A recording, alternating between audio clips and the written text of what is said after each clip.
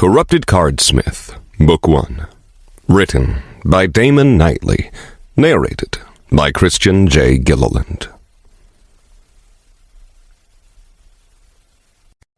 Prologue. A brief flash of purple light flickered within the guild hall as an immaculately dressed man stepped through a halo of fading light. There was a dark purple card floating above him that pulsed briefly before absorbing the surrounding halo and dissipating inside the man's chest. Sporting a thin mustache, the stranger had neatly trimmed short blonde hair, pale gray eyes, and an elegantly chiseled jawline. It was hard to judge his age accurately, but to an onlooker's eye, he appeared to be in his late 30s. Dressed in tightly fitted black robes, the stranger exuded a natural aura of authority as he passed through the hall. People walking through the area acknowledged him with a quick nod, while others halted in their tracks to give him a bow of respect. The stranger ignored them all as he confidently strode his way ahead before stopping at a large decorative door guarded by a single giant of a man looming over him. The stranger stood there with his pale gray eyes calmly gazing at the towering guard. The guard grunted before tapping a brown card strapped to his belt and stepping aside. The massive door opened without a sound, allowing the stranger to step forward into the hall. "You took your sweet time, Renaud. The leader has been waiting for you." The husky feminine voice sounded to the stranger's right as a woman shrouded in silky indigo robes walked over. "I had to pass through the Sun Spire's territory to get here on the 20th floor, and they wouldn't let me pass unless I gave them all the details of why I was making my way to the Starhaven Guild. Of course I didn't tell them the truth, but I want to know what all this haste is about, Liana." Renaud's eyebrow twitched with annoyance as he followed behind the woman. Despite knowing the way to the leader's throne, he let Liana lead him. Even with his volatile nature, he understood the leader of Starhaven commanded fear, a fear that extended beyond the Sun Spire's Archbishop. As one of the few rankers to evolve to Tier 6 and reach the Card Luminary stage, Starhaven's leader stood at the forefront of humanity's crusade against the dungeon. Renaud was a powerful Tier 4 ranker in his own right, but even amongst the other Tier 4 cardists, he was special because of his epic class card, Diviner. He couldn't see the complete future, but his class card allowed him to take small glimpses a few seconds into the future. This made him a formidable opponent to face, as combined with the rest of his fate cards, only a handful of other Tier 4 cardists could contend against him. The pair arrived at the enormous empty metal throne in the center. The seat bore the magnificent Starhaven crest, the mark of the man whose power reigned supreme in the dungeon. "The leader's not in the guild at the present. He'll talk to you through the comms card." Liana pulled down the hood covering her face, revealing beautiful dark locks of hair. Her icy blue eyes glanced at Renaud before she stepped back. The throne glowed with an enigmatic golden light as a hazy illusion of an armored man coalesced on top of the throne. Seeing the figure appear, Renaud quickly got down on one knee and whispered, "Greetings to the Card Luminary." A small smile played on Liana's lips as she stood on the sidelines, her gaze fixed on the guild leader, a figure she clearly admired. "Rennie, how you been, chappie? Sorry, man, the tree huggers in Vidura wanted me to help them out with something in the kingdom, so I had to leave urgently." Renaud's eyebrow twitched at the leader addressing him as Rennie, but he didn't dare correct the man. As famous as Starhaven's leader was for his legendary class card, he was equally infamous for his hoodlum personality. Liana let out a defeated sigh. If she could somehow fix the leader's rowdy personality, it would clear her plate of cleaning the mess he caused. She recalled the aghast expression on the Elf Queen's face when the leader called her the fancy tree hugger to her face in the presence of her subjects. "It's all right, Card Luminary. What can I do for you?" Renaud maintained his decorum. "Lily, hand it over to him." With great eagerness, the leader's image spoke from its throne. "Don't call me Lily, you lug." Leanna cursed in mock defeat, but eventually summoned a shiny silver card from her shoulder, where her storage card was equipped. The moment the intricate silver card appeared, Renaud's gray eyes widened in shock. He'd heard of Tier 6 spell cards before, but this was his first time seeing one. It can't be. And when his sight landed on the words etched into the card, Renaud swiftly pivoted his head to the figure on the throne. Are you sure you want me to use this? Let alone the fact that you're the highest evolved ranker with a compatible class card, we're desperately in need of information. The Akasha Dungeon's integration into our world took us by storm, and in the countless years of clearing the dungeon floors, the leader has gathered certain vital information. Leanna placed the silver card on Renaud's palm, causing the card to flash brightly as it fused with the man's epic diviner class card. The leader silently waited for Leanna to continue. Our world will soon face a terrifying calamity, and we need you to use that oracle spell card to find out who the enemy is, Leanna explained while the illusion of the leader distorted slightly on the throne. It was unknown whether it was because of the comms connection or the leader's turbulent emotions. Very well. Renaud nodded as he channeled his lumen into the silver card.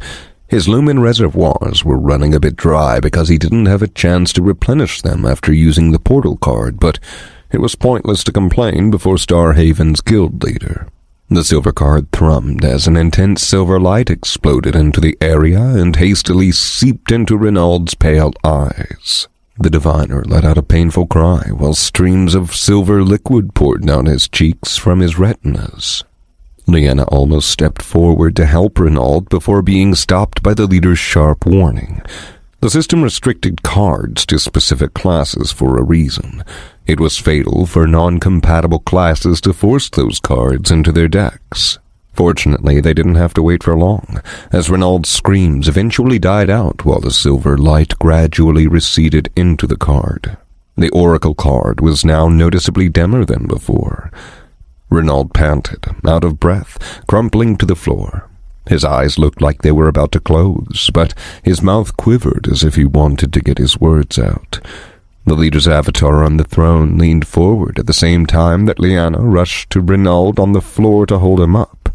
He was completely drained of lumen, but he should be fine after a day or two. I saw... Renaud struggled to form a sentence. However, Leanna guessed what he was trying to tell them. You saw the enemy. Who is it? She wiped the gathering beads of sweat on Renaud's forehead, a trace of urgency hidden in her voice. Renaud nodded in acknowledgement before bursting into a series of coughs. After a few seconds, he squeezed out his words. Cardsmith. Immediately after, Renaud's eyes rolled back into their sockets, and the man passed out of consciousness. Leanna turned her head to the throne, her fingers trembling. They finally had a clue regarding the one who would eventually destroy their world. It was a cardsmith.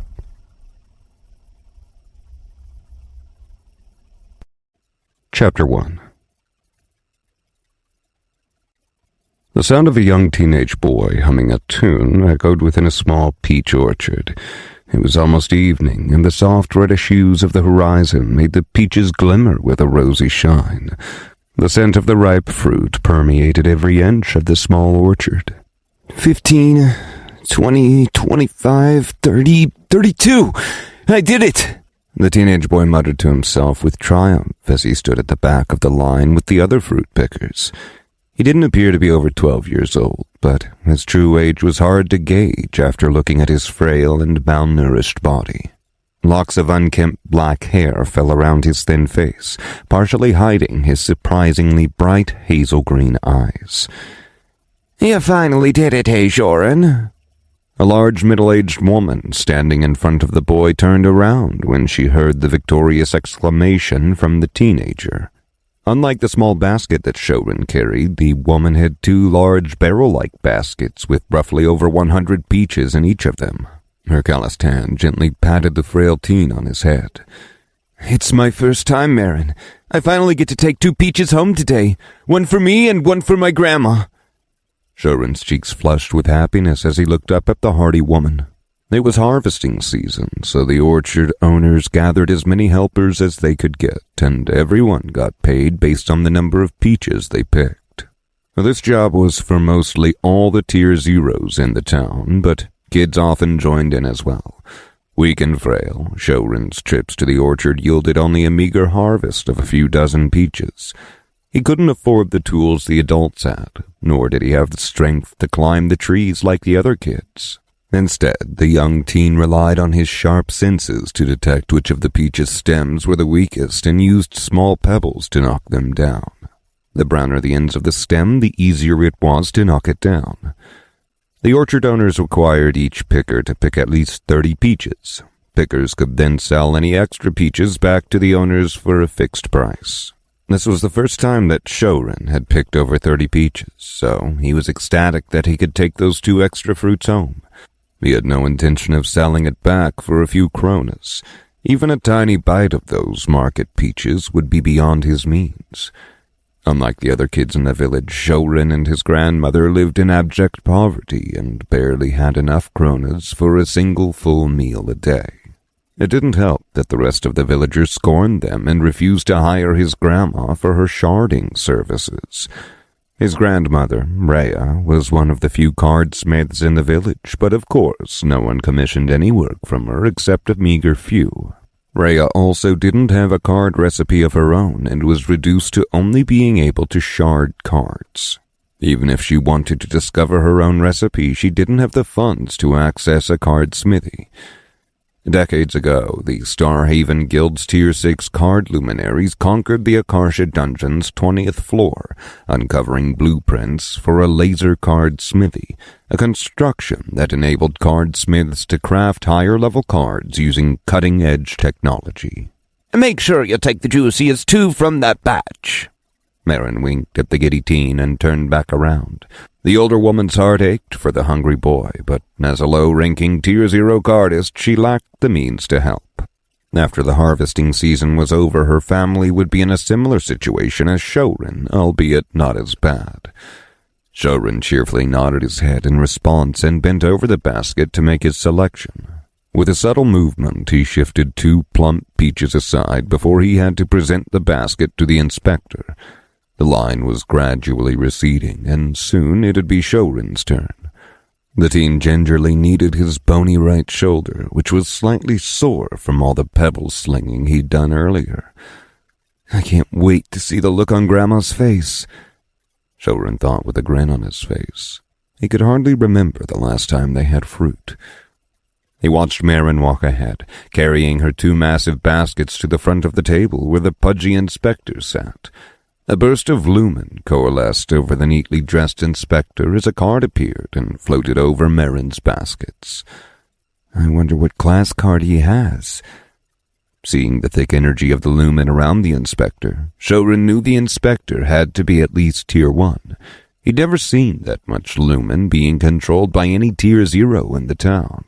Lumen was the most important resource on his planet, Ethoria. It was the foundation that all civilizations used to advance in evolution. Lumen was everywhere and in everything. The higher your tier, the more lumen you could generate, and in effect, the more powerful cards you could command. Shouren dreamed of having an epic class card on his own one day. He wanted a combat class card so he could join one of the strongest guilds and make enough money that he and his grandmother could have as much fruit as they could eat. Maybe he'd even get to try some of the steak he'd seen in the butchery, add in some butter, spices. Next. A stoic voice pulled Shouren out of his reverie. Yes. Shouren quickly wiped the drool off his face and rushed forward with his basket in hand. He almost tripped on the way, but steadied himself at the last moment.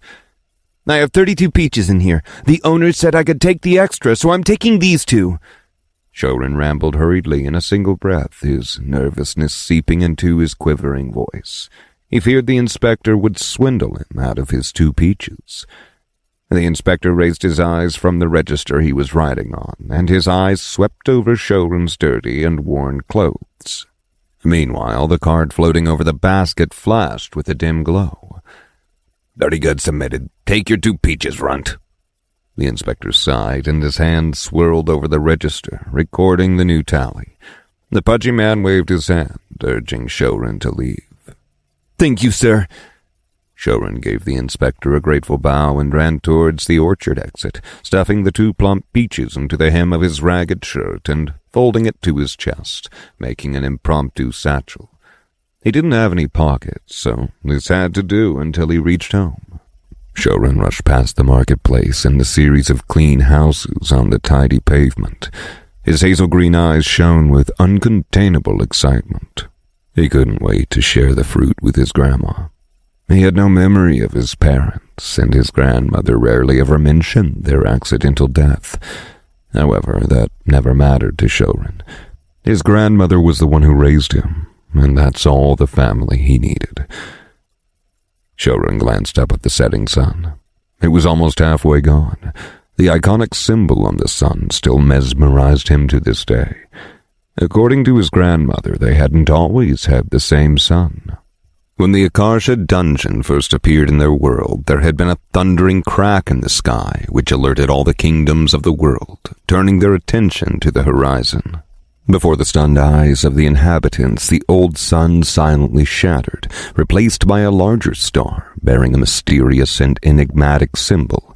With a triangle and line deeply etched into its surface, the new sun signaled the opening of the Akarsha dungeon. "Watch it, you rat!" Shouren heard someone snarl at him when he ran past a pair of men. He hadn't even touched them, but the man seemed to take offense at the teen for merely getting close to him. "Sorry, sir." Shouren turned around to offer an apologetic smile and bowed to the man. He was used to this treatment from the villagers. Only a few, like Marin, didn't treat him like the plague. A few minutes later, with the darkness of the evening setting in, Shouren was close to the outskirts of the village. Just as he was about to take a left turn at the junction leading to the slums, he noticed something from the corner of his eye. A girl of about his age walked with a group of similar-aged kids. What caught Shouren's attention was the small object that fell to the ground from her pocket. A shiny wrapper covered the object, and the glint from its sheen caught Shouren's gaze. It was candy. Shouren had seen plenty of them at the market, and even tried one on his last birthday when his grandmother surprised him. He wanted to shout to let the girl know she had dropped her candy, but something stopped him. "She didn't even notice. If I wait for a bit, I can take that candy for myself," Shouren muttered to himself. Judging from the girl's immaculate dress and that of her companions, Shouren thought that none of them would care much for a small piece of candy. However, Shouren would rarely have the opportunity to enjoy that delicacy again. He inched closer to the spot of the fallen candy and picked it up with one hand, while the other hand kept the peaches in place. Shouren stood still as he mulled over his thoughts. The group of kids were almost out of sight. "Hey!" Shouren yelled in their direction. One boy glanced back before he nudged the others when he saw Shouren was addressing them. "She dropped this." Shouren pointed at the girl and then held out his hand, revealing the wrapped candy. The young girl saw the candy and patted her dress, only to find that it was indeed hers. However, just as she was about to walk towards Shouren to collect it, an older teen boy barred her path with his arm and held her back. The young teenager had thick, curly, almond-colored hair and deep brown eyes. On closer scrutiny, the teen was closer to 15 years old, as he was taller than the rest of the group members. "Look at his gross clothes, Lenny. I bet he's the little thief that stole it." And the teen glared at Shouren with disgust. "Fabian, why would he offer the candy back if he intended to steal it?" The girl Lenny replied meekly. She didn't believe Shouren tried to rob her, as this was the first time she ever saw him, and besides, who would want to steal a piece of candy when it was so cheap? "Go back, Lenny. You don't know these pests like I do. All you tearless rats are leeches in our town. Instead of being grateful that you're allowed to live here near the dungeon, you dare to steal from us." Fabian's spittle flew as he shouted at Shouren. "Sorry, sir. I'll leave this candy here and be on my way." Shouren was already regretting getting involved when all he was trying to do was help. Instead, He had to apologize once again for a mistake he didn't commit. I should have just taken it for myself instead. He had no choice. It's not like the law would take the side of a slum rat like him. It was best to bow his head and walk away. Besides, his grandmother would be wondering why he was late today. Stop! I can see you're hiding something else in your shirt. You probably stole that as well. Leave it behind and then get lost. Favian walked up to Shouren, looking down at him while poking his chest. The rest of the group of kids stood silent as they watched. Some had uncomfortable expressions on their face, but none voiced out their thoughts. What? No way, these are mine. You can ask the inspector in the peach orchards. I didn't steal these. Shouren's gaunt cheeks flushed with shame. He had worked hard for these peaches, and now he was being accused of stealing them in front of an audience. I'm sorry, please just let me go. Shouren dropped the candy on the ground and turned around to leave. You think you can commit a crime and then leave as you please? Didn't they teach you in school that there are consequences to stealing? Favian grabbed Shouren's frail shoulder and forced him to turn back around. Favian was clearly much larger and stronger than Shouren. Favian, you're hurting him, another kid from the group said aloud when he saw the pained look on Shouren's face. The kids didn't care for the candy, and it was not worth harassing some poor rat from the slums. Shut up! I'm going to be a ranker in the future when I get my class card. Thieves like him need to be punished so that our communities are safe. Favian shot a glare at the kid who voiced out his objection before further twisting his grip on Shouren's shoulder, causing him to cry in agony as he dropped the peaches on the ground. Please... Shouren weakly grabbed Favian's shirt, begging him to let go. He saw the older teen raise his foot over the fruits, and dread sank into Shouren's heart. Get your dirty hands off me! Favian pushed Shouren away, sending him crumpling to the ground. Then, making sure Shouren's eyes were on him, Favian painstakingly crushed one of the peaches under his boot. Without pause, Favian continued the same with the second peach. Tears rolled down Shouren's grubby face. Why, if you were going to waste it, why not just let me have it? Shouren whimpered, his unkempt black hair covering his face. He didn't even do anything wrong. He wanted only to help. Then why was he being treated this way? Did he not have a right to exist in this world? A seed of rage settled inside him, replacing the misery he felt. What was the point of doing good deeds if this was the ultimate result? Where was the law that was supposed to protect him? Where were all these righteous people when he and his grandmother were starving by themselves? Shouren slowly tilted his head to face Favian. His radiant hazel-green eyes stared at the older teen, fury emanating from the depths of the irises. Seeing the defiant look on the slum rat, Favian's anger bubbled, and he swiftly sent a violent kick to Shouren's chest, eliciting a painful groan from the latter. A sharp crack echoed in the air. It was from Shouren's ribs. Know your place, thief! Favian grabbed Shouren's hair and rained punches down on his face. After the initial 7 blows, Shouren lost all sensation in his face. He only felt the vibrations coursing through his skull. Somewhere at the back of his head he heard several screams. He was sure at least one of them was not his. He laughed at himself inside his mind as Favian continued his onslaught with his fists. Why did he expect something else from this world? His grandma was wrong. There was no point in being kind to others. That only left you beaten to a pulp on the street. The world was never fair. What was his purpose in this world? Why was he born? Shouren would find the answer to that question one day, and the world would tremble in response. Then, Shouren lost consciousness. The tiny critter's feet scratched against the gravelly pavement as it scuttled around, searching for food. It briefly stood on its hind legs, the thin whiskers on its snout sniffing the air as it detected a strong, sweet aroma. Scrambling towards the fruity scent, the tiny street rat gradually arrived at its source. It was the crushed pulp of a juicy peach. Its beady eyes shone with joy as the rat leaped up at the mound where the fruit was stuck, swallowing large chunks of the peach while also lapping up the sugary juice pooled underneath it. Suddenly, the mound moved. "Ugh," Shouren grunted. His head thrummed with a pang as he struggled to open his eyes. There was a loud ringing in his ears, like someone just pommeled his head through a bunch of rocks. In fact, that's close to what had actually happened. "It hurts." He touched his nose with his bony hands, feeling a warm wetness soaking his skin. It was blood. Shouren was bleeding through his nose, though much of it was already drying up. The tiny critter realized it had mistaken the mound for a small human. Glancing regretfully at the peach pulp, the street rat took one last look and bolted out of sight. "Why?" As he regained his balance, the memories of what had just happened flashed through Shouren's head. He was only trying to help a stranger, but that resulted in him getting humiliated and bleeding alone on the road. He noticed the pieces of crushed peaches scattered around him. Those kids didn't even take those fruits. Instead, they tore it apart and threw it at him like he was garbage. "Why?"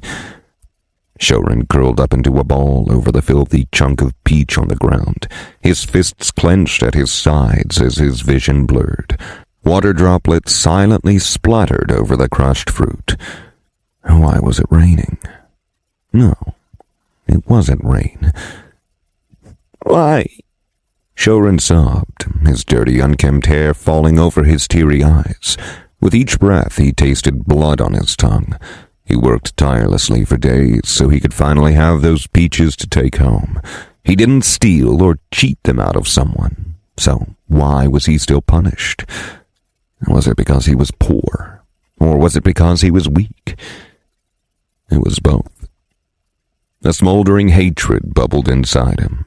He'd fight back next time, even if they shattered his bones. He'd not let others take what was his. Shouren stopped crying and wiped the nectar and tears off his gaunt face. His hazel irises looked up at the cloudless sky. One day he'll become a ranker and leave behind this miserable town with his grandma.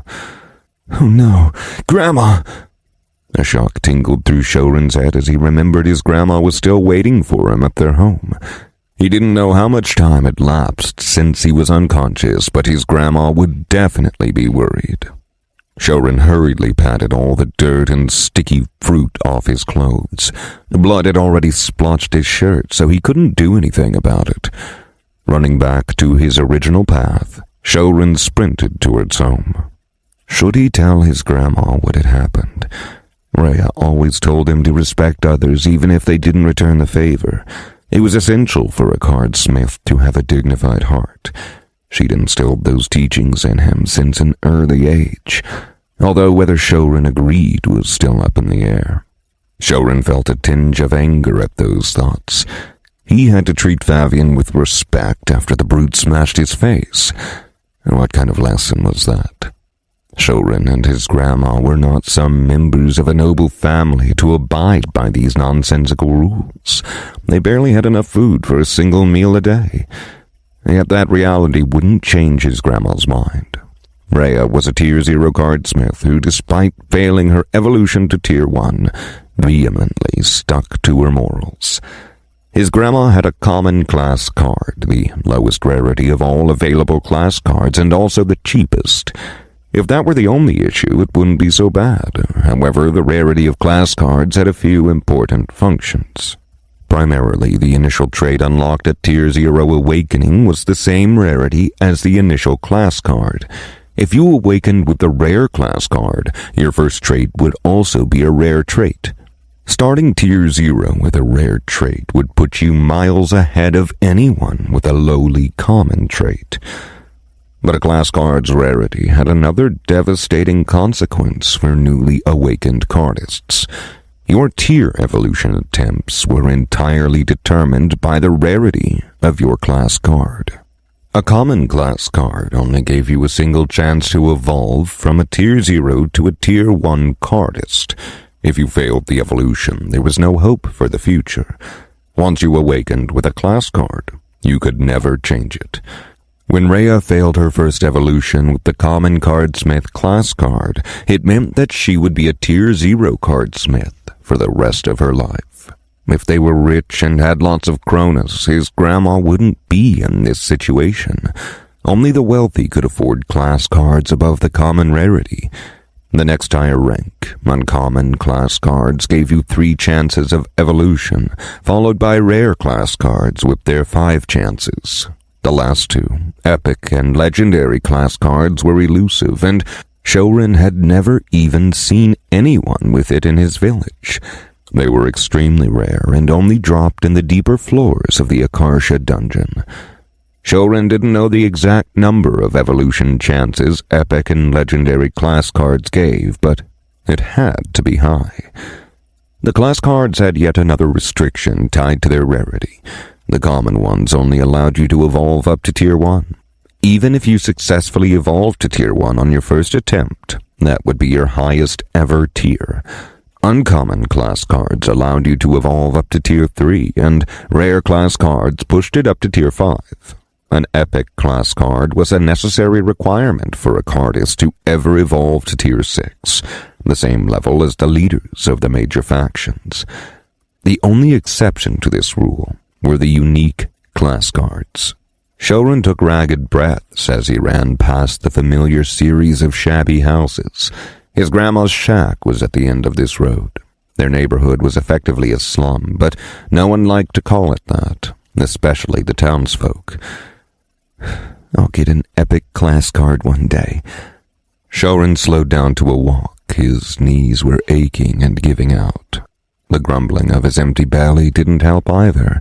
As far-fetched as Shouren's dream of obtaining an epic class card was, it wasn't entirely impossible. While the elite could buy those class cards, the rest of the world had another path. During every tier evolution, there was a small chance of the class card evolving as well. If you were lucky enough for your common class card to evolve to uncommon, then all the guilds would line up to recruit you. It meant your synchronization with that particular class card was high, and there was a possibility of it becoming a rare class card in the future. This small beacon of hope was everything Shouren had. He couldn't afford an uncommon class card, so he was betting his whole life on that one chance with a common class card. I'll do it. I won't fail. Shouren wheezed through his nose. The congealed blood had clogged his airways. He trudged along toward his house. It was right around the corner now, the image of Favian punching him while the other kids watched swirled within his mind, eliciting a wave of melancholy. No one would help him and his grandma. The world will just continue to watch them suffer from the sidelines. Shouren hated how pathetic he looked. Were they ridiculing him on the inside when they were watching him? His bright hazel eyes glinted in the shadows. The young teen's heart was already blooming with rage at the injustice of the world. I'll ask Grandma's permission to sell the Cardsmith class card for a combat one. Shouren contemplated how he'd go through with this plan. Rhea had been saving that common Cardsmith class card for his next birthday when he'd undergo the ceremony to become a cardist. However, Shouren loathed the Cardsmith class. They were weak, had little to no combat ability, and their only purpose was to improve the lives of other cardists. Shouren would rather die than serve people who looked down upon him. Even if the risk of death was higher with any common class card, he would choose that over the Cardsmith class. At least he would die on his terms. The main hurdle would be convincing Rhea. His grandma was strangely strict when it came to their Cardsmith heritage.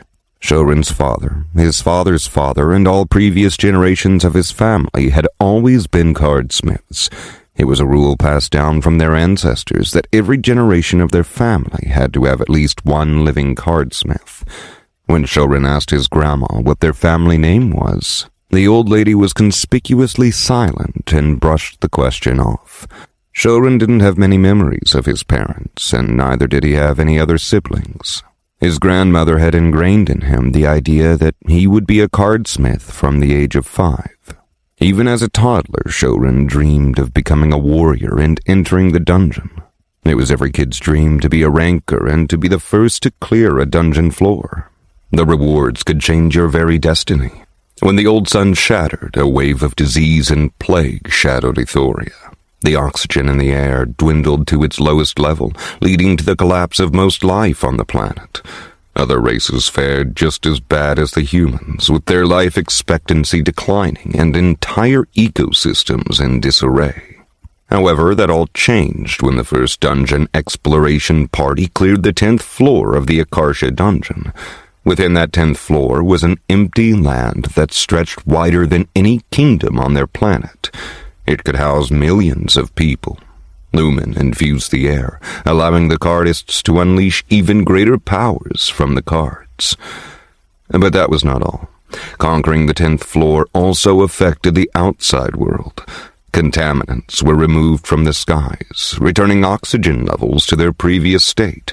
Traces of lumen appeared mixed in the air, and despite its density being far lower than inside the dungeon, the discovery was still shocking. Subsequent generations born after the lumen experienced a dramatic increase in lifespan, strength, and more robust health. When the next group of rankers cleared the 20th floor after decades, it transformed the outside world once again. New species of vegetation infused with lumen appeared along with beasts that could inherently manipulate lumen like the cardists. The world's inhabitants experienced yet another upgrade to their bodies. By now, everyone realized that clearing every 10th dungeon floor brought about immense benefits to their planet. It had been almost over a century since they had cleared the 20th dungeon floor, and all the guilds and kingdoms had been stuck on the 27th floor. It had taken them close to 7 years to go from the 26th to the 27th floor. Shouren had a feeling that the higher-ups were hiding something, as they never told the people what the rankers actually got in reward. There had to be a reason all those cardists risked their lives to clear those floors. Shouren didn't believe for a second that they were doing this for the benefit of other people. The world was full of Favians. If Shouren wanted to change his life, it had to be inside the dungeon. He had to become someone capable of fighting, someone who could control his own destiny. Shouren! A pair of skinny arms grappled him into a hug, slightly lifting his frail body into the air. Grandma? Shouren was so deep within his thoughts that he failed to notice he was already on his street. His long and shaggy hair didn't help his vision much either. Inhaling the familiar and earthy scent of his grandmother, Shouren's emotions spilled out of control. There, my dear sweet potato. Rhea put Shouren down and gently held him whilst he cried into her robes. She sensed something must have happened to her grandson because he was late, and his reaction and bloodied clothes led her to believe it involved the other villagers. They took my peaches from me. Said I stole... Shouren spoke between crying and taking quick breaths. At the end of the day, he was still a young kid, and seeing his grandma made him forget all the earlier dark thoughts he had, and simply poured out his feelings to her. Come inside, little one. Rhea sighed and dragged Shouren to their shack. She saw the pain in her grandson's eyes, but there was nothing she could do about it. Even if she voiced a complaint to the governor, they would do nothing to stop it.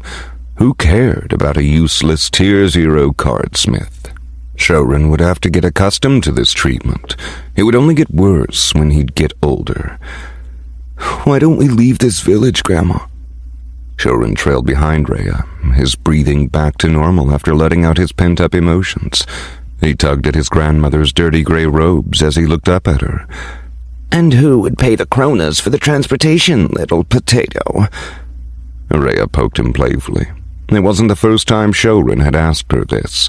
She knew the desires in her grandson's heart, but she was powerless to bring them to reality. If only... Rhea stopped that train of thought.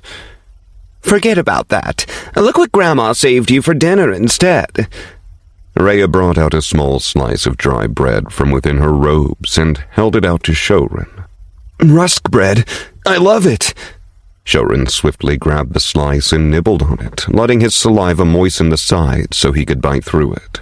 He was famished and hadn't had any food since the morning. Rhea smiled and parted Shouren's unkempt hair to tidy it up a bit. "What about you, Grandma?" Shouren paused to look at Rhea. Was this the only slice she had?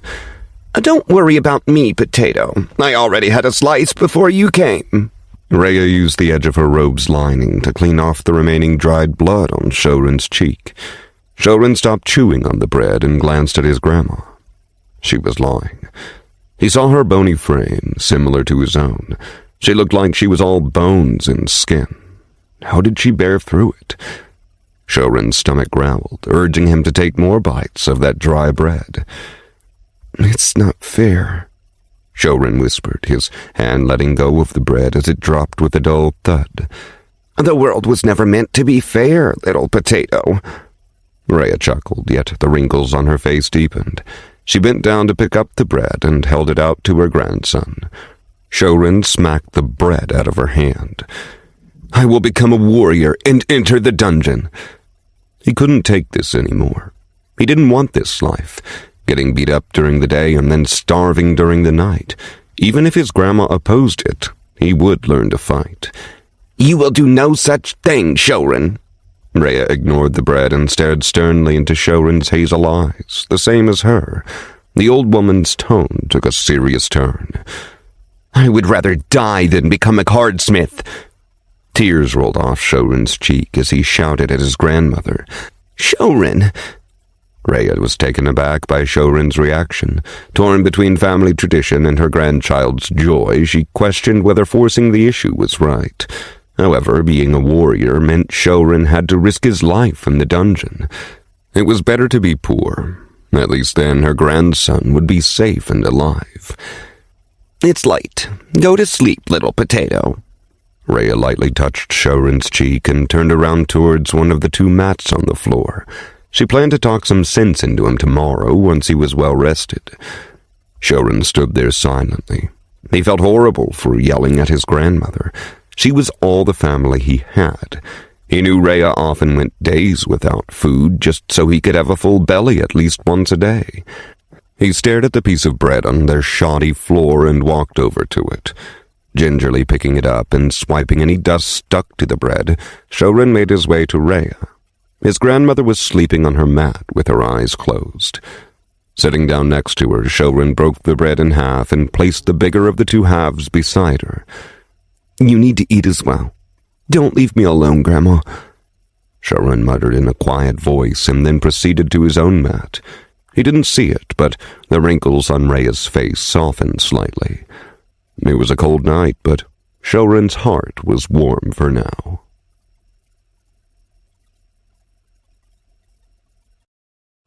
Chapter 2. "Get up, little potato." A gentle voice muffled inside Shouren's ears as he groggily lifted his eyelids to see better. Rhea smiled once she saw her grandson was awake and turned around to resume her earlier task. Shouren groaned as he felt his face and body sting from last night's beating. There was a slight puffiness to the injuries, but nothing that would leave a mark, save for his pride. Neither he nor Rhea mentioned any medicine or potion, as they both knew neither of them had the Cronus. "Do you need help?" Shouren slowly got up on his feet and asked in a hoarse voice. He tentatively stretched out his arms and legs and was relieved nothing was fractured or broken. He made his way to his grandmother, who was currently hunched over the only table they had in the house. "Hand me the spell card over there, Potato." Rhea spoke without lifting her weary head, as a pale gray glow coated around her hands.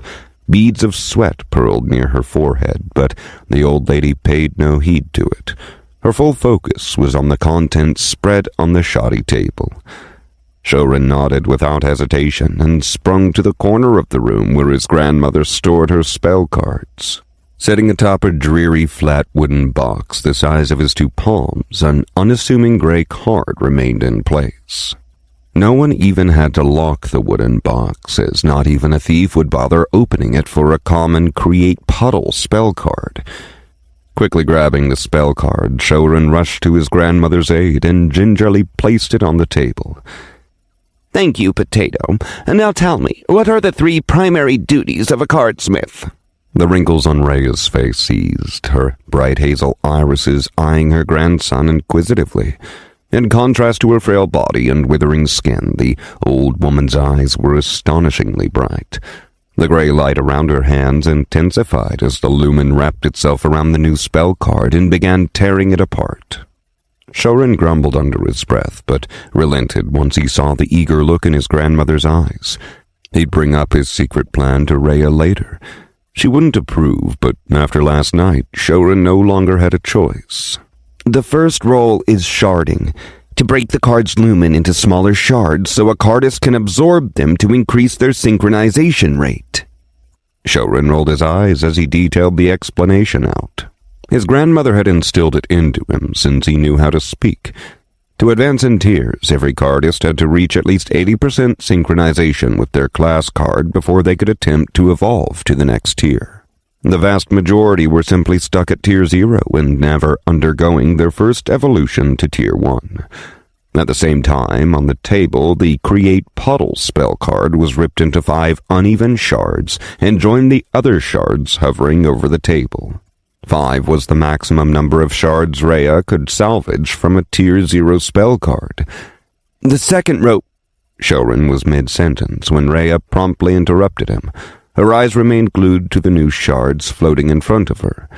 Why is sharding so important to cardists? Her tone was no longer jovial, a heaviness set in her voice. Although Rhea wasn't facing Shouren, he knew she was closely paying attention to his voice. Rhea would turn into a different person whenever the topic was about cardsmiths. It's why the usually caring grandmother adamantly refused to let Shouren pick any class except for the cardsmith. Sharding breaks the lumen inside a card and allows any cardist to absorb them. If the insights in the shard resonate with their class card, it can push up their synchronization, bringing them closer to evolution. Without sharding, it can take years for a normal person to reach Tier 1. Also, the sharding ability is exclusive to cardsmiths. Shouren recited in a practiced manner. This was simply one of the countless times Rhea had asked him the same question. He added in the last sentence because he knew his grandmother was happy at the mention of a cardsmith's importance. Looking around their barely furnished shack and the rotting roof, Shouren pointedly decided not to argue about it. Whatever made his grandmother happy. For now. I almost forgot, little potato. Your birthday is in a few days. Rhea hummed happily. Her hands crawled to a still as the lumen retreated inside her body, and the shards gradually descended onto the table. Her order for the merchant was completed, and the kronas from the job should secure food for her and Shouren this month. Let me finish reciting the roles of a cardsmith, Grandma. The second role...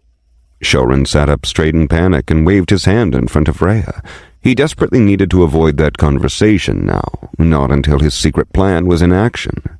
As if mocking, Shouren could feel the invisible glare of the common cardsmith class card stashed inside the same wooden box. It was the only class card they had, and if Shouren had anything to do with it, it would have been sharded long ago or exchanged for another class card. However, before Shouren could distract Rhea any further, their door swung open with a crash. Both the grandmother and grandson pair winced at the noise, but even more at the splinters that broke loose at the bottom. Great. Now their door needed repair as well. A lone man walked through, unfazed by the minor property damage he'd just caused. Dressed in simple khaki trousers and a brown tunic, the man's dark eyes surveyed the room with obvious distaste. His nose crinkled in annoyance at the sight, but quickly reverted to his original expression when he saw Rhea's eyes were on him. I apologize for the intrusion, Cardsmith, but I need the spell card back, along with the advice I gave you. The merchant clearly wasn't sorry, but at least pretended to be remorseful by offering Rhea a polite bow. Shouren quickly put it together that this was the merchant who'd recently commissioned Rhea to shard a common spell card. What do you mean, Master Boris? You already agreed to the service and the terms were very clear. In trade for a common spell card, I have to give you 4 shards in return. Here, I was just about to notify you that the order was completed. Rhea frowned at the merchant's statement. As a Tier 0 cardsmith, Rhea could extract 5 shards from a common spell card, while most other Tier 0 cardsmiths could only extract 4 shards. This was Rhea's talent she'd cultivated over the decades. No other cardsmith would have taken the deal that Master Boris offered except for Rhea. My sincerest apologies, Cardsmith. I just found out that a new Tier 0 party of cardists were entering the dungeon for the first time, and their member requested for a Create Puddle spell card. As you know, the guilds have been breathing down our necks, and fulfilling this request will make things smoother between them and the merchant guilds. Master Boris pompously bowed again, displaying his remorse at reneging on the contract. Rhea froze at the merchant's words. The realization of what was happening sunk into her with dread. Master Boris had never intended to pay for his part of the contract. No one would believe the nonsense that a lowly Create Puddle spell card was that important. Any cardist could buy it in the market for a few kronas. It was ridiculous to think that the friction between the guilds had anything to do with the contract she made with the merchant. What do you want? Any pretense of respect or politeness left her voice. Unless you can forge these shards back into the Create Puddle spell card, I want 6 shards. Master Boris stood up straight with a sneer, knowing both parties had realized that the ruse was up. It wasn't his fault that the shriveled old lady begged him desperately outside his shop a few days ago to hire her services. He didn't even care about a measly few shards from a common spell card. This was the punishment for the old woman who sullied the decorum of his prestigious shop and caused uneasiness among his customers because of her dirty attire. He couldn't berate her in front of the shop, or else he'd lose his contacts and reputation. He gave her the falsehood of hiring her services and even magnanimously handed out the spell card to her. I'll give you back the 5 shards I extracted from the spell card. If you don't accept, I'll file a complaint against your shop to the governor. Rhea's bony hands trembled with distress, but her voice remained steady. Meanwhile, Shouren's eyes quivered at seeing the look of helplessness in his grandmother. Sure, go ahead and complain. In the meantime, I'll take ownership of this house and all its contents as collateral for my payment until this matter is settled with the authorities. After all, it's fully your right to lodge a complaint. Master Boris rubbed his chin gloatingly. Without a system-enforced contract, it was meaningless to complain. No one would care about what a Tier 0 had to say. I'm sorry. Here's your 6 shards. The old lady held back a sob as she picked up the 5 shards on the table along with an extra one from the original pile. She couldn't let Shouren see her in tatters. It was futile. The merchant came in prepared for any defiance. He'd planned it out from the beginning. Even if Rhea complained, the process alone would defeat her. The governor's estate cared little for a conflict involving a couple of shards. By losing that single vital shard, Rhea only had a few days before they'd run out of kronas for food. She accepted her death long ago, but she couldn't give up yet for Shouren's sake. He needed to survive. She'd scavenged the house to find anything that she could sell. Master Boris grinned as he plucked the shards from Rhea's wrinkled hand and turned around to leave. On the side, Shouren stared at the merchant's back and muttered something. I'll kill you. Did you say something to me, Runt? Master Boris furrowed his eyebrows. He didn't like the rude way that brat had been glaring at him. Thankfully, only Rhea could properly hear what Shouren said. It was just his stomach growling, Master Boris. Please have a good day. Rhea grabbed Shouren with her leathery arm and shielded him from the merchant's sight. It sickened her to be polite to the very man that extorted her and her grandson from food, but Shouren's life was more important. Openly threatening the merchant would give him cause to kill her grandson. Don't bother me again, Cardsmith. I won't be as kind as I am today. Master Boris grunted in irritation and left the house. A dejected silence spread through the empty room. A chilly breeze leaked through the damaged door, enveloping the 2 figures in the center. Anger will make you lose yourself, little potato. Try to forgive. Rhea soothed Shouren, feeling his body tremble underneath her. A wetness seeped into her hand that was holding him. Shouren's face stung from the tears rolling down his cheeks. His grandmother was wrong about one thing. Shouren wasn't angry. His hazel eyes marred crimson with the blood vessels threatening to pop out. The tears were his body's response to cool the heat accumulating within his irises. Rhea had been with Shouren since he was born, but even she failed to grasp the true nature of her grandson. No, Shouren wasn't angry. He slowly lifted his hand and tightly hugged the thin and frail body of his grandmother. In the morose and desolate room, his hazel eyes pulsed with a flash of dark maroon. No, Shouren wasn't angry. He was mad with rage, and he wasn't born to forgive. A faint creaking sound dimly echoed in the late hours of the night. Shouren mutely watched the creaking doors swaying with the night's breeze, the scenes of the day whirling through his mind. He could hear the deep snores of his grandmother beside him. Today had exhausted the poor elderly lady. Shouren heard a growl. It was his empty stomach. Both Rhea and Shouren hadn't eaten the entire day, and despite her insistence, Shouren vehemently refused to eat the only piece of bread they had. Rhea thought her grandson would eventually succumb to his hunger and eat it later, but she had severely underestimated Shouren's vehemence. "Screw the secret plan," Shouren cursed inside his mind as he shuffled away as quietly as possible from his sleeping grandmother. His secret plan had been to steal the common Cardsmith class card from the wooden box covertly and trade it for any other equivalent common class card he could find in the market. Sure, Rhea would have been furious with him, but by then it would be too late. You couldn't change your class card once you awakened with it. "But I can't do that anymore. Not after today. No one will ever steal from Grandma again, including me." Shouren's heart clenched at the thought of his earlier plan to steal his grandmother's card and calmly stood up, his feet barely making any noise in the process. Even though that class card was going to be his, it felt wrong now to take it away from his grandmother after he watched someone else extort her. In the end, Rhea would still forgive his crime. Shouren lovingly gazed at his grandma, her face serene of any troubles. Rhea had sacrificed so much of her life for her children, and then later for her grandchild as well. She had never complained, despite being mistreated and tormented by others. Rhea remained kind and forgiving. Does she not feel the rage? Shouren glanced down at his own hands. Was something wrong with him? Where did this fury come from? No, the plan to steal and sell the Cardsmith class card had changed. However, he was adamant about choosing his own class card. Even his grandmother didn't get to choose what kind of life he had to live. Screw his ancestors and their legacy. It was their fault that his family had to live this destitute life.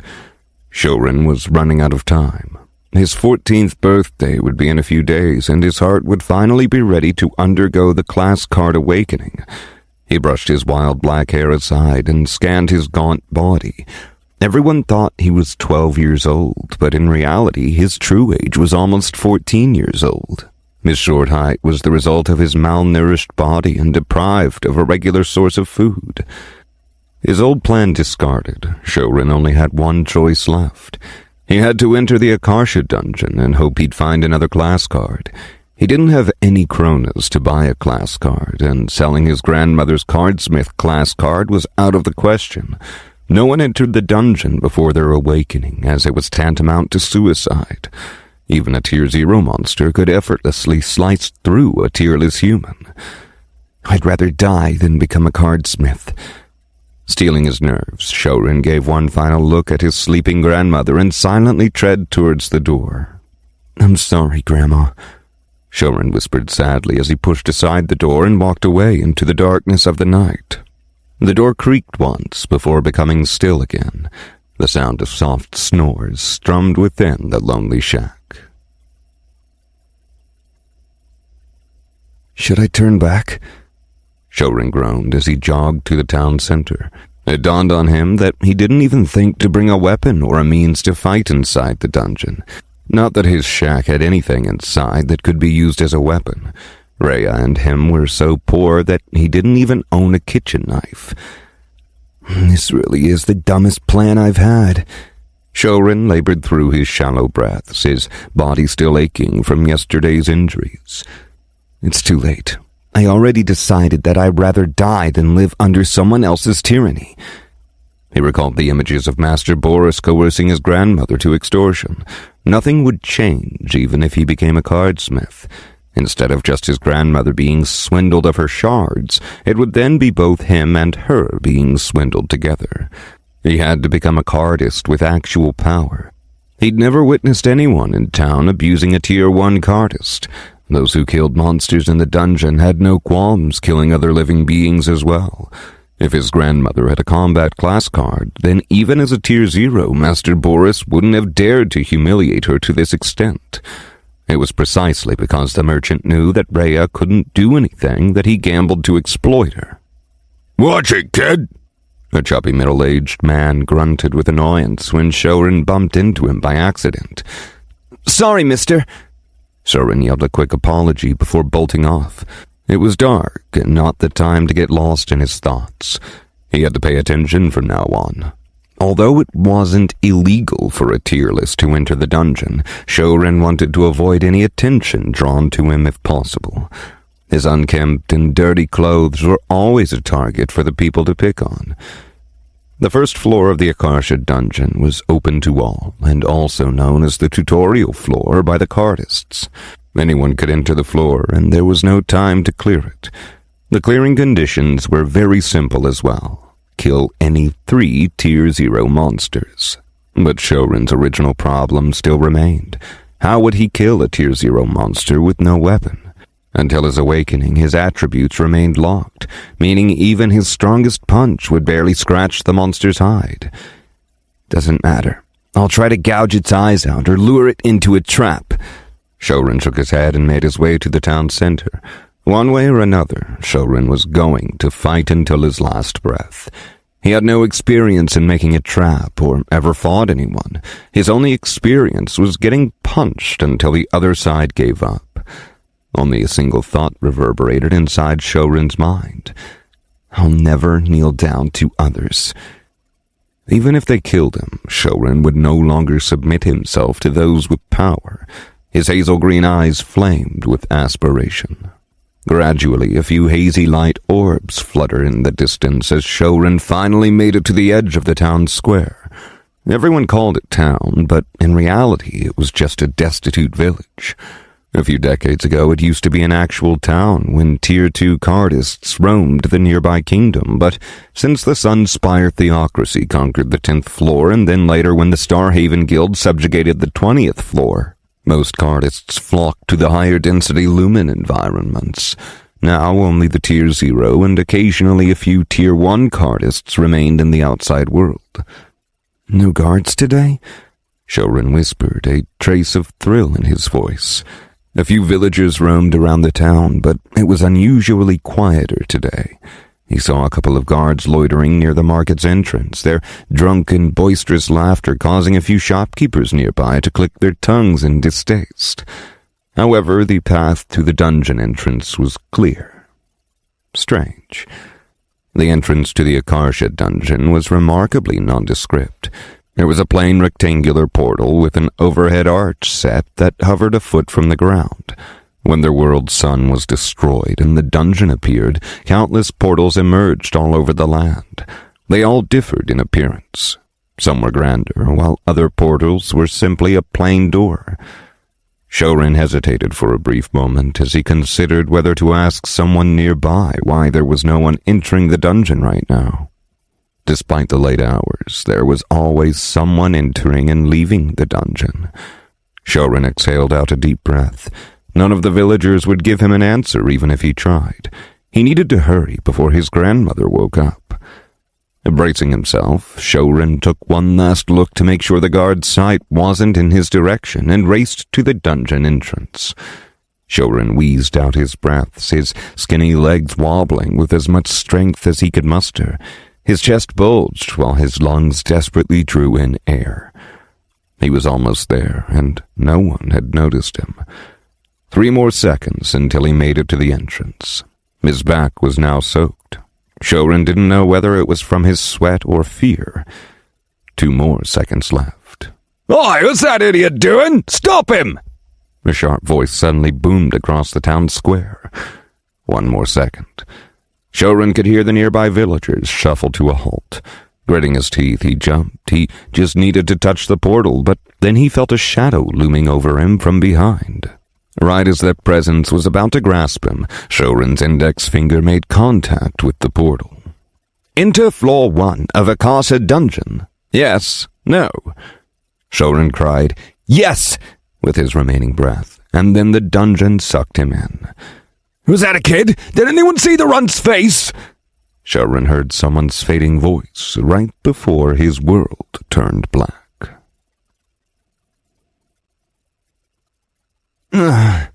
What's going on? My head hurts.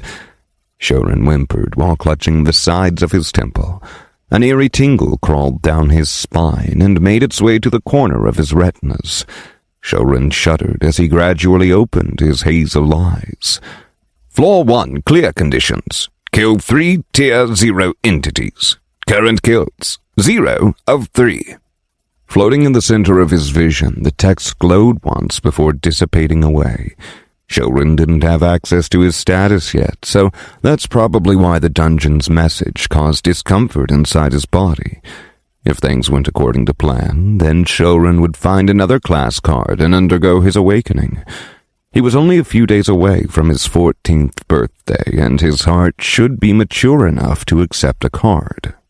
When Shouren tried looking up, a beam of velvety light smacked him on the face as he registered the surrounding scenery. Lush verdant trees rooted within a forest enclave and accompanied by abundant dark green bushes. Shouren covered his eyes, taken aback by the sudden light. It was just night a few minutes ago. This is the dungeon, Shouren gasped in wonder. It felt so real. Was this an actual world? Something rumbled underneath him. Shouren glanced down. It was his stomach. He had no food, water, and no weapon to fight in the dungeon. Before his resolve wavered, Shouren quickly rushed to the nearest bush. He couldn't see any monsters nearby, but that didn't mean none were lingering in the vicinity.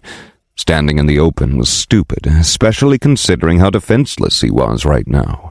His dirty clothes didn't even protect him from the wind, let alone the claw of a Tier 0 monster. I need to find some food first and then water. Thankfully, there's no time limit. After securing my immediate survival, I'll need to survey the floor for what type of monsters are looming around.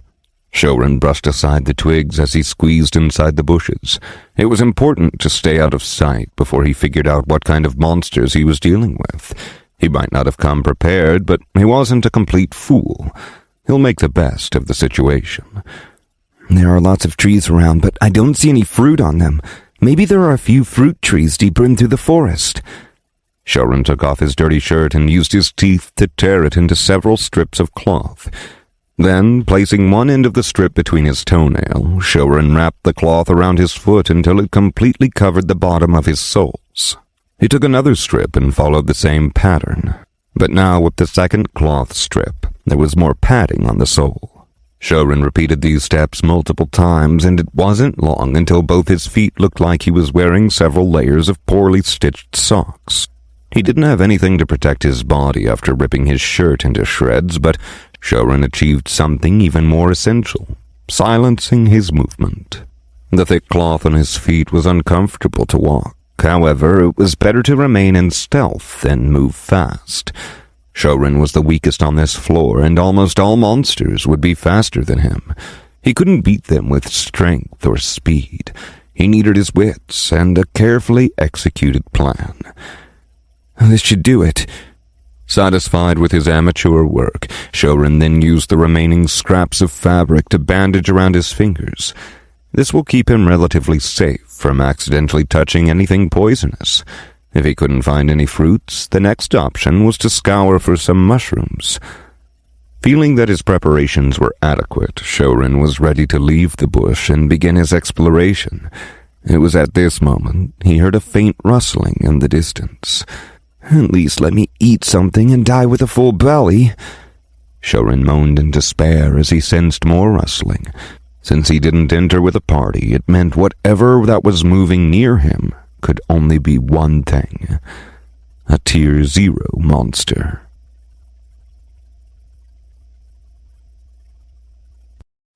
Chapter 3. It's all right. Everything is all right. Shouren attempted to calm his pounding heartbeat as he heard the wrestling grow louder. He tried to make his body as small as he could by hugging his arms and legs together. After making sure the bush enveloped his entire frame, Shouren covered his mouth and nose with his hands, preventing the sound of his breathing from leaking. Then he proceeded to stay still and take in controlled breaths of air. His heart thumped against his chest, adrenaline now rushing through his blood, and Shouren only prayed that whatever the monster was, it couldn't hear his hammering heart. A viscous smell permeated the air. Is that blood?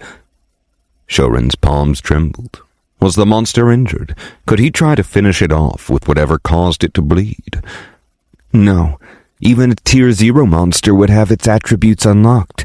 If it still has enough of a fight left, it would be me getting stuffed inside its belly. Shouren shook his thoughts away from the dangerous idea.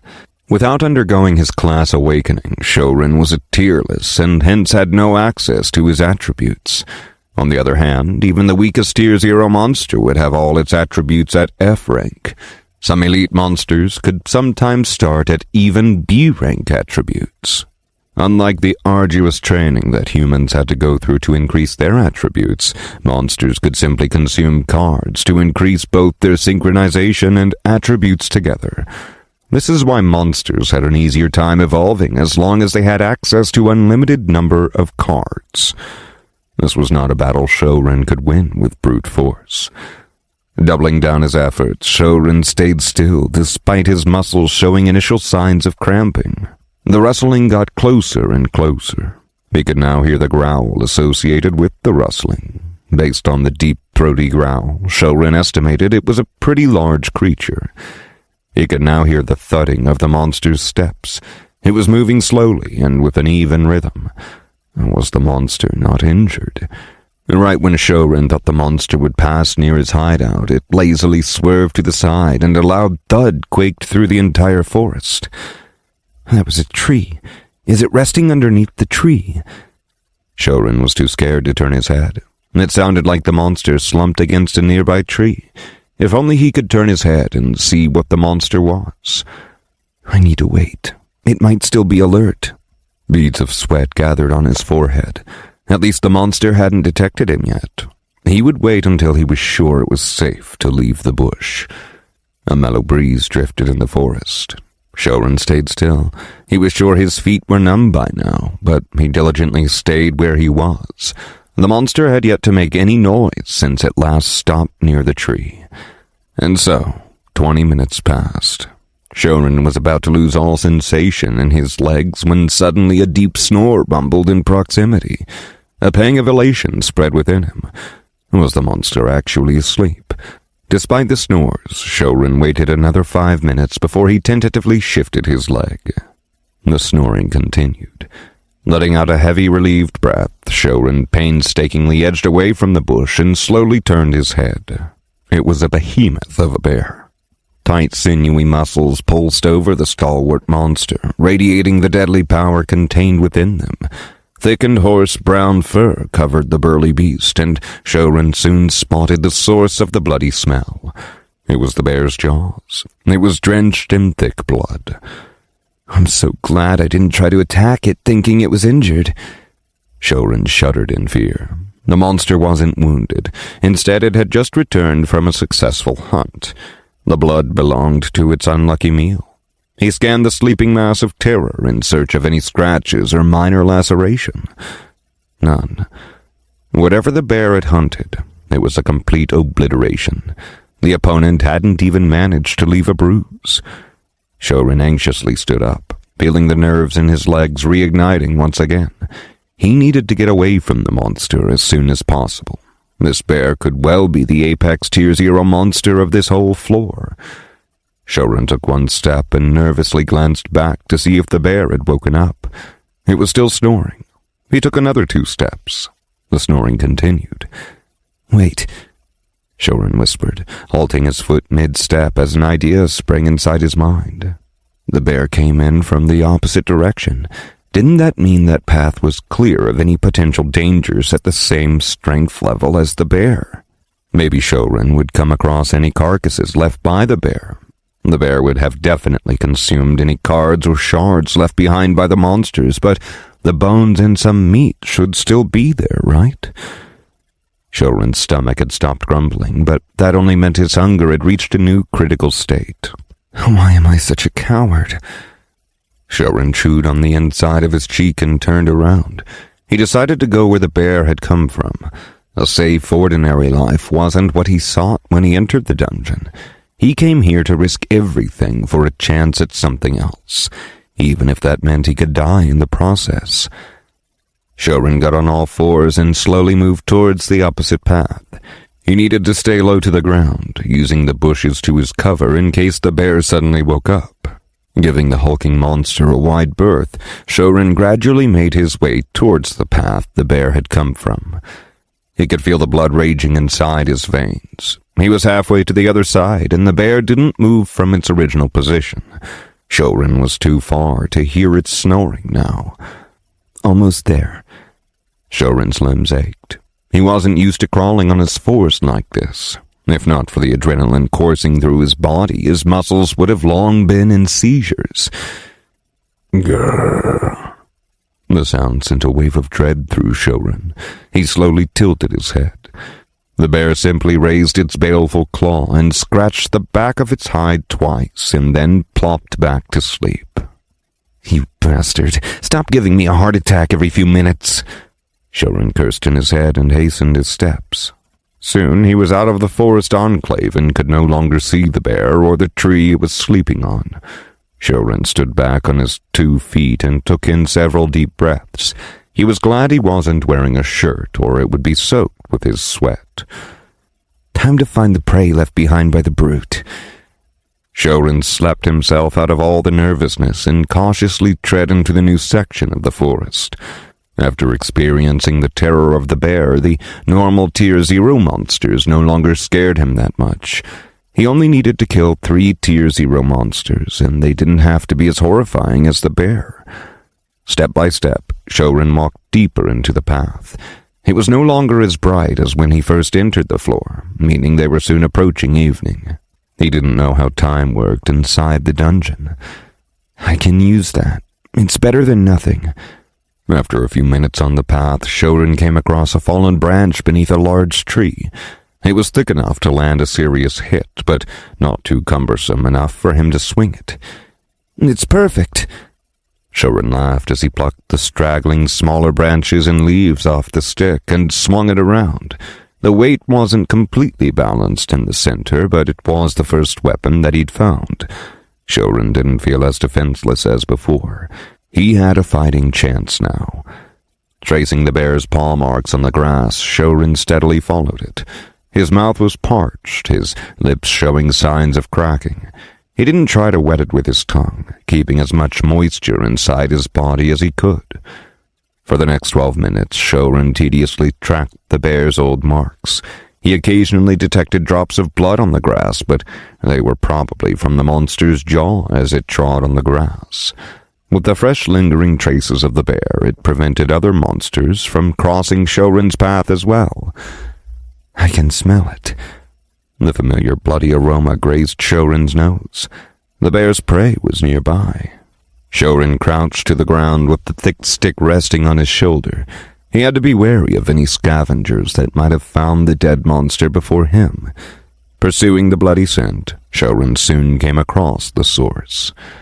Lying on the ground was the carcass of a half-eaten black fox. Something had nearly gouged out its heart and a portion of its stomach. The savage rip had also split its body from the middle, leaving only its upper body and front limbs intact. The grass was still wet as drops of blood unceasingly dripped into the crimson puddle. Flecks of dried blood stained the blades of grass further away. It didn't seem like much time had passed since the black fox died. Shouren gulped at the sight. Despite its strong, lithe appearance, the black fox was still mercilessly mauled to death. Taking a quick glance around to confirm there were no other predators in the area, Shouren rushed to the half-eaten carcass. The coppery tang of blood intensified. When he arrived, he noticed a few purple beetles chewing on the flesh. Shouren raised his stick and swiftly brought it down on one of the insects. The beetle's carapace cracked under the force, spilling its gooey insides out. The other beetles scurried away fast before Shouren could pulverize them. Did that count as a kill? Shouren waited for the dungeon message to update, but it never came. It was a tearless insect. Shouren clicked his tongue. Of course, it wouldn't be that easy to kill a Tier 0 monster, and it definitely wouldn't die in one hit with a stick. I can't carry the carcass. It's too heavy, and the smell of blood would eventually draw other monsters to me. I need to cut a part of it out. Shouren contemplated how to dissect the carcass. Glancing at his stick, he let out a sigh. He didn't have anything sharp enough to cut through the flesh. I'm running out of time. Traces of the bear will fade away, and the other monsters will soon arrive here. Shouren searched around in the area, seeing if he could find something to cut. He needed to sever one of the front legs of the fox. He could make that into a sharp enough bone weapon to land a fatal hit, but how was he going to cut it? The sun was almost setting, the sky turning a darker shade of orange. There was not enough time. I'm going to vomit. Shouren gulped what remaining saliva he had and bent down to the carcass. With no tool in his hand, he grabbed the dead fox by the leg and bit down near the joint. His teeth sunk deeper into the raw flesh, and Shouren tore it out. Chunks of fur, blood, and meat smeared the inside of his mouth. Forcing himself to not retch, Shouren continued to tear chunks of meat away from the joint until he could see the white cartilage and pinkish tendon. His stomach churned as a bit of the blood leaked down into his throat. The metallic flavor singed his tongue. Don't think about it, don't think about it, don't think about it. Shouren muttered the mantra over and over again as he twisted the leg, causing it to break free from the joint. With his mouth drenched in the monster's blood, Shouren gnawed on the tendon until it tore off as well, leaving him with the entire leg. It was already dark now, the sun setting long ago. Shouren gazed up at the night sky, his body covered in blood as it cascaded down from his mouth. Tears formed in his bright hazel-green eyes and rolled down his cheeks, but Shouren was not sad. They were tears of triumph. He was no longer the same Shouren. Consecrated by the blood of the monster, the young teen had taken his first step on the path to power. Shouren stayed like that for a while. Nothing on the outside had changed, but he could feel something inside him had undergone a metamorphosis. He'd shed a burden he didn't know he'd been carrying. Ow! Out of nowhere, a howl pierced the silent night, breaking Shouren out of his reverie. Soon other howls joined the first one in bestial harmony. Shouren wiped away the blood from his face and stood up with the black fox's leg. Time to leave. Giving the remaining carcass one last glimpse, Shouren searched for another path to escape. The bear's residual scent was almost gone, and in a short while the lingering scavengers would rush to this area. I don't think I have much time. The howls were getting closer and closer. It sounded like a wolf pack, but Shouren didn't want to wait to find out. He surveyed the area, and rather than take an open trail, he decided to use his old strategy of traveling in the thick of the trees and shrubbery. The black fox's blood still coated his skin, so using the woodland to obscure his traces was better. Only question was, where should he go? Wait, I'm drenched in the fox's blood. Why not just use it? The best place to hide is right here. Shouren threw away his stick and placed the fox's leg between his teeth, freeing up both his hands. He then promptly bolted to the nearest tree and started climbing it. It was an enormous risk, and Shouren hoped the incoming monsters wouldn't try to decipher why the same smell of blood was coming from two different places, but this was his best chance of survival. He wasn't skilled enough to hide his tracks, meaning the monsters would have eventually tracked him down. He could use the fox's blood to muddle their senses. Grunting through his muffled mouth, Shouren slowly scaled up the tree. The bark was thick enough to hold his weight and had plenty of grooves to make his climb workable. Shouren didn't stop at the first layer of branches and inched higher, his back strained with effort as he had never exerted his muscles to this extent. The howls were almost upon him. The air vibrated with intensity at the pack's approach. "I can't climb more." Shouren wheezed out of breath and scuttled to the extending branch. His thigh were chafing as well. He wasn't at the tallest point of the tree, but nor was he at the lowest layer. This should be high enough for the monsters to not detect him. Ow! This time, Shouren could hear the monster howling right below him. Peeking below, he saw a group of 4 canine beasts surrounding the fox carcass. They looked like wolves, but slightly smaller and with a wiry frame. One of them was larger and packed a bit more dense muscle, leading Shouren to believe it was the alpha. They were lowly Tier 0 dog-like monsters, but each of them could tear apart Shouren in a matter of seconds. He calmly watched the pack chew through the leftover flesh. The alpha gnawed on the remaining foreleg and cracked the bone, lapping up the marrow. Although little meat remained on the carcass, the pack devoured it ravenously. Shouren continued to watch them, hoping he had managed to evade their senses. Judging by their appearance, the dog-like monsters didn't seem to be as sharp as normal wolves. Brr. The alpha abruptly raised its snout in the air and sniffed sharply. The 3 other pack monsters eyed their leader in excitement. Is there another hunt? Shouren's heart palpitated. He gripped the tree trunk tightly with one hand and the other held onto the fox's leg. Did the alpha smell me? On the ground, the alpha let out a victorious howl and dashed in the original direction Shouren had come from. The pack yipped in elevation and trailed behind their leader, letting out battle howls. The hunt continued. Did they smell my old tracks, or was there another bloody fight between monsters nearby? Shouren waited for a few minutes to check the pack wasn't returning and let out a sigh of relief. Whatever drew their attention, he was glad that he had escaped from their clutches. Leaning against the trunk, Shouren relaxed his aching and weary body. He was starving and thirsty.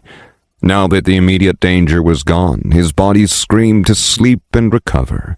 However, he needed to do one task before he shut his eyes. And bringing the fox's leg closer to his face, Shouren smiled in triumph. With this monster leg, he could use the bone to actually hurt a Tier 0 monster. He finally had a weapon and answer to how he would get out of this dungeon alive.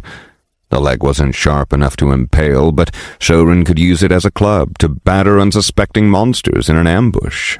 He could bite through the flesh with his teeth, but the Tier 0 bone was another level of hardness. His strength was lacking to break the bone apart and sharpen its edges. No, this is fine. Before I had nothing, but now I have a chance of winning. Shouren raised the leg in the air, his face beaming with hope. Still no blighted fruits in the dungeon. His victory was interrupted by his stomach growling in desperation. Even from this vantage point, Shouren couldn't see any trees with fruit. What was he supposed to eat? His eyes shifted over the raised fox's leg. There was still some flesh around it. Well, he only needed the bone to fight. I can't believe I'm going to do this.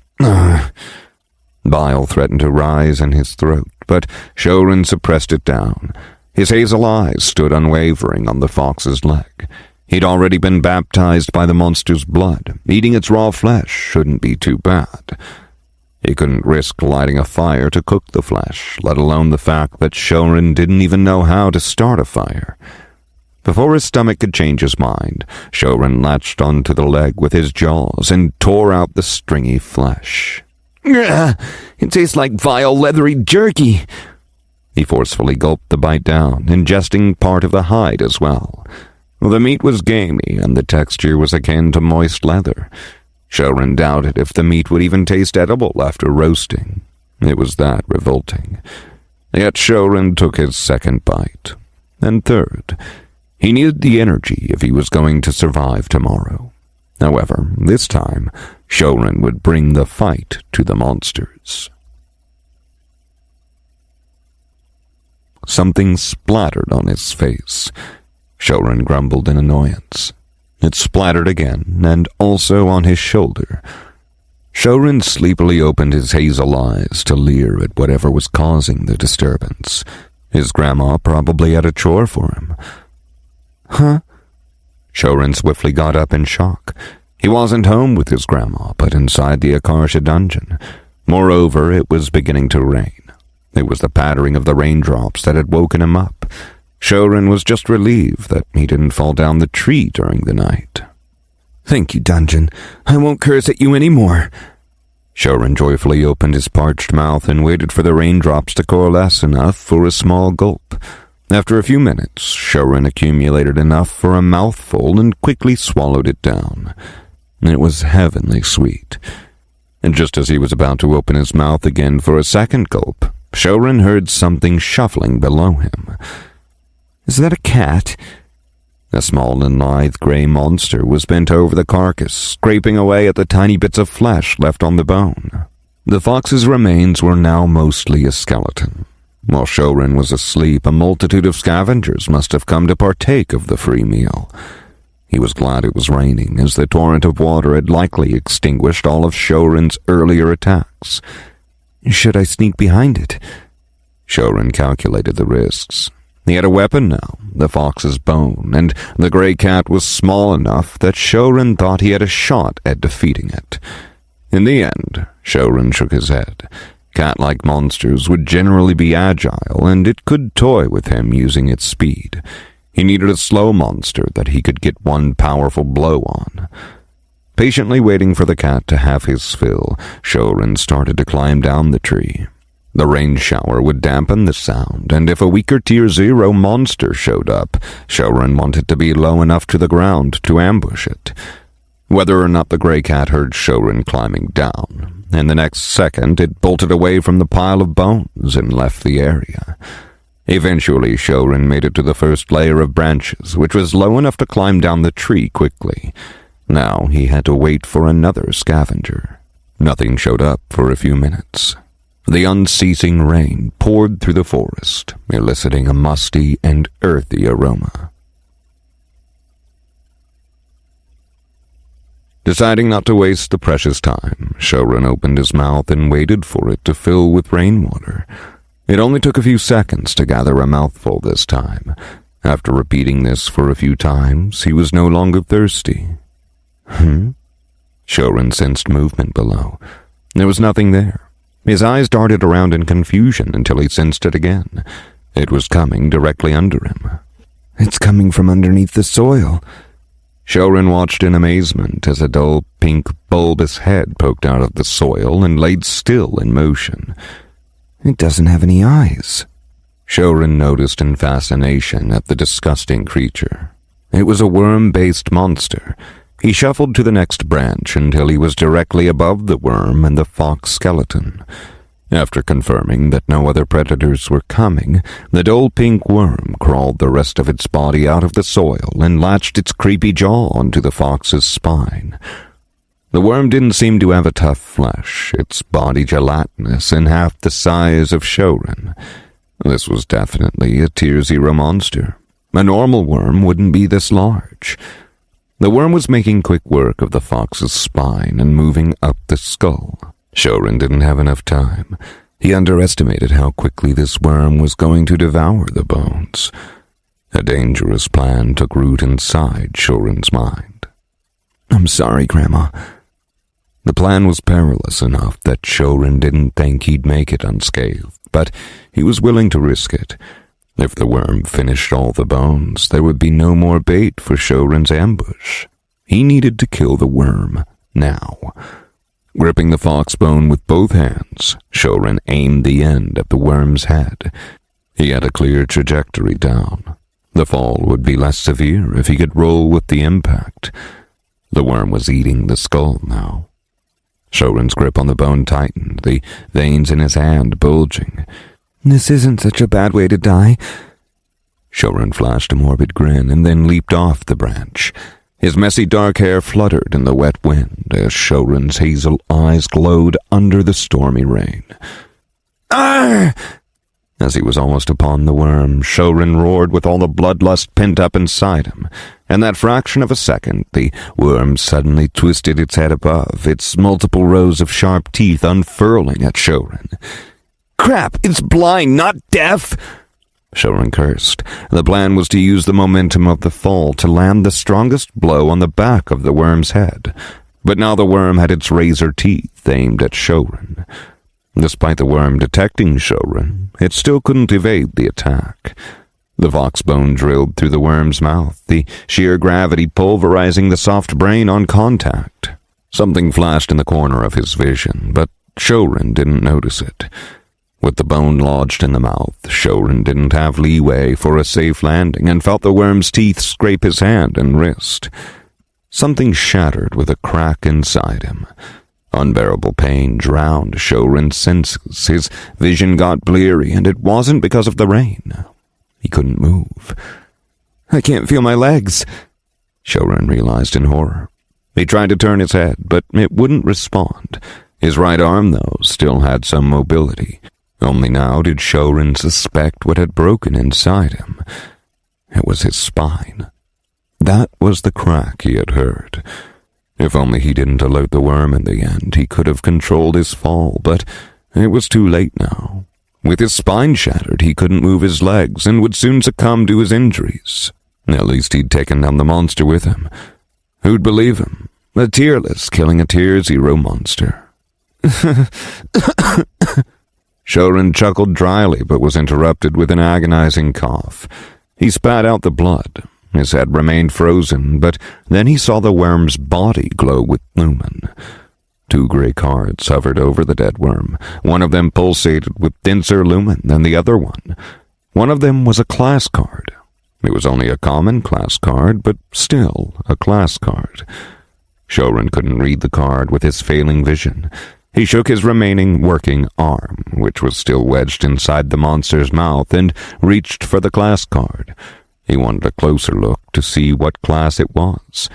He'd always dreamed of owning an epic class, but he'd take whatever chance he could get to fight, even if it was a lowly common class card. His fingers grasped the gray card, but Shouren struggled to bring it closer. His tendons had been severed at the elbow. How am I even alive? Shouren mocked himself. By now, the darkness had claimed his sight, leaving him in utter blackness. Meanwhile, the adrenaline numbed his pain, which was his only comfort. His fingers were still touching the class card. What do I have to lose? I'm dead either way.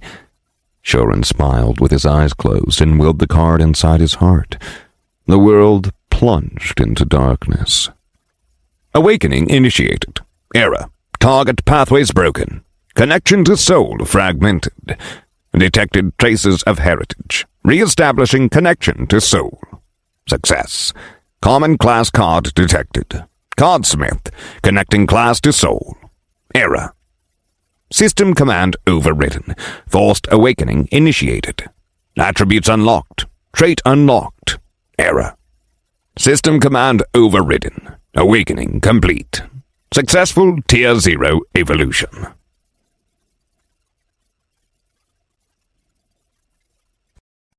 Chapter 4. The sound of the rain drowned all the noise in the still forest. In that clamor, the body of a young teenager lay spread out in the open as the raindrops drenched his naked figure. Yet the teen remained asleep, unaware or uncaring of the violent shower. Just as it seemed as if the teen would continue to sleep, his eyelids tittered imperceptibly. Shouren suddenly woke up, coughing frantically. The series of coughs quickly alternated to an intense bout of retching. His vomit was a putrid amalgamation of the contents of his stomach, bile, phlegm, blood, and a vicious, dark globule. What is that abomination? After finally discharging the dark globule from his body, Shouren's body started to soothe itself down. He slowly got up and stared at the rancid vomit. Was that gross, jelly-like thing inside him? However, before Shouren could investigate any further, a chain of blinking flashes in the corner of his vision caught his attention. When he focused on the light, his eyes drew back in shock. Successful Tier 0 evolution. Status unlocked. Status. Name. Shouren. Tier 0. Synchronization 0%. Class. Cardsmith. Common. Spell card slots. 0 of 1. Lumen. 10 of 10. Strength. F. Agility. F. Constitution. F. Intelligence. F. Class abilities. Corrupted. 1. Card Forge. Writ of the Forgotten. 2. Sharding. Devourer's Right. 3. Card Sacrifice. Oblation Pact. Traits. 1. Corrupted Cardsmith. Unique. 2. Locked. 3. Locked. No, no, no, no! Shouren's knees gave, and he dropped to the ground in despair. He was a cardsmith. How was that possible? He read his status again to make sure. Class. Cardsmith. Common. The words bore into him, mocking everything he'd done so far to escape from this very fate. Monster kills could drop any cards, but they tended to coalesce cards that were inherent to their race or abilities. What did a dumb worm have anything to do with a cardsmith class card? Shouren thought the class card dropped by the worm would be a combat or damage-dealing class. Shouren hung his head in anguish as he looked up at the thundering clouds of rain. The gray sky added to the gloominess he felt inside his heart. What was the point of running from his home if in the end he ended up with the very class he detested? He wanted to fight back against the people trying to exploit him and his grandma. How could he do that with a non-combat class? He'd risked everything for this chance. He'd risked his life fighting that worm and destroyed his spine in the... Shouren's thoughts abruptly stopped there. He checked his arms and pivoted his head to look at his back. No trace of broken bones or wounds. He remembered shattering his spine when he landed on the worm monster. The memories of that fight rekindled in his mind. A Tier 0 awakening wasn't supposed to heal your injuries, especially the fatal ones like Shouren sustained on his spine. Shouren twisted his midsection back and forth to test if everything was fine. He felt great. Better than great, actually. With his attributes unlocked, tendrils of lumen coursed through his body, strengthening his muscles and bones. Something is wrong. Shouren frowned and summoned his status again. This time he carefully read each line. Status. Name. Shouren. Tier 0. Synchronization 0%. Class. Cardsmith. Common. Spell card slots 0 of 1. Lumen 10 of 10. Strength. F. Agility. F. Constitution. F. Intelligence. F. Class abilities. Corrupted. 1. Card Forge. Writ of the Forgotten. 2. Sharding. Devourer's Right. 3. Card Sacrifice. Oblation Pact. Traits. 1. Corrupted Cardsmith. Unique. 2. Locked. 3. Locked. Class is Cardsmith Common. At least Grandma will be happy, right? Attributes are all at F rank, which is normal since all Tier 0 cards started with these. Huh? Corrupted.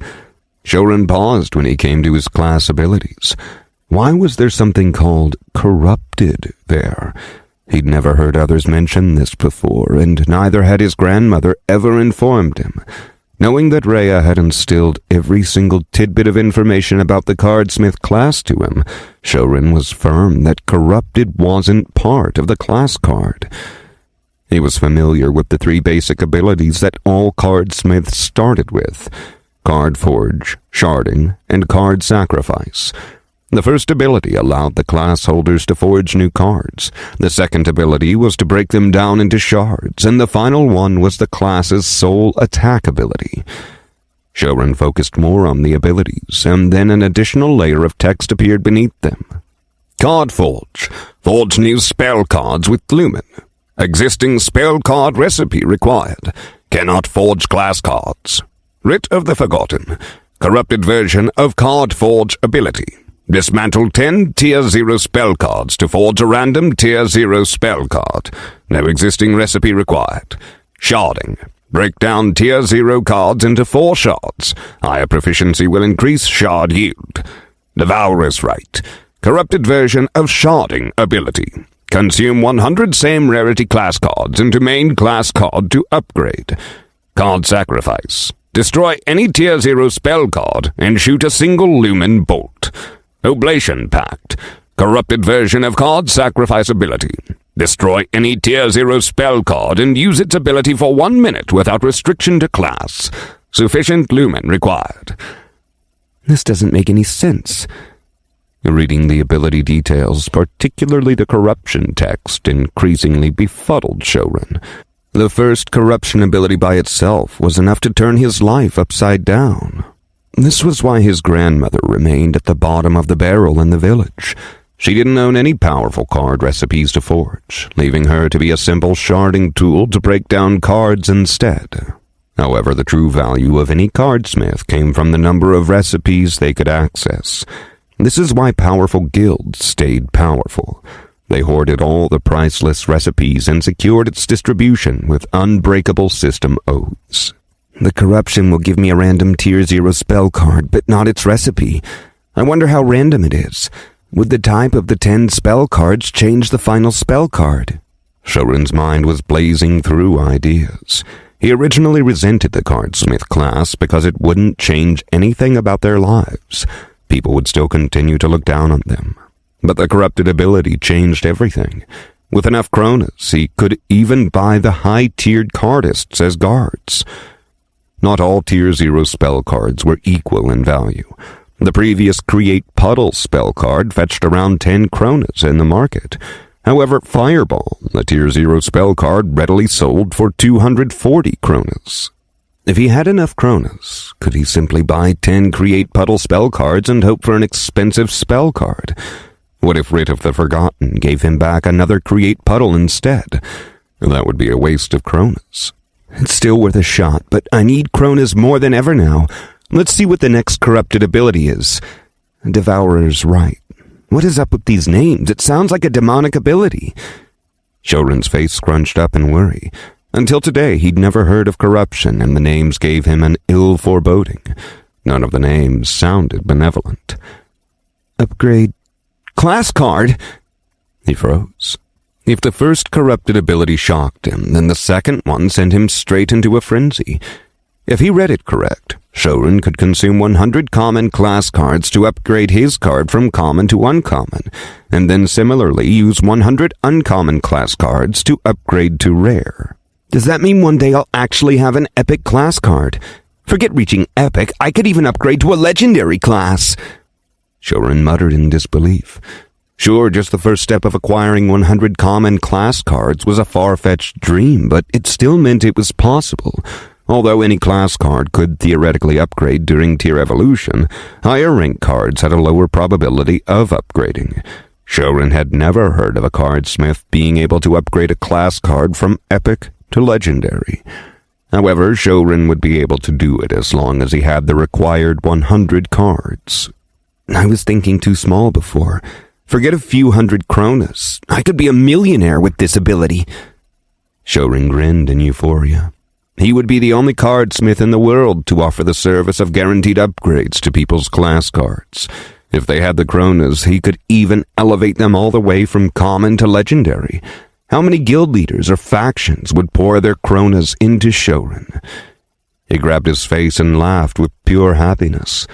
Finally, he and his grandma would be out of the slums and never have to worry about food. What if they torture me if I don't agree? A sudden thought spurred Shouren into stillness. He put his hands down in an abrupt change of mood. If word of his corrupted abilities reached the powerful factions, it would be devastating. He'd already experienced it a day ago. Master Boris didn't care for the law as long as he could bribe the one in charge of enforcing that law, who said the guild leaders or the powerful factions would play fair. Shouren was just a measly Tier 0 runt. Why would they try to entice him with kronas and benefits when they could capture him and force him to be their slave? The other guilds and factions would back off from the first kidnapper if they promised them a certain allocation of the upgrades. They'll use Grandma to enslave me. Shouren gulped as the full consequences of his ability began to sink in. If anyone found out, this would be the best time to capture Shouren with his Tier 0 status. He had no backing, funds, or influence to protect himself. Even if he escaped, they could threaten his grandmother to lure him back. No, he couldn't let anyone know about Devourer's right or anything about the corrupted abilities. It's getting dark. Let me read the final corruption and leave this area. The rain had stopped at this point, and Shouren's new Tier 0 body stood glistening in the open sky. The evolution hadn't changed him too much physically, but with the newfound lumen coursing through his muscles, even at F-rank attributes, Shouren was finally a threat to the weakest Tier 0 monsters. Not bad, I guess. Shouren finished reading through his final corrupted ability, Oblation Pact, and nodded in satisfaction. It wasn't as earth-shattering as the first two abilities, but it allowed him to use any spell cards of his current tier without restriction to class. Unfortunately, this would destroy the card, making it a one-time use. Still, it was much better than the original Cardsmith's Card Sacrifice ability, which was the only combat ability of the class, and all it did was shoot the weakest lumen bolt. A single bolt wasn't enough to weaken a Tier 0 monster gravely. The corruption would allow him to use all Tier 0 spell cards without distinction. It was an amazing ability on all accounts, but it had one big problem. Shouren's lumen capacity was pathetic. He only had a paltry maximum capacity of 10 lumen. That wasn't sufficient to cast a single Tier 0 fireball, which required 15 lumen at the least. But won't I have more lumen in the future? Shouren's cause of his weak lumen was because of the common class card inside his heart. If he upgraded it to common, he'd have double the lumen. And what if he upgraded it even further? Then, before undergoing his Tier 1 evolution, he'd have a similar lumen capacity as most guild elites. An unexpected silent crunch of a twig broke Shouren from his thoughts, instantly alerting him he wasn't alone anymore. How could he be so dumb to stand in the middle of the forest without a care for his surroundings? I'm screwed. Shouren's hands and feet quivered at the looming danger before him. When did the beast get so close to him? He circulated his feeble lumen through his body. There was no running from this monster. Shouren would take it on. A low guttural growl erupted from the monster in front of him as it bared its teeth. This was the second time Shouren had encountered the same beast. It was the alpha wolf. Hi there, friend. You're looking a bit rough there. Shouren chuckled nervously. He was half crouched in case he needed to leap away. Yet he remained in position, waiting. The alpha dog/wolf monster was covered in countless wounds and gashes. The alpha snarled in response, unknown if it actually understood Shouren's words or not. It slowly tread around him, waiting to pounce.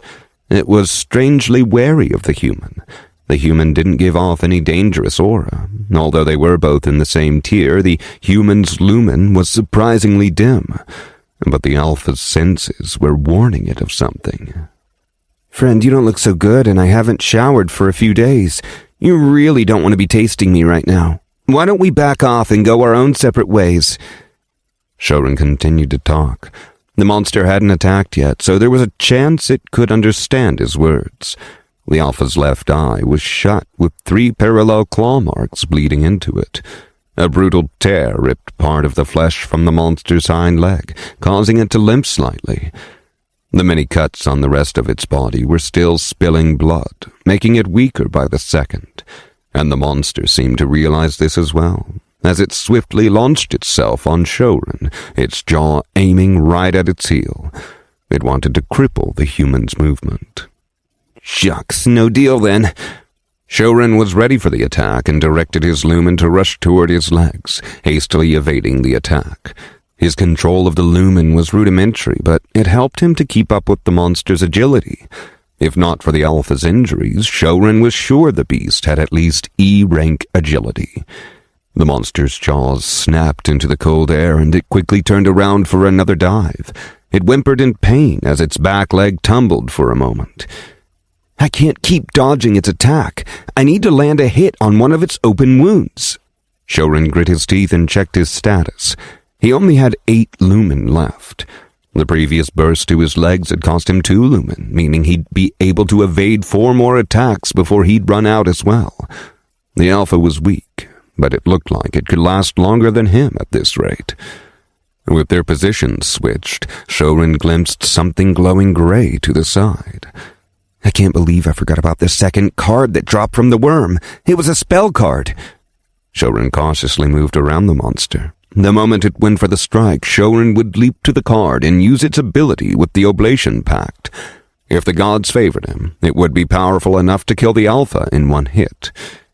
The alpha contorted its head to the side, trying to dispel the blood leaking into its eye, and instantly bolted at Shouren. Shouren was already ready to dodge and leaped away. A vicious glint flared in the alpha's remaining healthy eye. It wasn't dumb enough to fall for the same trick twice in a row. In a flash, its jaws changed trajectory and latched onto the human's arm. Shouren was about to let out a string of curses, but the sharp pain that exploded from his trapped arm cut him off. The monster crunched its jaws, and its fangs tore into Shouren's skin. Feeling helpless, he tried to shake the beast off, but it was relentless in its vice grip. Screw it, I'm taking you down with me.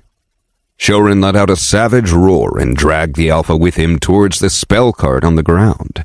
Its fangs dug deeper into the flesh, but Shouren didn't care. It was nothing compared to the agony he'd experienced with the shattered spine. I got it!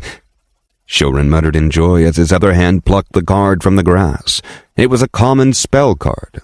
However, Shouren's face deflated when he saw the ability inscribed on the card. Tier 0. Sense Mineral. Common. Detect all common metals in a 20-meter radius. Cost 2 lumen per minute. Why is my luck so terrible? Shouren wanted to yell at someone at the unfairness of his card drops, but he was running out of time. The alpha's fangs were almost down to his bone. If the monster broke it, he couldn't rely on another awakening to heal it. And there's no other choice. I'm using the normal lumen bolt. Shouren drove his mind into his heart where his class card resided and triggered the third ability, Card Sacrifice. The spell card in his hand glowed for a brief moment before it disintegrated into a pure ball of lumen. The alpha appeared to have detected the sudden change of the lumen in the environment and attempted to escape. Too late, friend. Should have taken the offer when you had the chance. Shouren smiled ferociously as he used his mangled hand to clutch the monster's fang, preventing it from breaking free. Then, using his other hand, he brought the ball of lumen directly above the alpha's bleeding eye. The monster's remaining eye pleaded with the human to let it go. Its snarls now morphed into desperate whines. Lumen bolt, Shouren whispered as the ball of white light blasted into the monster's brain. A dull thud echoed in the now still forest. I thought life as a cardsmith was going to be boring. Shouren chuckled dryly, loosening his hand from the dead monster's jaw and collapsing on the grass. His hand was bleeding badly, but it wasn't critical yet. He stared at the starry night above and summoned his status. Status. Name. Shouren. Tier. 0. Synchronization. 0%. Class. Cardsmith. Common. Spell card slots. 0 of 1. Lumen. 4 of 10. Strength. F. Agility. F. Constitution. F. Intelligence. F. Class abilities. Corrupted. 1. Cardforge. Writ of the Forgotten. 2. Sharding. Devourer's Right. 3. Card Sacrifice. Oblation Pact. Traits. 1. Corrupted Cardsmith. Unique. 2. Locked. 3. Locked. Wait, I forgot about the first trait everyone unlocks after their awakening. Mine is Corrupted Cardsmith unique? Shouren's brain was frazzled as he digested the ramifications of what he was reading. He couldn't believe that he missed reading the traits section twice after awakening. His first trait was unique. That was supposed to be an impossibility. Everyone's first trait was the same rarity as the class card they used to awaken. If you used a common class card, then your first unlocked trait was going to be a common trait as well. If it was an epic class card, then you'd start with an epic trait. No one had ever gotten a unique trait for their awakening. And this was because no unique class cards had ever dropped. All current unique class card holders had all evolved to unique rank later in their path, but they all started with one of the existing class cards.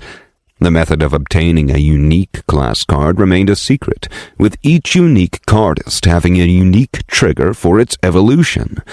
Unique class cards weren't necessarily stronger than legendary. There were some powerful legendary cardists who in fact became much weaker after their class evolution to unique. Unique class cards were just unique. The second fact was that unique class cards had never dropped from a monster or even as a dungeon reward. That was an absolute fact. This meant that no one ever had their first trait be unique. Until Shouren. What exactly happened to me then? Shouren muttered in confusion at the information unfolding before him. His memory after the altercation with the worm grew hazy. All he remembered was being surrounded by pitch blackness. It was the void. This trait is likely the source of the corruption. Shouren discerned this trait was the core of his corrupted abilities. The name gave it away. He was just an idiot for not paying attention to his status until the end. Shouren tried to focus on the trait to glean any other details about it. Corrupted Cardsmith. Unique. Unknown. Give me something, you stupid system. What am I supposed to do with those question marks? Shouren grunted in distaste. This trait was the root cause of his enigmatic abilities, and the system refused to give any details. Please? He tried a more polite approach the second time, but it was fruitless. The status remained unchanged. Did the system not want to tell him, or did even the system not know about this trait? Shouren put this matter aside for later and concentrated on status to see any changes after the battle with the Alpha. It was a shame the spell card dropped by the worm wasn't a damage card, but his normal Cardsmith ability pulled through. Luckily, the simple Lumen Bolt finished the already weakened monster. Card sacrifice isn't too bad.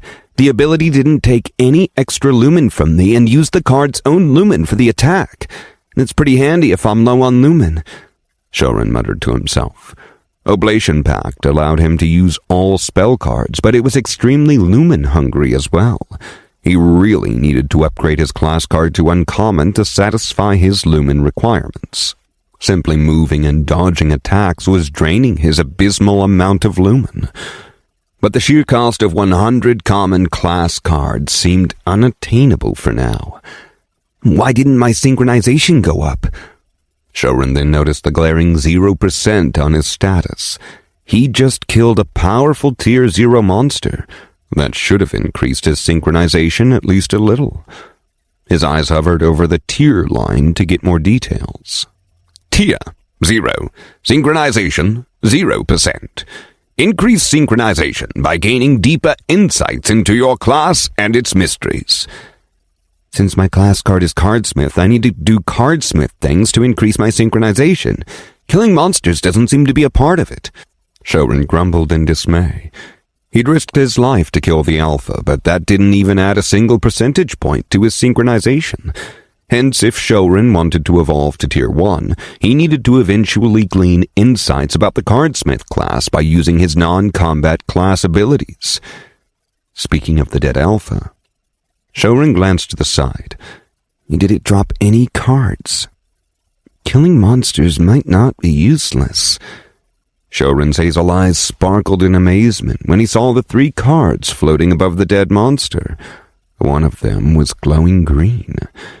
Shouren's hand slowly reached for the cards and immediately went to the green uncommon card. It was a spell card. He skimmed the ability inscribed on it. Tier 0, Sonar Pulse, Uncommon. Discharge a powerful wave condensed of invisible sonar vibrations. Ignores all armor. Cost, 12 lumen per wave. Whoa, this should sell for quite a bit. Shouren was disappointed he couldn't use the card himself, but it remained a fantastic card that would earn him many kronas. It wasn't too expensive of a card that he'd need to worry after selling it in the market. He didn't even think about keeping this card for himself in the future. It would be a long time before he'd be able to collect 100 common class cards, and his grandma didn't have that much time left. Getting a few hundred kronas would keep a roof over both their heads and ensure immediate survival. Let me see the other 2 cards as well. Shouren shuffled the uncommon card back to reveal the other 2. The first common card was actually a class card. Tier 0, Rogue Class, Common. If only this was the drop from the stupid worm. Shouren's fingers grazed the cool surface of the class card. Rogue class card wasn't rare, but it was definitely worth more than a Cardsmith or a warrior class card. The rogue class had a lot of useful abilities for any dungeon party. In fact, any variation of the rogue class was an essential member of a party. No point dwelling on the past. I might not have gotten the rogue class, but I got something much better instead. Shouren shook his head with a smile. Sure, if he had a rogue class, he'd have been able to dispatch that wolf monster much more effortlessly. In the end, he'd be stuck at Tier 1, the highest level attainable for a regular cardist. But now, Shouren had a genuine shot at becoming a true powerhouse. The lone capability to upgrade his class card to legendary was enough to thwart any negative feelings he had regarding the Cardsmith class. Setting aside the common class card, Shouren saw the final gray card. I guess my luck isn't so bad after all. His lips curled up. He finally had a card he could use the oblation pact on, and he knew exactly which monster to target. The clues of what happened to Alpha and its circumstances had taken shape in Shouren's mind. His last memory was of the Alpha and its pack heading in a certain direction. Whatever had happened there led to the death of the 3 pack members and the Alpha knocking on death's door. But the pack's opponent hadn't chased down the Alpha despite its injuries. That only meant one thing. The opponent was also critically wounded. There was a sole Tier 0 monster in the direction the Alpha came from. Time to greet another old friend. Shouren confidently clutched the gray card and gingerly stood up, keeping his injured hand to his hip. Unbeknown to the young teen, the corruption wasn't limited to just the abilities. He was changing as well.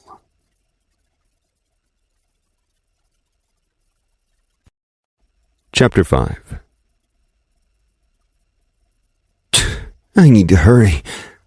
Shouren was currently sprinting through the forest. Fortunately, the Alpha was bleeding severely, allowing him to track its trail leading back to the bear. Lumen is really amazing. He was constantly channeling 2 units of the lumen within his body. As long as he didn't use it for explosive movement, Shouren could keep the lumen running inside. It didn't make him faster when he used it like this, but it drained less stamina and eased the fatigue building up. His hand wasn't healed, but at least the coursing lumen prevented the blood from leaking out. His lumen was slow to recover, his capacity refilling back to 6 of 10. It was the major drawback of having a common class card. Let me check my other notifications. While darting around the forest, Shouren decided to check his remaining blinking messages. He didn't want to make the same mistake of passing over his unique trait that late. The status was unchanged, but there was a new text box beneath it. Akasha Dungeon, Floor 1. Floor 1 clear conditions. Kill 3 Tier 0 entities. Current kills, 2 of 3. Sweet peaches, I only need one more kill and I can leave the dungeon.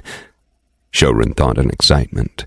If things were according to plan, he wouldn't need much time to finish the bear with his latest spell card. But what if I stayed? Shouren's hazel eyes looked in contemplation as he raced through the path. The first floor of the dungeon didn't have a time limit, and even if he completed the clear conditions, he had the choice of staying back or leaving whenever he wanted. He'd already accomplished his original goal, to acquire a class card. I could leave after my third kill, heal for a few days, and then clear the first floor dungeon. I'll hunt the Tier 0 monsters to eventually save up enough kronas to leave the village.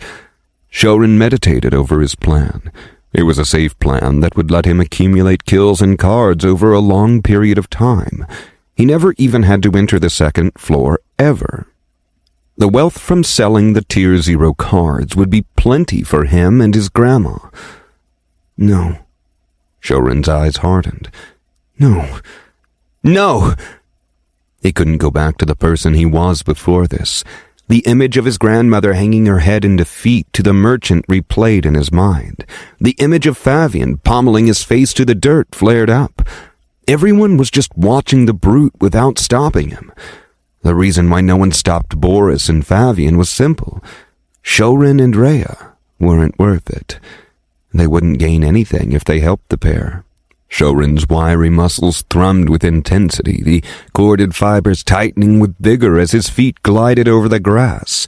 His hazel eyes resolved with determination. I'll fight. I'll climb the floors, and I'll be powerful enough that I don't have to hide my abilities from the world.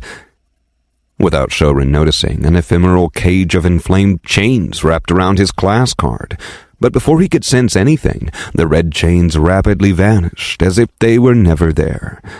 Shouren continued his thoughts without missing a beat. He wasn't going to take the easy path. He'd only leave the dungeon after he'd killed every single monster on the floor. Something's happening to me, Shouren whispered to himself. He was always prone to anger quick, but never acted upon it. Killing the worm had been a monumental risk, but he didn't slow down after that. He took on the Alpha as well, a monster he was hiding from barely a few hours earlier. And now, rather than running away from the bear, he was actively hunting it. He'd always been angry at the injustice forced upon him. He was angry when Favian thrashed him. However, it was different this time. Shouren was channeling his anger into a purpose: to kill. It's here. Shouren's head jolted with a mild migraine, but he shoved it aside. He could hear the bear in the distance. Crouching to the ground, Shouren tread carefully from this point on. The lumen helped him regulate his rising heart rate. Step by step, Shouren made his way to the source of the deep growls. They were weaker than the first time he'd heard the bear. Brushing aside the shrubbery, Shouren peeked at the scene before him. The bear was slumped on the bloody grass, surrounded by 3 half-chewed carcasses. All the corpses had a hole in their chest where their hearts should have been. Countless lashes and missing flesh marred the enormous bear. The deepest gash was on its chest, over its heart. The pack was cunning. They probably focused all their attacks there in an attempt to kill it swiftly. The monster was carefully licking its wounds to stop the bleeding. It's already eaten the pack's cards. Its lumen should be fast recovering. Shouren mused from his hiding spot. Thankfully, the monster's wounds didn't appear to be healing as fast as he'd expected. The pack had already done a number on the bear. Its wild eyes were alert of any pending danger. It knew that it was at its weakest point, and other monsters would take this chance to kill it if it closed its eyes. As long as it remained awake, it could defend itself. Deciding he was close enough, Shouren slowly brought out the third card he'd gotten as a drop from the Alpha. I'll use the card from your body to avenge your pack, Shouren promised as he activated his corrupted ability, Oblation Pact. If the Alpha could hear the human's words, it would choke itself to death. Wasn't the human himself responsible for its death? Who'd avenge that part then? Tier 0, hide presence, common. Remove all traces of your presence. Effects only Tier 0. Cost 2 lumen per minute. Shouren felt the spell card disintegrate into dust. Unlike Card Sacrifice, where the lumen congealed over the card, the corruption devoured all the card's lumen. Where did it go? Let's go. Shouren redirected his attention back to the bear. He ignored the 2 lumen per minute part. Oblation Pact only let him use the spell for a minute, so 2 lumen was all he needed to expend. The spell card stated it would remove his presence, but it didn't specify if it removed sound, smell, and his lumen as well. It technically should, since they contributed to his presence, but he won't know until he tested it. He dashed toward the bear. If he had more time, he'd meticulously test every step before getting close to the bear, but Shouren only had 50 seconds remaining. It was all or nothing. Reaching toward his back, Shouren pulled out his trusty weapon, the black fox's bone. Only now it was modified into a spike. With his F-ranked strength, Shouren was able to crack the end of the bone and use the monster's claw to shave the splintered tip into a sharp point, resembling a bone nail. Lumen, 2 of 10. He used 2 units of lumen to activate the spell card and then pushed another 2 units into his legs to propel them into a blur. Shouren was going to use all the mustered momentum to pierce through the bear's heart in one burst of motion. 30 seconds left. Shouren was only a few meters away from the bear now. He could hear the deep vibrato of his throaty growls, yet the looming monster didn't move. Its eyes stared ahead blankly. It hadn't detected the incoming Shouren. 20 seconds left. He was only a meter away from the bear now, its acrid breath phasing past Shouren's nostrils. 19 seconds left. Shouren raised the bone spike, aimed it at the open laceration on the heart, and charged ahead. 18 seconds left. The spike was only a few inches away from the bear's heart. Guided by pure instinct, the monster's eyes shifted slightly. Shouren's heart thundered inside his chest. Lumen, 0 of 10. Flooding his arms with an extra wave of raging lumen, Shouren drilled the bone spike deep into the bear's chest. The splinter easily slid into the soft tissue of muscle, eliciting a barbaric roar from the bear. It thrashed on the ground, trying to throw off the human. Even with its heart pierced, the bear's vitality fought back. The bear's eyes bulged with incredulity. When did the human get so close without it noticing? Shouren's body trembled under the intensity, weak from the lack of lumen. However, he gathered his protesting muscles in a last resort and twisted the bone inside the monster's heart. The bear groaned in anguish, its growl fading to silence as the light in its eyes eroded away. The massive monster crashed lifelessly to the ground. Shouren stood there, drenched once again in a monster's warm blood, his bones spiked, dripping viscous crimson droplets on the grass. His screen flashed. Akasha Dungeon, Floor 1. Floor 1 clear conditions. Kill 3 Tier 0 entities. Current kills, 3 of 3. Floor rewards will be distributed upon exit or new floor. Exit, yes, no. Enter Floor 2. Yes, no. Shouren sighed in relief. He could finally leave the dungeon whenever he wanted. Or he could proceed to the second floor and challenge stronger monsters. He was tempted by the second floor, but he knew his limits. If a few monsters on the first floor had given him this much trouble, he wouldn't even survive the second floor without a collection of powerful cards in his arsenal. He felt the hide presence spell card fizzle out of his body. If only he had a few more of those, he could efficiently take down a few more monsters. Let's see the cards the big guy dropped. Shouren flicked the blood from the bone spike before returning it to the hem of his trousers. Then his eyes glanced toward the bear's corpse. I think Grandma would have a stroke if she saw this. Shouren's eyes widened in disbelief. Hovering over the bear's corpse was a single card. In the darkness, Shouren's irises reflected the color of the glow emitting from the card. Blue. Shouren was dumbstruck at the card hovering in front of him. Carved with intricate patterns swirling over the surface, the blue glowing card emanated an ethereal feel to it. This was the first time Shouren was seeing a rare card in person. In his small village, a card like this would be exclusive to the members of the governor's house. Not even the local merchants would have rare card in stock. It was simply too valuable. So valuable that Shouren didn't even know how many kronas he'd need to have to buy one in the big cities. Only one card, but holy smokes, it's a blinded rare spell card! Shouren mumbled to himself, his face still locked in a shocked expression. The monstrous bear had only dropped a single card, but it was a card that would draw the ire of everyone if they ever discovered Shouren was in possession of it. He glimpsed it was a spell card, and he gingerly reached out his quivering hand to grab its delicate corner. Tier 0 Dimensional Vault. Rare. Personal storage space of 27 cubic meters. Cannot store living specimens. Required constant lumen to maintain spatial integrity.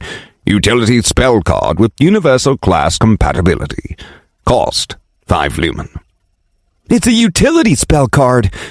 Shouren brought the glowing blue card closer to his inquisitive face, his mouth open with awe. Utility cards were very special. Everyone could use utility cards, unlike regular spell cards which had class restrictions. At Tier 0, every cardist had one free spell slot allocated to them. Until evolving to Tier 1, that lone spell slot was priceless. Initially, Shouren was ecstatic about the rare card drop, but he also knew he most likely wouldn't be able to use it. Rare spell cards demanded ludicrously high lumen, far exceeding his meager 10 lumen. Either he could travel to the bigger cities to sell the card, or he could waste it for a single use of lumen bolt with his card sacrifice ability. The latter would twist his heart at the waist, but the former could invite unnecessary trouble to him and his grandma. However, the situation was different with a utility spell card. Shouren had yet to use his spell card slot. It needs a permanent 5 lumen from my max capacity to maintain the spatial structure. If I equip it, that would mean I can only use the remaining 5 lumen to fight. I need at least 2 lumen to stop my stamina from depleting too fast, and another 2 lumen to dodge a single attack, leaving me with only 1 lumen to launch a strike. What if I missed the first hit? Shouren scratched his head in frustration. His lumen capacity was nightmarishly low. He could equip the dimensional vault in his spell slot for a few minutes and remove it after he was done, but then he'd lose everything he'd placed inside unless he took it out before. He couldn't be doing that back and forth all the time. Screw it. I'll think about it later. I don't even have 5 lumen right now, and I need to get away from this area first. Shouren secured the blue card in his trousers and turned his attention to the bear's corpse. Once again, he lamented at the lack of a proper weapon. If he had a sword or a dagger, he could cut the bear's claws out. Shouren was certain they'd sell for a fair chunk of kronas. Sighing with resignation, Shouren leaned over and grabbed one of the bear's stocky paws. Ignoring the bristling coarse fur, he bit down with full force, his teeth puncturing into the oily raw meat. Tearing off the flesh with his jaws, Shouren spat out the morsel and gnawed through the meat until the hide. He repeated this until he was full and had recovered 7 more lumen.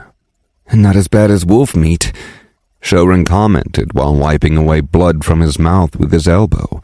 The bear meat was surprisingly palatable. Should I equip Dimensional Vault and store this bear? Shouren pondered over the decision again. The bear's meat could help him recover his lumen faster, and having a secure stock of it would make Shouren's future hunts less lumen stringent. But what if he unexpectedly encountered another Tier 0 monster like the Alpha? He barely had enough lumen for his last couple of fights, and both monsters were already severely wounded. He could not always count on that kind of luck all the time. Out of the 3 fights he'd faced, the last 2 were already close to death, and the first fight he had against a healthy Tier 0 monster, he'd smashed his spine into dust. Those were not reassuring odds. If he had a collection of spell cards, such as the Hide Presence card he used against the bear, he could risk crippling half his lumen to equip the utility card. However, he didn't have useful spell cards at the moment, save for the cards he could sacrifice for a lumen bolt. If only the Cardsmith class had a viable attack ability. No, I can't risk it. Shouren finally shook his head wistfully. Survival was more important. The bear's meat would let him prepare in advance, but the utility card's function stopped there. It wouldn't help him in direct combat. For that, he desperately needed all 10 of his lumen. He could always find other monsters in the forest, but nothing could replace the 5 lumen he'd lose in maintaining that spell card. Shouren was young, but he didn't let the greed of a rare card cloud his judgment.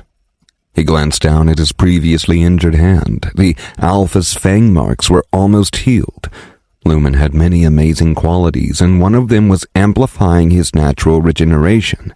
It would still take a few more days for the injury to fully heal, but the hand was no longer hurting Shouren. Time to scout this area. Shouren picked the tallest tree he could see near him and dashed towards it. For a short while, this area should be safe of other monsters, so he wanted to take this time to climb up as high as he could and map the area to find other notable location points. There definitely should be a body of water nearby, which would mean a higher chance of finding prey. With the rare card tightly secured, Shouren summoned a tide of lumen to wash over his muscles. Fueled with the boundless energy of the class card, Shouren rushed up the trunk. He made quick work of the climb, racing ahead with his new Tier 0 body. In a mere few minutes, Shouren was hanging off the tallest branch of the tree. The heavy wind sliced through his face, causing him to squint through his hazel eyes to see the land below him. Countless trees spanned the entire forest, with a row of looming mountains in the back. That's the place. Shouren spotted the mountains, and his instincts were telling him to go there. He was too far away to see clearly, but he had an inkling that there would be water near the region where the forest connect with the mountains. The rocky landscapes would also give him another escape route where he could use the environment to delay his pursuers. Mentally noting down the direction of the mountain, Shouren dropped down the tree with haste. Once his feet touched solid ground, he wasted no time in heading in that direction. With lumen dancing through his body, Shouren ran ahead. He was brimming with energy after gorging on the bear's flesh.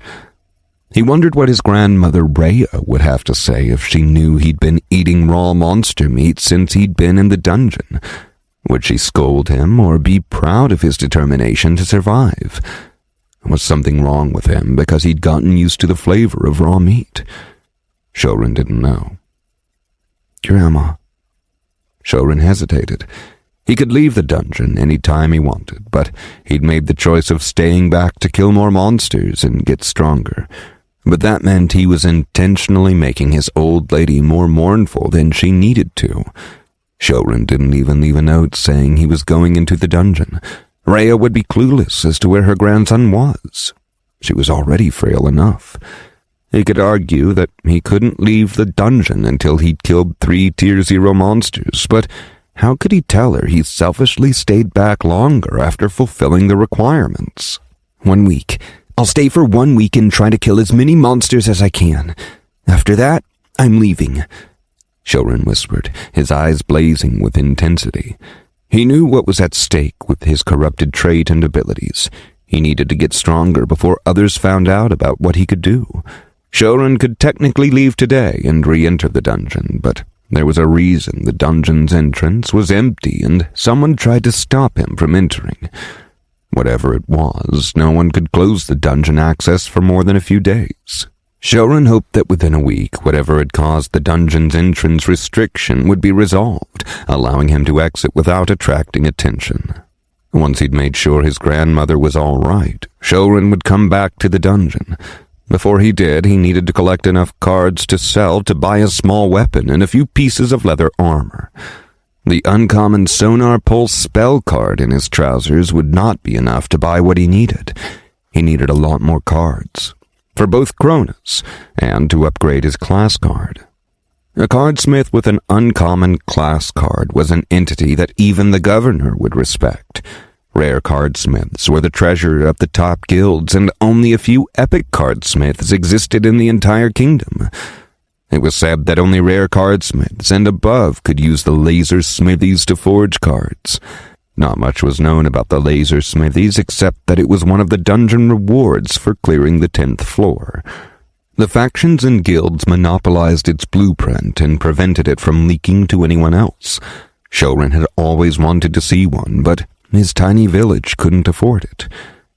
While he'd heard of a few famous epic cardsmiths, Shouren had never heard of a legendary cardsmith ever. But one day, there would be one. Shouren grinned in the dark as his wild hair fluttered behind him and torrents of lumen poured into his legs. The next morning, a small badger-like monster lazily strolls to the nearby river stream and laps up some sweet mountain water. Its lower jaw had a metallic sheen, as if it were made of iron rather than bone. The badger's soft silver fur moistened from the splashes made by the river water. Its beady eyes shimmied with happiness, taking its time to drink its fill. Suddenly, a sharp bone spike exploded out of the water and pivoted towards the monster's head. The sound of bone cracking in half split the airwaves. Despite the attack catching the monster off guard, the bone weapon fared a losing battle against the metallic jaw. "This fat rat is a mutated monster." Shouren groaned with lament and mourned the loss of the foxbone that had accompanied him through his previous battles. His plan wasn't terrible. Last night on his way to the mountain, he caught sight of a riverbank leading there. An idea flashed through his inexperienced mind. What if he used the river to remove his scent and then ambush unsuspecting monsters who'd come to quench their thirst? It was a feasible plan. Unfortunately, he ran into a badger with a mutated metallic jaw. "Yeah, I'm not fighting that thing barehanded. Sorry, little fellow. Have a good morning." Shouren sputtered with a nervous laugh and tried to dive back into the river. He'd think of another plan to fight the monsters without his bone spike. The badger glared balefully at the intruder, disturbing its morning routine. However, when it saw the human try to escape, it screeched with fury and pounced at the fleeing teen. It would not let this punk get away after rudely smacking its face. Shouren detected the silver-furred monster from the corner of his eye. Channeling a surge of lumen to his legs, he kicked against the water to propel him to the side, evading the monster's attack.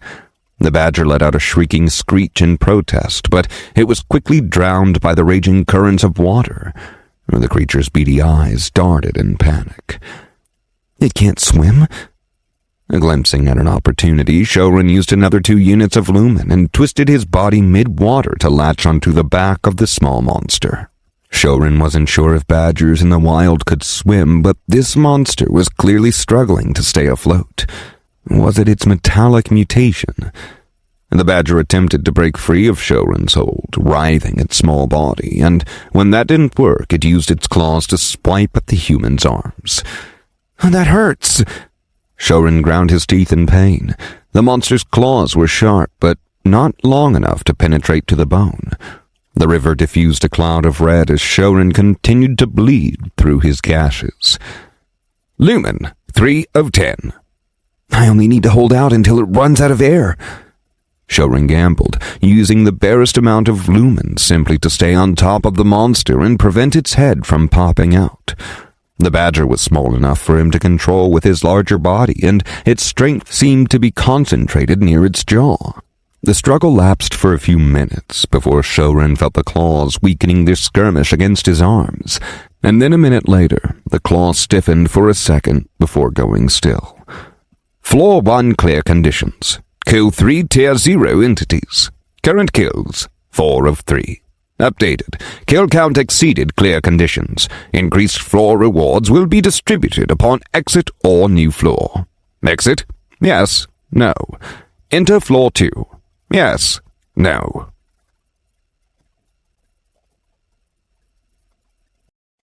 Chapter 6. Shouren raised his brows in pleasant surprise at the new notification. He was going to get increased rewards by going over the required kills for the floor. Did that mean more rewards in quantity or higher quality? Sadly, no more information could be gleaned from the system's words. This dumb rat nearly turned my forearms into noodles. Shouren choked out a few mouthfuls of the river water that managed to enter his throat during the struggle and clumsily dragged the badger's corpse out of the river and to the moss-covered rocks. 2 cards had dropped from the pesky monster, which he swiftly pocketed to his trousers. Shouren flung the creature on the rocky riverbank and flopped beside it onto his drenched back.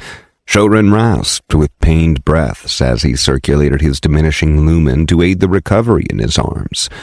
Why did all the monsters target his poor arms? His earlier plan had a few flaws. The foxbone wasn't sturdy or strong enough to pierce through any armored monsters. He was lucky so far with the injured beasts, as they already had open gashes that he could take advantage of. However, the bone weapon failed magnificently when it struck the armored part of the badger.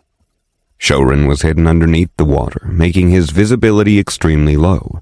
He just saw that it was a smaller monster and chose to ambush it.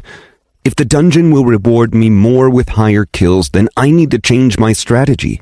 I'm not strong enough to take these monsters head on, and bone weapons won't work for future ambushes. The lumen numbed the stinging pain from his arms, allowing Shouren to focus on his thoughts. He was aware of his deficiencies. Although the corruption granted him unbelievable powers, it didn't translate into direct combat prowess. With all his attributes in the F rank, Shouren was majorly handicapped against the Tier 0 monsters. Let's see what this rat dropped. Turning his attention to his recent loot, Shouren retrieved the 2 new cards. Great, I guess, Shouren mumbled unenthusiastically. He really wanted a spell card that could kill all the monsters with 1 shot, but luck didn't favor him today. The badger had dropped 2 common spell cards. Tier 0, Burrow, common. Dig into earth. Size and shape depend on caster and inputted lumen. Deeper soil increases lumen requirement. Cost, 1 lumen to activate. Tier 0, reinforced material, common. Alter the density of common materials to grant it greater strength and defense. Can be applied to weapons made of common metals. Cost, 2 lumen. The cards were great, and the second one would probably sell for quite a bit in the market, yet they wouldn't help him directly kill the monsters. If only he could equip the combat spell cards in his spell slot, he could have used the common hide presence forever. Shouren knew combat spell cards had much lower chance of dropping, but that didn't quell his disappointment. He had a single uncommon combat spell card, but he couldn't even use that with his measly lumen capacity. I'm back to square one. Shouren slowly got up with a sigh and squeezed out as much of the water as he could from his trousers. I don't mind the raw meat anymore, but this badger doesn't look appetizing. I wish I could cook it over a fire at least. Shouren glanced at the dead monster next to him and wrinkled his nose in distaste. The rocky bank was connected with the forest glade, so there was an expansive area near him where he could start a small fire with the plentiful trees and branches. However, the smoke and smell alone would draw the attention of nearby monsters, and Shouren had no weapon right now, unless he dissected the badger for another bone. Wait. He halted abruptly in his tracks. He looked at the badger, the nearby rocks mixed with boulders, the flat plains of the forest, and the remaining cards in his arsenal. His hazel-green eyes flashed with inspiration, a seedling of an idea taking root, an idea that could potentially solve his problem of fighting the monsters. It was a crazy plan, crazy enough that if it failed, Shouren wouldn't escape with merely a few injuries on his arms. If he went through with his maniacal idea, a single small mistake would have him shaking hands with his dead ancestors in the afterlife. I was approaching this wrong from the beginning. Shouren's eyes glazed with fervor. He finally realized his error. He kept trying to fight as a warrior or an assassin, but he was neither of those. He might have wanted to get a combat class card, but fate had a different path for him. He was a cardsmith. It wasn't what he ideally wanted, but it was his path now. And if he wanted to fight, he needed to fight as a cardsmith, and with the cards and abilities he had. Come on, you loser. I need you for this plan. Shouren smirked at the badger's corpse and picked it up by its bushy tail. He laughed with anticipation as he walked into the open grass area. This is where Shouren would commence his crazy plan. Lumen, 10 of 10. I'm ready. Let's start. Oblation Pact. Shouren raised one arm holding the common spell card and shoved a chunk of raw badger meat in his other hand to his mouth, chewing through the lumen-enriched flesh as fast as he could to replenish his dwindling lumen reserves. Tier 0, Burrow, Common. Dig into earth. Size and shape depend on caster and inputted lumen. Deeper soil increases lumen requirement. Cost, 1 lumen to activate. The spell card disintegrated into dust. Shouren rushed to get to work. He only had a minute to succeed. He brought his hand over an empty patch of grass and clenched his fist. The spell dug into the soil. Shouren visualized a big rectangle the size of 3 by 2 square meters and watched the lumen drill into earth. The forest soil was fairly loose, causing no difficulty for the amateur Shouren to shape the size of the hole he wanted. Using his other hand, he tore through another bite of the monster meat. Lumen, 7 of 10. Lumen, 6 of 10. Lumen, 5 of 10. Lumen, 6 of 10. Lumen, 5 of 10. Lumen, 6 of 10. Shouren had already dug 3 deep pits into the meadow, each separated by only a few feet. He was going to make the pits spread out in a circle from the center, creating a maze surrounding the small, safe patch of land. Shouren remained steadfast, digging new pits and gobbling down the badger meat. 42 seconds left. Shouren raced down the meadow, his hand clenching and unclenching as new pits formed. Lumen, 3 of 10. Lumen, 4 of 10. Lumen, 3 of 10. Lumen, 2 of 10. Lumen, 3 of 10. 13 seconds left. Lumen, 2 of 10. Lumen, 1 of 10. Lumen, 0 of 10. Lumen, 1 of 10. Lumen, 0 of 10. 2 seconds left. Shouren collapsed on the ground, wheezing out of breath as the spell left his body. With sweat cascading down his face and neck, he stared triumphantly at the 12 pits encircling the area. They were all contained inside the radius, giving off the appearance of a crude runic circle. Shouren jogged back to the center and tore another chunk from the dead badger. He needed to recover his lumen for the second stage of the plan. Not all the pits were completely even, with several smaller or larger than others, but Shouren had gotten the job done. After another 20 minutes, his lumen was back to full capacity. On to stage 2. Oblation Pact! Shouren wiped away the bloody trail leaking from his mouth and took out the second card, simultaneously triggering the corrupted ability once again. Tier 0. Reinforce Material. Common. Alter the density of common materials to grant it greater strength and defense. Can be applied to weapons made of common metals. Cost, 2 lumen. Another common card crumbled into nothingness. Shouren leaped off to the nearest pit and placed his palm on the surrounding dirt. Tendrils of lumen swam into the soil, fusing itself with the grains. Shouren didn't understand how the spell worked, but he watched in fascination. The pit outwardly looked the same, but only by touching the sides of the soil could Shouren tell that it was structurally much harder. Lumen, 4 of 10. 1 pit took me 6 lumen to reinforce. Shouren clicked his tongue at the absurd cost of the spell. He wouldn't be able to reinforce all 12 of the pits in time. Racing against the clock, Shouren ignored the next pit and darted to another pit in the distance. If he could only reinforce a few pits, he'd spread them out. Swallowing another morsel of the monster meat, Shouren got to work.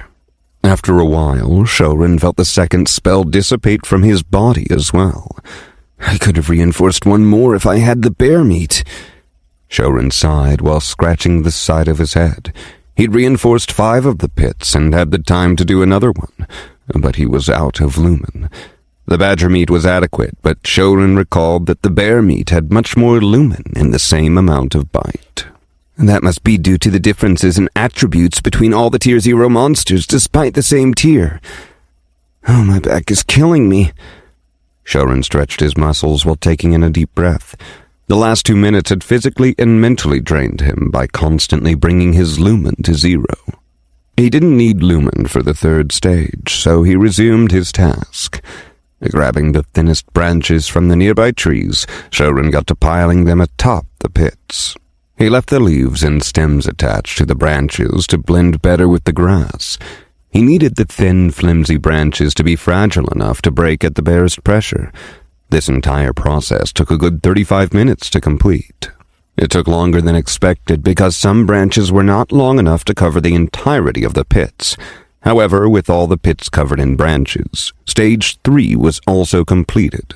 Shouren had spread the branches even on areas not with the pits to make it appear like the whole area was covered with dead branches rather than just where the pits were. Shouren made sure to mark the pits with a distinct sign that only he'd recognize. The sky was now starting to darken. Time for Stage 4, Shouren stated cheerlessly. This was the stage he least liked and didn't want to do, but it was necessary for the plan to come to fruition. He brought out his last common card. It was the rogue class card. "Sharding," Shouren whispered with regret as his hands glowed with lumen. Touching the class card, he observed it shatter with a brilliant crack and break into 4 uneven shards. He hated this stage, as he could have used that card to upgrade his class card. Shouren only hoped that his crazy plan would work, and in that case, the loss of the rogue class card would be justified. Shouren took the illuminating shards and placed each one atop the branches on the reinforced pits.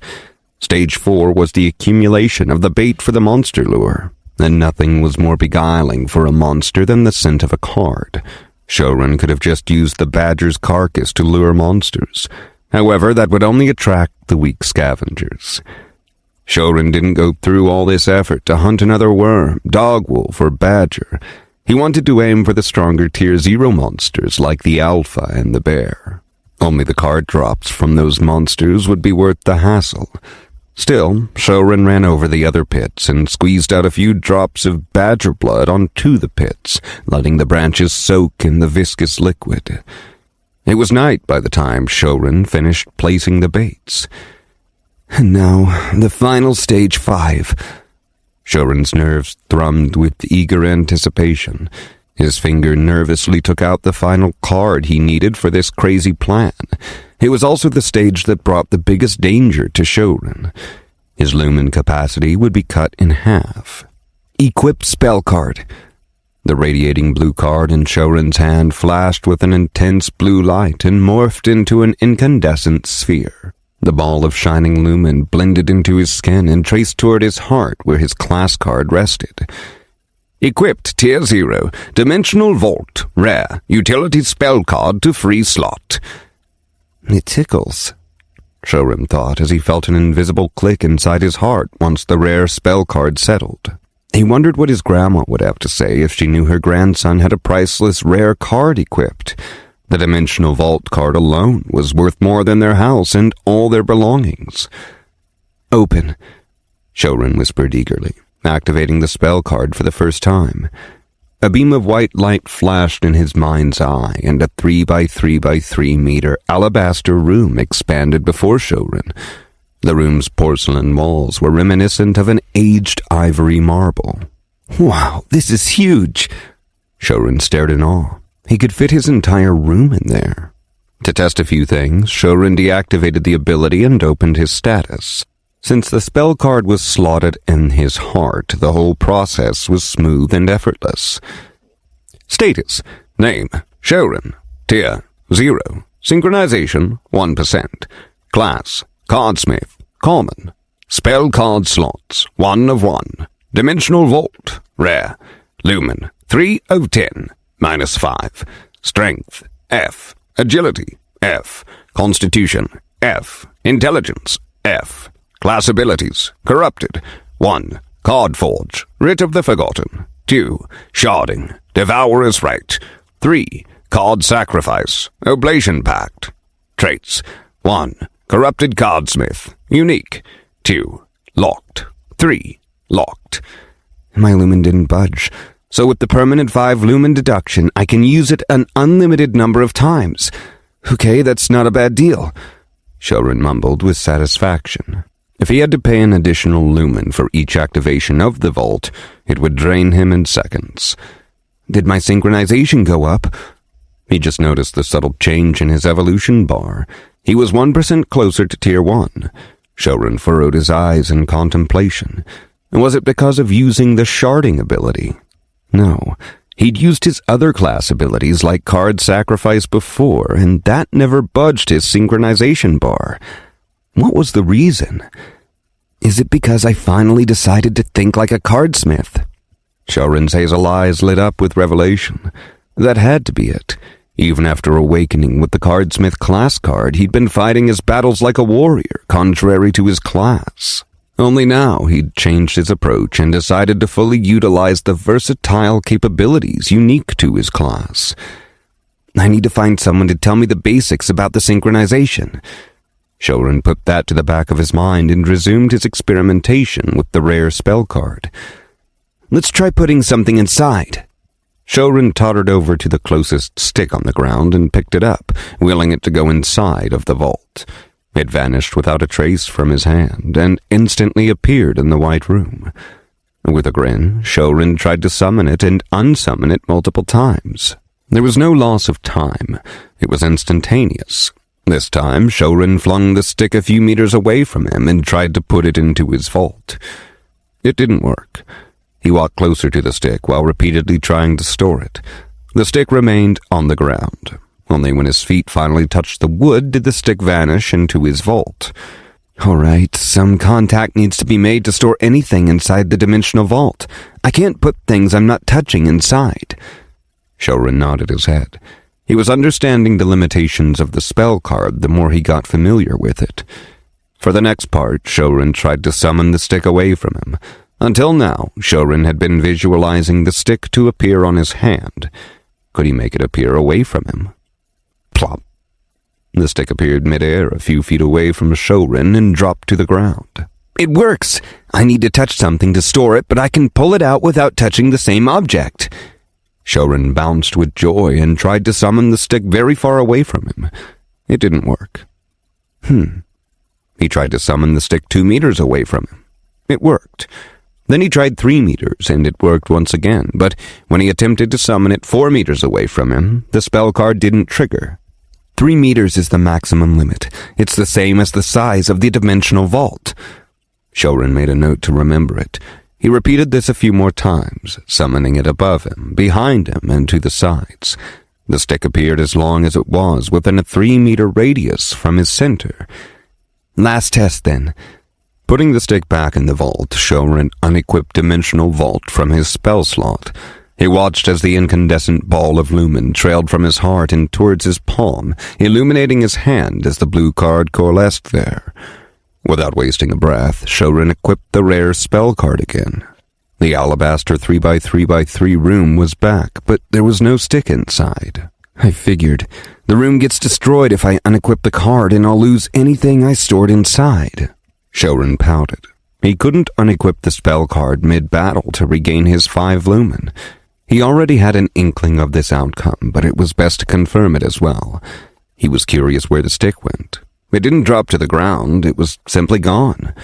Was it in the void? That should be enough experiments. Time for the final touches. Shouren slapped his cheeks in excitement and dashed toward the rocky shore. His preparations were now complete, and the traps were set in motion. This was Shouren's first true battle as a cardsmith. No, that's the spot. Sitting alone in the forest glade, a small human figure was hunched over a small crude campfire with skewers of meat poked into the grass around it. The delectable aroma of cooked meat wafted in the area, along with the smoke from the fire. This is the best meat ever, Shouren yelled into the empty air, singing praises for the roasted badger meat as he bit into it. Yuck, it doesn't taste any better after being cooked as well. Shouren gagged inwardly at the rancid flavor. Outwardly, he was putting on a show. For the traps to work, the monsters had to be focused on him and not pay close attention to why the branches were all laid out on the forest floor when the trees were a bit further away. Shouren had to play the ignorant role to lure the monsters out. If they thought his guard was down, the more likely they'd be to get closer to him without much vigilance. It was a burdensome task to start the fire, as Shouren had never done it before. However, after much trial and error, he used the friction of a sturdy stick and some ground wood dust to start the ember. "Look at that fat dripping over the fire!" Shouren continued to advertise the foul meat. There was no fat dripping. "This is a bit embarrassing." Shouren blushed inside. He felt like a street seller on the market, but he was selling to no one. There weren't even any customers around. But he had to do this because his F-ranked attributes wouldn't be able to detect the monsters unless they came much closer. This was an act for the monsters that were already stalking him after he lit the fire. The 4 shards on the reinforced pit sparkled under the skylight. Despite not sensing any monsters nearby, Shouren continued to make noise. After what seemed like an hour of oohing and awing after the meat, he heard the faintest rustle of a leaf being moved. Something's there. Shouren didn't raise his head or turn around, and kept his eyes on the meat cooking over the fire. He wouldn't have heard the leaf if it wasn't for his intense concentration on the surroundings. Whatever it was, it made no noise while moving over the branches in the vicinity. It was a monster with stealth. "The salt really brings out the flavor of this succulent meat." Shouren raised the skewer and munched on it with relish. There was no salt. A pair of reptilian eyes bore into the back of the small human. The human was busy eating as he didn't notice the mighty snake and its beautiful dark violet scales. The snake silently hissed with annoyance. How rude of the human to not admire its sheen. It didn't matter. It was a merciful monster, and it would break the human's neck with its fangs before devouring him, but it needed to collect the shard first. The 2-meter-long snake noiselessly slithered to the shard, its reptilian eyes flushed with green. For a brief moment, it turned its head to glance at the human. The dumb human was still busy eating. Good. The snake sensed more shards around it. Its scales vibrated with glee and rushed to the first shard. It would be closer to evolution after consuming these shards. Right as the quarter of the snake's body was over the covered pit, it abruptly fell inside the trap with an audible thud. The shard fell alongside it. The monster panicked for a second, but hissed with irritation when it saw there was nothing else in the pit. It was just a hole. It could easily climb out of it. Out of nowhere, the small human appeared over the pit with a stupid grin on his face. The teen boy had a sharp wooden stick in his hand. The snake snorted in derision, its scales relaxing from tension. The human was a dimwit if he thought he could penetrate the snake's scales with that poor toothpick of a weapon. And just as the snake was about to coil up and launch itself at the human, the teen did something unexpected. He tossed a handful of dirt over the snake's eyes. The monster was amused by the small human. It didn't need to hunt with its eyes. It had other senses it could use to track the human. Its forked tongue tracked the direction of the teen as the monster once again attempted to strike. Suddenly the snake smelled the river. Before the monster could gather its sight, it felt all the shadows bloom around the pit. The sky was turning dark. No, the pit was turning dark. In that fraction of a second, the snake's vision cleared, but it had no time to escape as the massive boulder hit its body. And then it knew no more. "Sweet peaches, it worked!" Shouren ardently touched the top of the huge boulder and summoned it back into his vault, revealing the flattened snake monster on the bottom of the pit. His crazy plan had worked. Back when he initially saw the rocks and boulders near the river, a plan had started to formulate within his mind. With the snake trapped inside the pit, Shouren momentarily blinded the monster and then swiftly summoned the large boulder 3 meters above the pit. The snake was crushed under the gravelly pressure. "It didn't get the shard." Shouren sighed with relief. He'd killed the snake before it could eat his precious shard. Then the glow hovering over the flattened snake caught his attention. It was 5 cards, 2 green and 3 gray cards. It was Shouren's biggest haul from any monster. However, that wasn't the end of the surprises. Attribute upgraded. Intelligence, F to E. Status, name, Shouren. Tier, 0. Synchronization, 1%. Class, Cardsmith. common. Spell card slots, 1 of 1. Dimensional Vault, rare. Lumen, 15 of 20, -5. Strength, F. Agility, F. Constitution, F. Intelligence, E.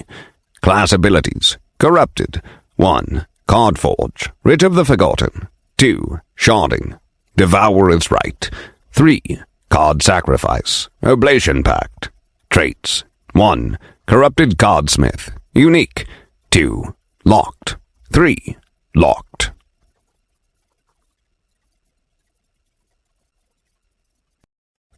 Chapter 7. It's my first attribute upgrade. Shouren checked the message again. His intelligence was the first of his attributes to reach E rank. He tapped his head. He didn't necessarily feel smarter or wise, although he did sense that the speed of his thoughts had gone faster. "Does the world seem clearer?" Shouren muttered, experiencing an imperceptible fog clearing from his sight. Or was it just in his head? Look at that sweet, juicy lumen. Shouren crouched down and smacked the dead snake's flat scales in excitement. Shouren glanced at the monster's dead eyes awkwardly. He'd just goaded this Tier 0 beast and then used a giant boulder to pulverize its insides. It was a sad way to die. Hope you get to eat lots of eggs in the afterlife, friend. Are there even eggs in the afterlife? Well, just eat whatever you can find. Shouren shrugged after patting the dead snake and returned to his excitement with the new lumen capacity. His dreaded 5 lumen was now bursting with 15 lumen. E-rank intelligence had doubled his base lumen from 10 to 20, and with the dimensional vault occupying a constant 5 lumen, Shouren now had 15 lumen that he could actively use. If I knew increasing my intelligence would solve my lumen issues, I wouldn't have been so hesitant with equipping the rare card in the first place. Shouren brushed off the meat paste from the scaly hide and stored it inside the vault. The snake hide had a gorgeous coloring, and the merchants would pay a nice purse for it. Shouren inspected his attributes again. Except for intelligence, all of them were F-ranked. Increasing the attributes to E-rank should be relatively easy, but he didn't know how to reach D-rank intelligence. How much lumen would that give him? Would he get there by tricking more monsters? He had an inkling that it would work. He'd been constantly on the run since he'd entered the dungeon, and yet his agility remained at F-rank. His first kill, the pink worm, had also been an ambush, and yet that didn't raise his attribute. Well, 15 lumen is still good. I wonder what the other attributes will do. Shouren picked up the intact shard from the pit. He made his secondary goal to raise his other attributes to E-rank as well. Strength and agility should be straightforward, but he had no clue how to train his constitution. Give me something good, you stingy dungeon. Setting aside the attribute matters, Shouren turned his attention to the task he'd been delaying, the 5 glowing cards on the ground. He purposefully shuffled the 2 green cards to the back and started with the gray cards. The first 2 were common class cards. Tier 0, Warrior class, common. Tier 0, Merchant class, common. This sneaky guy actually dropped the Merchant class card. Shouren raised his eyes appreciatively. It was a common version of the class card, but the merchant classes generally sold for a decent amount of kronas. It was one of the relatively valuable common class cards, unlike the Cardsmith. He stored the class cards in his vault. He had plans for them. Then he looked at the last common card. Tier 0, Lumen Shield, common. Create a 1 meter wide lumen barrier in front of you, blocking attacks within Tier 0. Cost, 3 lumen per second. You're starting to like me, aren't you, dungeon? Shouren cheered. He finally had a defense spell card that he could use to save his life. It was a lowly defense spell that only covered a small area in front of him, but it essentially gave Shouren an added layer of armor in case something went awry. He put this card in a specific zone within the dimensional vault, allowing for quick access. Shouren stared at the first uncommon card in front of him. Once again, it was another class card. Tier 0, Thief class, uncommon. This is troublesome. Shouren squinted his eyes in frustration. It was a superb class card that was high in demand. An uncommon thief in any party was instrumental in safely clearing a dungeon floor or find hidden treasures. The problem was that it was too dangerous for the present Shouren to sell it openly. Uncommon class cards were an expensive commodity in the markets, and if someone spotted Shouren with one, the consequences of that were unimaginable. Rather than selling it, I want to trade it for more common class cards. Shouren reflected in his mind. He already had enough items he could sell for Kronos. What he urgently needed to do was to accumulate 100 common class cards to upgrade his class to uncommon. With his corrupted Cardsmith trait, any new class abilities would have an additional corrupted ability. Shouren looked forward to that day. And this is okay as well. Shouren placed the thief class card inside his vault and looked at the final card in his hand. Tier 0 Disguise Self. Uncommon. Create an illusory appearance, hiding your real features. After activation, no further lumen required to maintain the spell. Illusion unaffected to Tier 1 and above. Cost, 10 lumen per activation. Unlike the Tier 0 Hide Presence spell card, Disguise Self only altered the person's appearance. It would make no difference to the monsters as they'd hunt any living being. However, Shouren was ecstatic that the spell card didn't require a constant supply of lumen. That meant if he ever corrupted that card, he could use it longer than a minute. It was a shame Shouren couldn't use this card, but if he could find a reliable merchant, he now had 2 uncommon cards to trade. No, I had the other uncommon card as well. Shouren almost forgot his first uncommon spell card dropped by the Alpha. It was a card he threw aside because of its absurd lumen cost. Tier 0, Sonar Pulse. Uncommon. Discharge a powerful wave condensed of invisible sonar vibrations. Ignores all armor. Cost, 12 lumen per wave. Now that Shouren's lumen capacity had hit 15, he could effectively use the offensive spell card. Out of all the cards at his disposal, the Sonar Pulse was his strongest attack card. It could forcefully ignore a monster's armor and directly target its vulnerable flesh. I have a trump card for both offense and defense now. I should reset this pit pronto before another monster comes through. Shouren quickly disposed of the broken branches and replaced them with the fresh branches he had in his vault.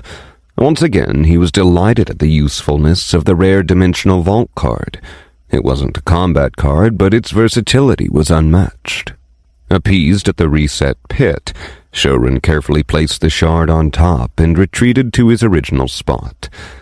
Shucks, I forgot about the skewers. Shouren chided himself at the blackened scraps of charcoal which were once stringy cuts of badger meat.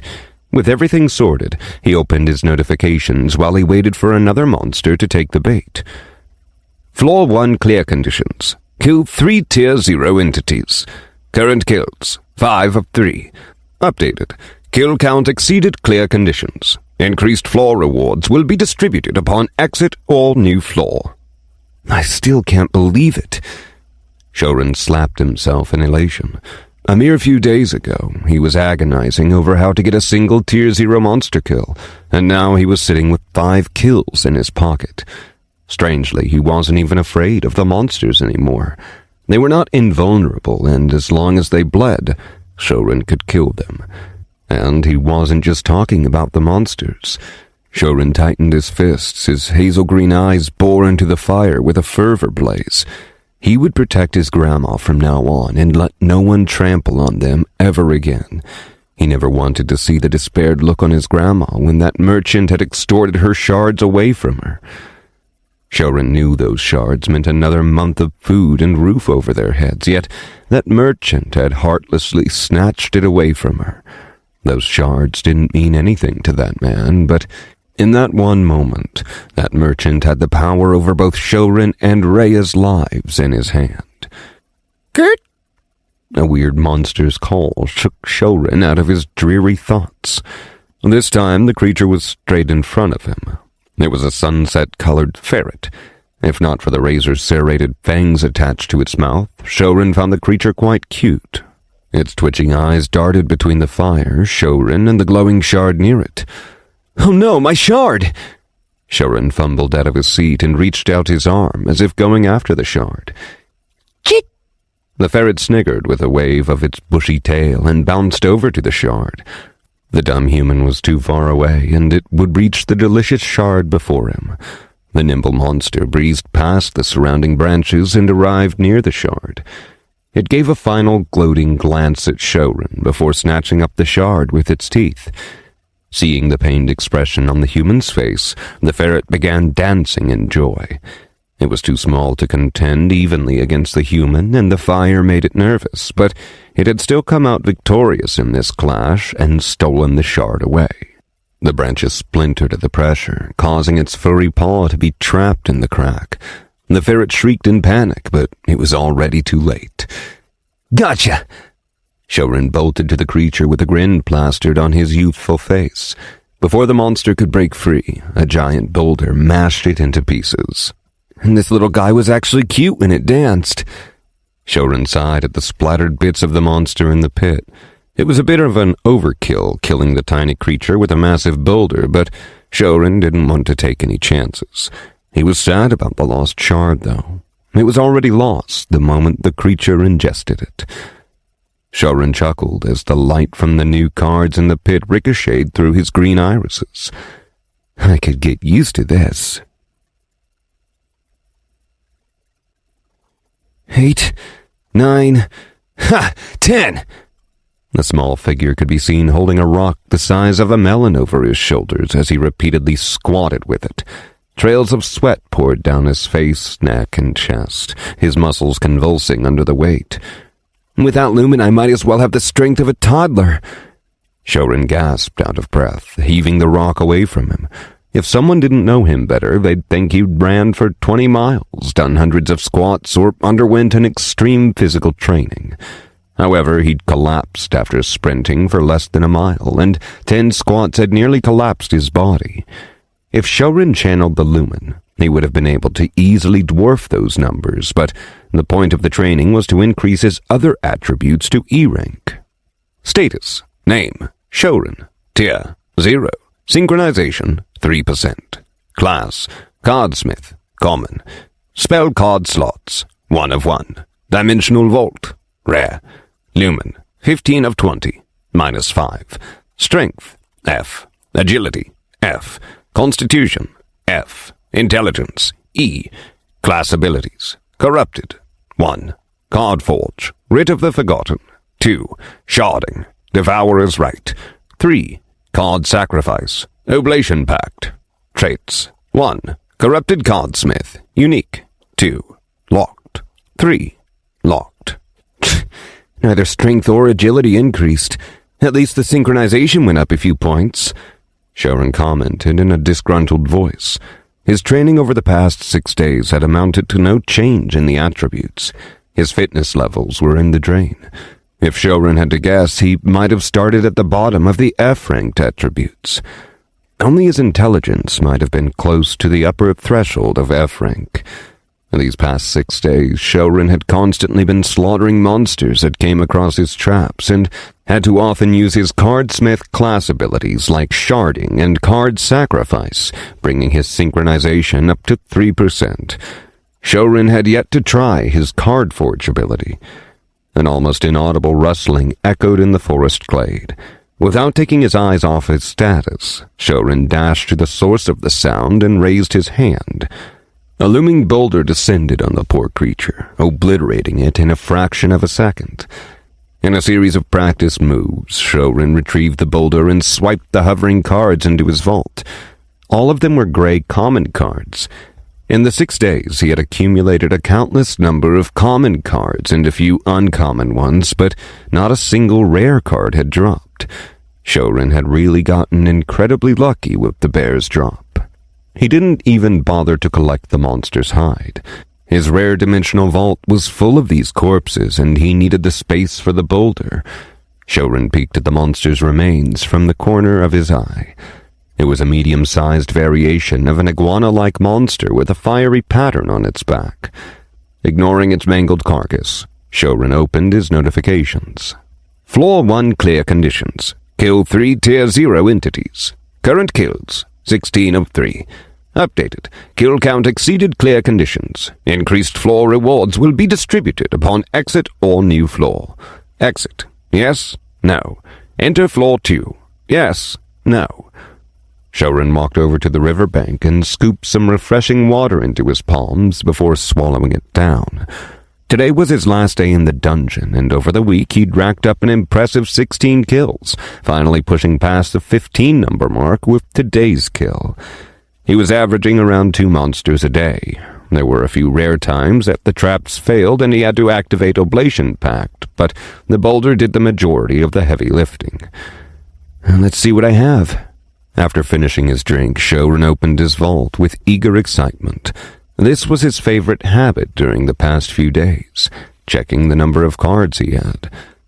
Class cards. Common, 14. Uncommon, 3. Spell cards. Common, 11. Uncommon, 5. Shouren was hoping for another rare card, but it was already a miracle that one had dropped in floor 1 of the dungeon in the first place. However, his luck wasn't too terrible. Just as Shouren was about to run his hands through the cards, a dangerous rumbling thundered through the still sky. Huh? Shouren crouched to the ground, his senses on full alert to detect the anomaly. His mind was hovering over the button that let him exit the dungeon. It was his safety measure. With a raging crack in the sky, a bolt of scorching lightning exploded above Shouren. Before he could dodge, a blazing lightning missile blasted the ground a foot away from him, destroying the reinforced pit there in an instant. Shouren yelled in pain. One of the smaller chains of lightning in the vicinity had managed to land on his right leg. The smell of seared flesh drifted into Shouren's nose. A small brush against the lightning had roasted the skin on his leg. At that moment, the lightning in the sky parted in the center, revealing the origin of the tumultuous lightning. It was a godly winged creature the size of a small house. Its sparkling golden wings fluttered angrily over the horizon, its burning eyes pouring down on Shouren.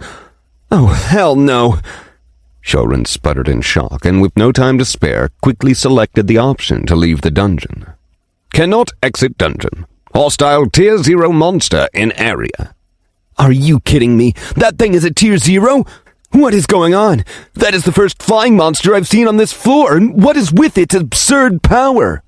Shouren's brain rattled at the vibrations rocking on the ground. The lightning beast toned its gaze at the human and sent shockwaves in the air with its crackling golden wings. It was about to let loose another barrage of lightning. Shouren was still unable to leave the dungeon. Stupid dungeon! I knew it wouldn't have such an easy escape route. How do I even kill a monster that can fly and shoot lightning out of its body? I could use a few of the uncommon spell cards I collected over the past few days, but I doubt any of them would do any serious damage. Shouren's thoughts raced madly as he sought a solution. Killing that lightning beast was out of the question. He had neither the lumen to sustain that fight or the attributes to match it toe-to-toe. What if I can hide from it long enough? Shouren froze at the thought. The message from the dungeon stated there was a hostile entity in the area.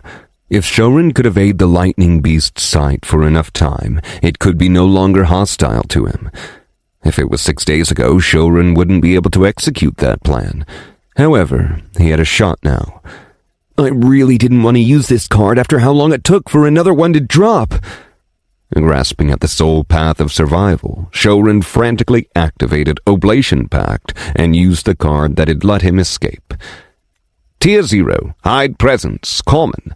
Remove all traces of your presence. Affects only Tier 0. Cost, 2 lumen per minute.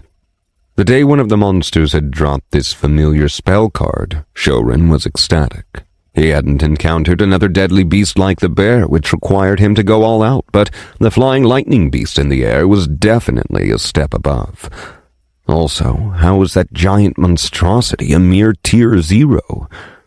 His corrupted ability sank into the card, and Shouren felt the spell card trigger. If the flying carnage was actually a Tier 0, this spell card should be able to elude its senses. Another flash of lightning erupted on the ground, and Shouren's right shoulder sizzled from the aftermath. He bit his tongue and swallowed down the agony coursing through him. The spell card should mute his noises, but he didn't want to take any chances. An ear-shattering screech pierced the sky as the monster furiously flapped its wings, sending miniature bolts of golden lightning scattering all over the vicinity. Shouren's traps and the reinforced pits all crumbled into dirt at the intensity of the fervor attacks. It lost the human. The lightning beast raised its beak and howled. Shouren hobbled away from the destruction, dragging his right leg through the grass. At least the lightning cauterized the wound, preventing the blood from staining the ground. Otherwise, the lightning monster would have noticed it. Come on, let me out, you blighted dungeon.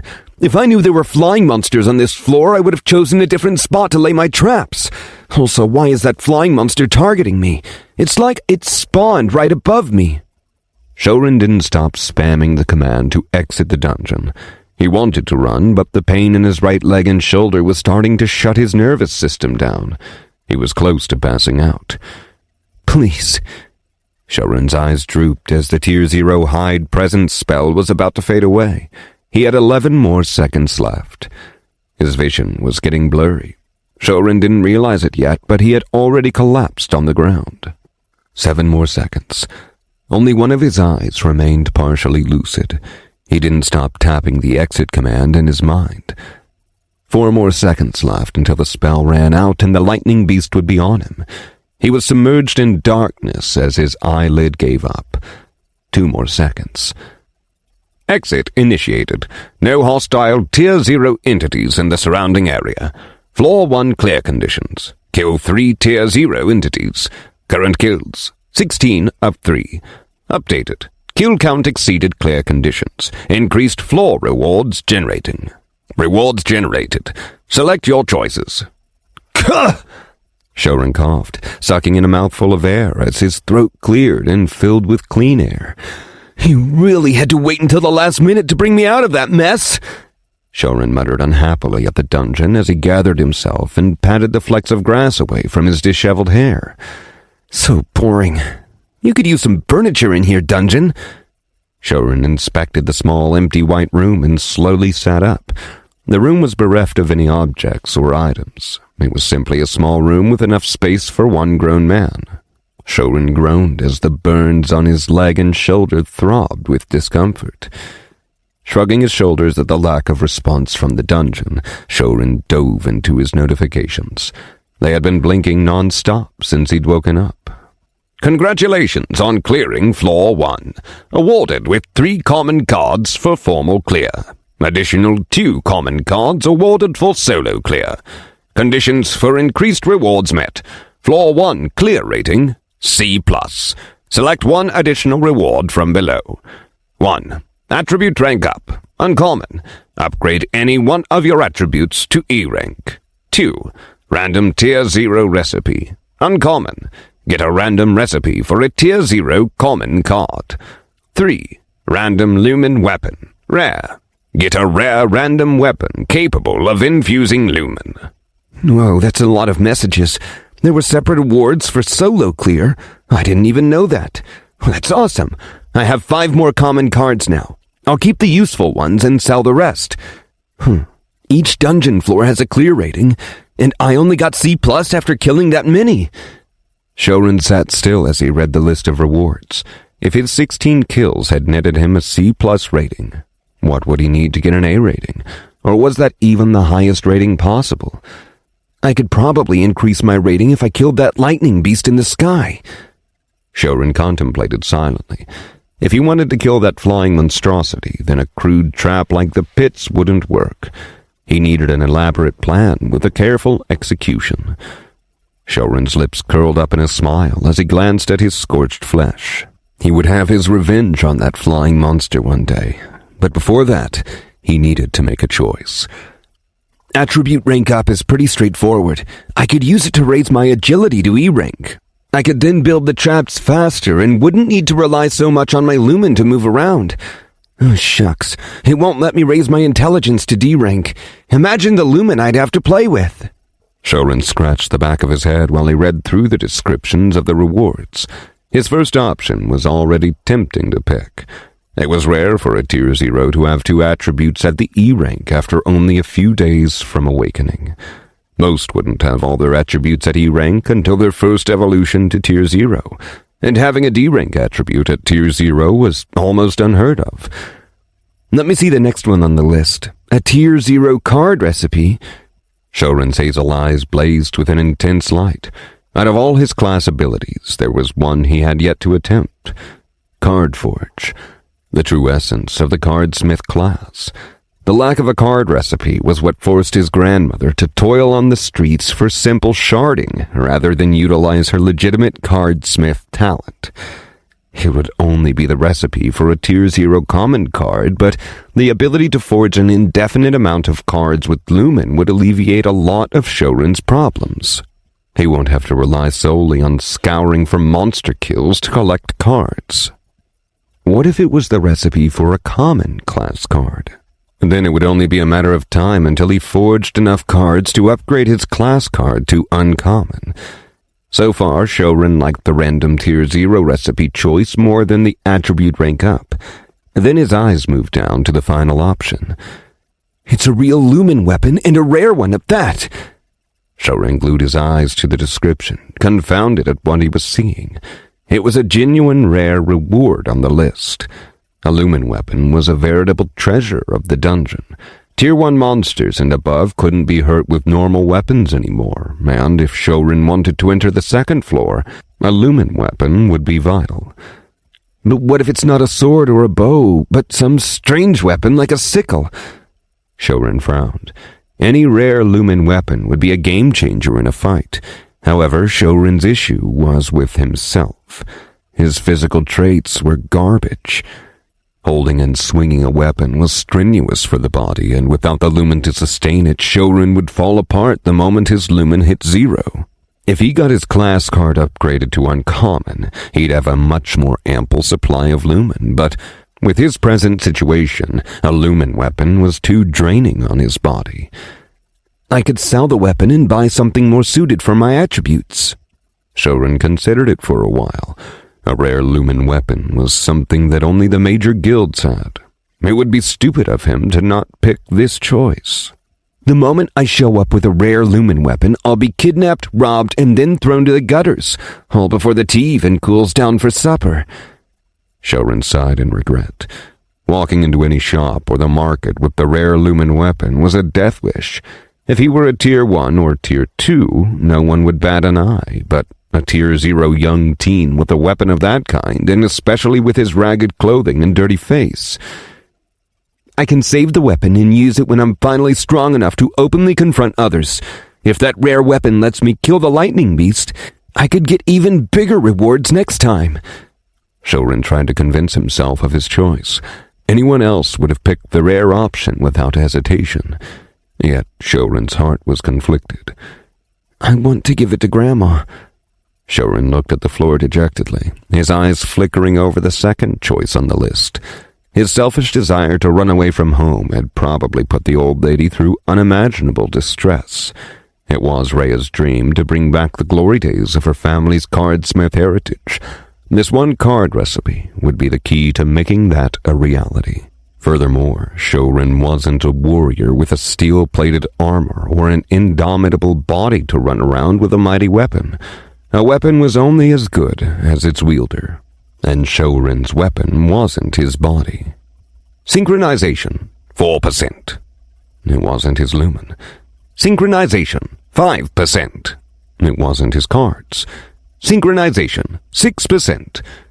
It was his class, the Cardsmith. Synchronization, 8%. Shouren made his final choice. The white room flared with a burst of light, and his body vanished without a trace. Status: Name: Shouren. Tier: 0. Synchronization: 8%. Class: Cardsmith. Common. Spell card slots: 1 of 1. Dimensional Vault. Rare. Lumen: 15 of 20. -5. Strength: F. Agility: F. Constitution: F. Intelligence: E. Class abilities: Corrupted. 1. Card Forge, Writ of the Forgotten. 2. Sharding. Devour is right. 3. Card sacrifice. Oblation pact. Traits. 1. Corrupted Cardsmith. Unique. 2. Locked. 3. Locked.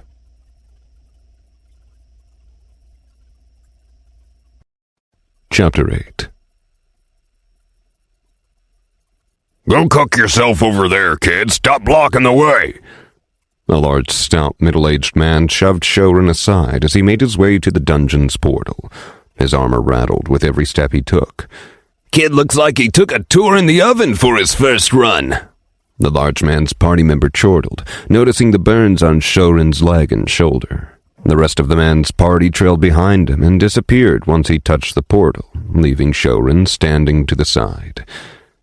I'm back, Shouren exclaimed inwardly. He was finally out of the dungeon, and he came out alive. He was glad the dungeon was back in operation and not in the same state as when he first entered it. Shouren hoped no one would remember him as the one who sneaked past the restrictions and jumped in the dungeon. He should find out why the dungeon was restricted on that day in the first place. But before that, there was something else he had to do. And now that he was out of everyone's way, Shouren peeked inside his vault and grew giddy at seeing all the cards piled up there. With the extra 5 cards from the dungeon reward, Shouren had close to 30 common cards and 8 uncommon cards. It was an impressive haul for his first time in the dungeon. Would others even believe him if he told them how many cards he managed to get in his first run? It was all thanks to the Tier 0 Dimensional Vault Rare spell card that he was able to procure these many cards. Shouren wanted to go through all his cards one by one, but there was something else that captivated his attention. The thin scroll in the center of his vault. The scroll was the random Tier 0 recipe. Shouren didn't want to touch it. The scroll would reveal the random card's recipe once it was activated, and then the knowledge would be transferred only to that person. Grandma will finally be able to live her dream with this. Shouren smiled warmly. He couldn't wait till he showed his grandma the scroll, and then he'd reveal that he was now a cardsmith just like her. It's been a week. Grandma will be worried sick. I should run. Shouren tried to sprint, but soon winced in pain at the burns on his right leg, and there was something wrong with the connected nerves there. Now that he was out of the dungeon, he carefully examined the degree of the injury on his leg and shoulder. The lightning had done deeper damage than expected. Need a healing hand, gracious little cardist? Must have been a dangerous hunt if your party left you here. A sweet and kind voice interrupted Shouren. It was a young nun in her early 20s dressed in pure white robes. Her soft brown eyes looked at Shouren with sympathy as she held out her hand to him. There was a mellow pink glow emanating from her hand. You gonna heal me for free? Shouren narrowed his eyes at the nun. He knew those types of people from the church. They acted all benevolent in the public's eyes, but didn't heal a beggar unless they had kronas to afford their services. The young nun's face scrunched up in distaste at the mention of the word free and stated in an even tone, 120 kronas for a full heal or 70 kronas for a partial heal. Diseases will cost extra. What do you want? Gone was the kindness in her voice. She thought the kid was rich, as only the wealthy would dare to send their Tier 0 children to the dungeon this young with an escort party.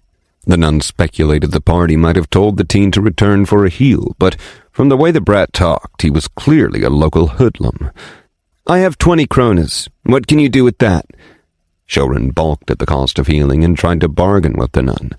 Unlike his previous minor cuts and bruises, the lightning had seared deep into his flesh, and he desperately needed to take off this before it got worse. I can take that 20 kronas and give you a fist bump. Do I look like I'm begging you for money? The nun snorted and turned around to leave. And the kid was messing with her if he thought she'd heal him for a measly 20 kronas. And there were always new customers near the dungeon's entrance that required healing, so she'd wait for them. How about 40 kronas? My cat is dying. Please do this favor for it. Shouren held onto the hem of the nun's robes and put on a pitiful expression. Am I the cat's aunt? What does your cat have to do with me? Tell me the cat's name, quick. The nun paused at the absurdity of the kid's tactics. This kid was trying to scam her, but the young woman saw something else in those hazel eyes.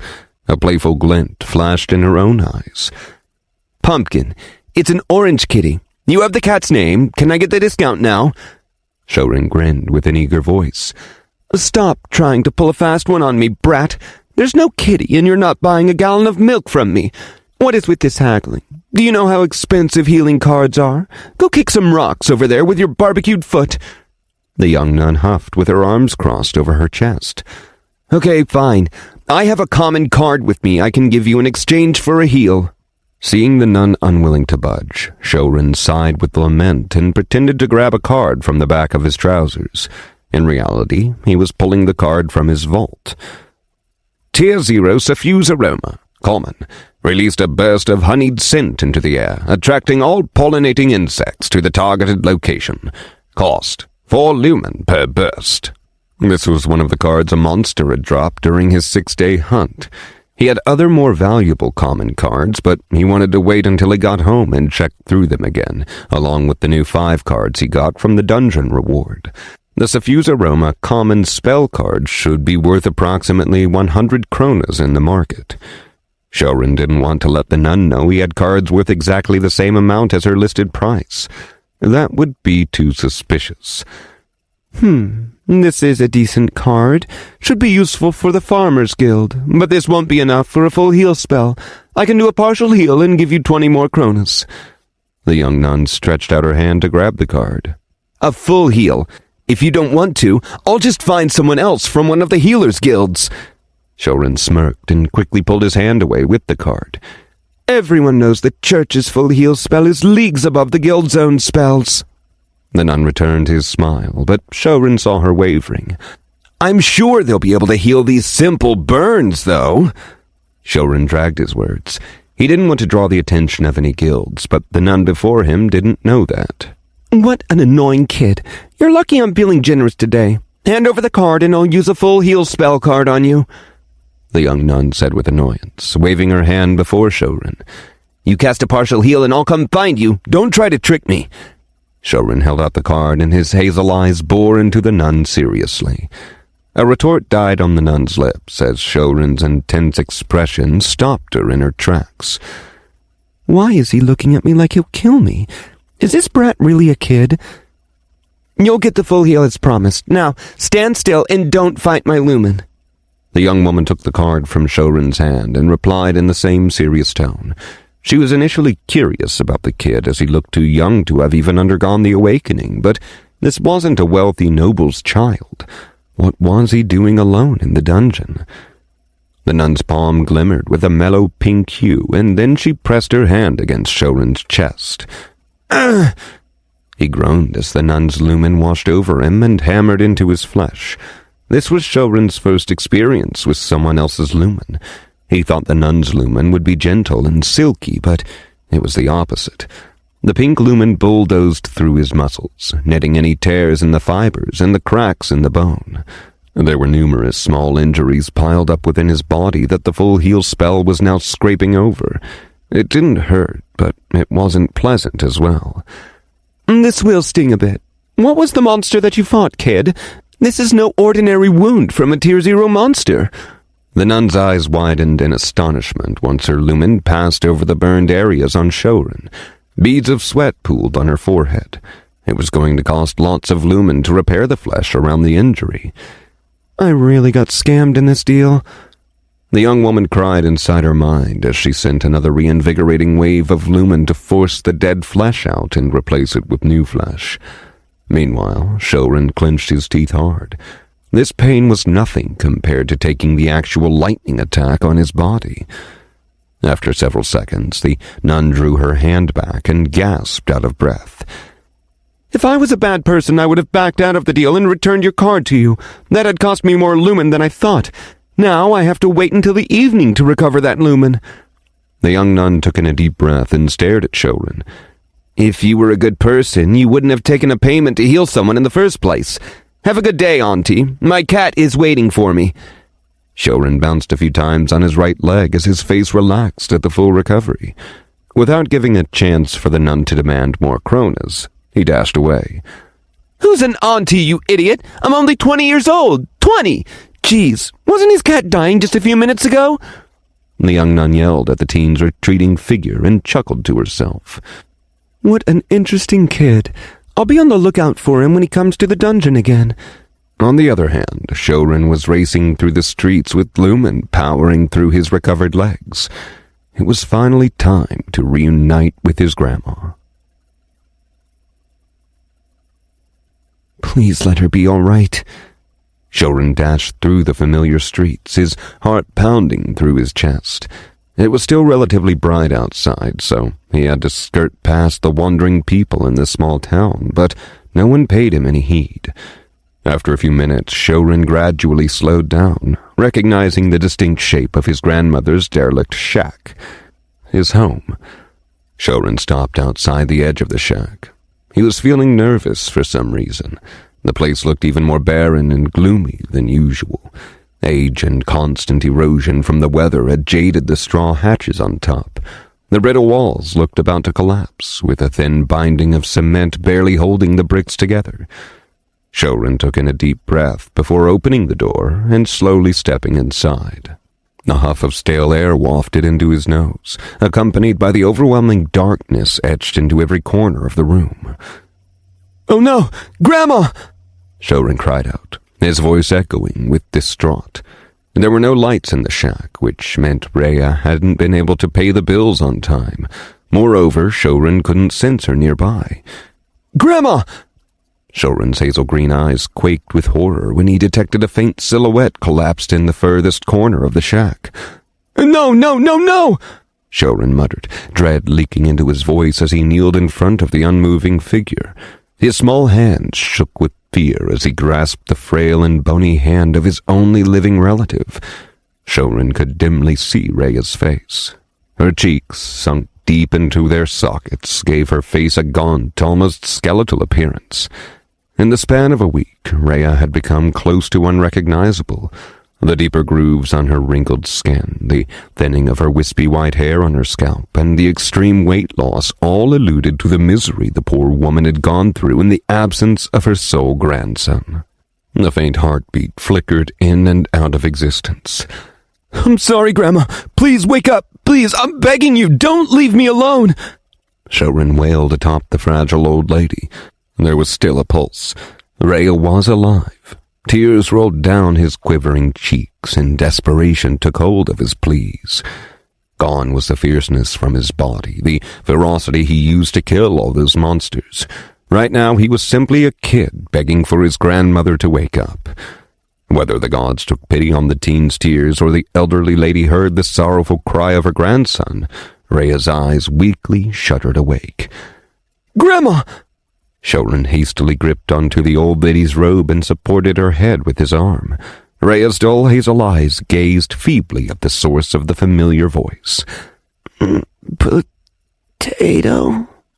Rhea's parched lips struggled to form the words, but a new vigor surged into the old lady as she recognized her grandson. She clutched Shouren's hand in a scared vice, afraid if it was just a mere hallucination. Little potato, is it really you? Why did you leave me? Rhea hugged Shouren's small frame to her chest, bursting into a fit of uncontrollable tears. I was stupid. Please forgive me, Grandma. I won't ever leave you again. Shouren bawled in relief and hugged Rhea back. Both grandmother and grandson held on to each other as they sobbed their hearts away. Late at night on the same day. You made this whole ludicrous plan to just avoid the Cardsmith class card. Rhea's hazel eyes sternly bore into the identical hazel eyes of her grandson. Her lips were pressed into a thin, angry line, and her arms were folded so tightly it seemed her knuckles were white with barely contained anger. Shouren shifted uncomfortably while seated on the floor. His eyes pointedly avoided meeting Rhea's own.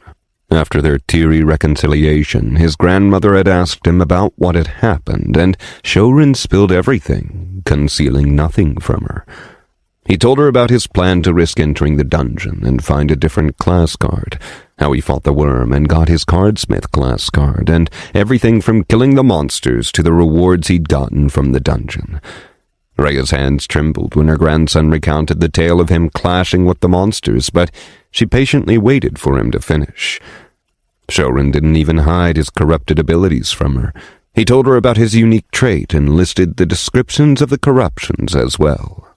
Shouren initially hesitated as if he should tell Rhea, but after seeing the old lady's condition due to his disappearance, Shouren dispelled those thoughts. If there was a single person in this entire world that he trusted with his life, it was Rhea. "Answer me, Shouren!" Rhea's steely eyes drilled into her grandson. Shouren realized his grandmother was truly enraged. She never called him Shouren unless she was serious. "Yes." Shouren slowly looked up and returned Rhea's gaze. He was sorry for keeping his grandmother in the dark and the toll his silent disappearance had caused, but he wasn't sorry for choosing to defy the path his grandmother had set for him. Ultimately, he ended up as a cardsmith. However, it was through his own fate and choices that led to that. He could accept the results of that. What Rhea wanted him to do was to become a cardsmith without his consent. "Cardsmiths are not combatants, Potato. You could die in the dungeon." Rhea held Shouren's stare and sighed with defeat. Those hazel green eyes, strikingly same as members of their family, were resolute in their conviction. Rhea wasn't oblivious to Shouren's repulsion to the cardsmith class. She'd known about it for a long time. However, her family's legacy had to be kept alive. Maybe she'd tell her grandson one day, but he was not ready for it yet. Her eyes softened as she glanced at the defiance within Shouren. "But I have the corrupted abilities. I can fight like others," Shouren rebutted in response. "The corruption will let you fight only if you have the right cards. What happens when you run out of them, Potato? How will you fight then?" Rhea shook her head gently, trying to persuade her stubborn grandson. She went over in detail with Shouren about the corruption of his class abilities. The old lady had never heard about corruption until today, but she'd look more into it by getting access to the public libraries. It didn't seem like it was harming Shouren for the moment, but Rhea would find information about the corruption regardless. She wasn't about to let her only grandson jump into an unknown danger by himself. "That's where you come in, Grandma. Here." Shouren grinned as he took out the invaluable scroll from his vault and held it out to Rhea. The old lady's eyes widened in astonishment at the use of the dimensional vault. Her grandson had told her about equipping that rare utility card in his spell slot, but it was still her first time witnessing a storage ability. That card alone would put Shouren's life in danger if anyone saw him use it. "What do I do with this?" Rhea raised her eyebrows in response. She knew about the final dungeon reward Shouren had selected, but why was he handing it to her? "If you have a recipe for a card, you could make the cards for me, and then I'll have a permanent card to use for card sacrifice or oblation pact.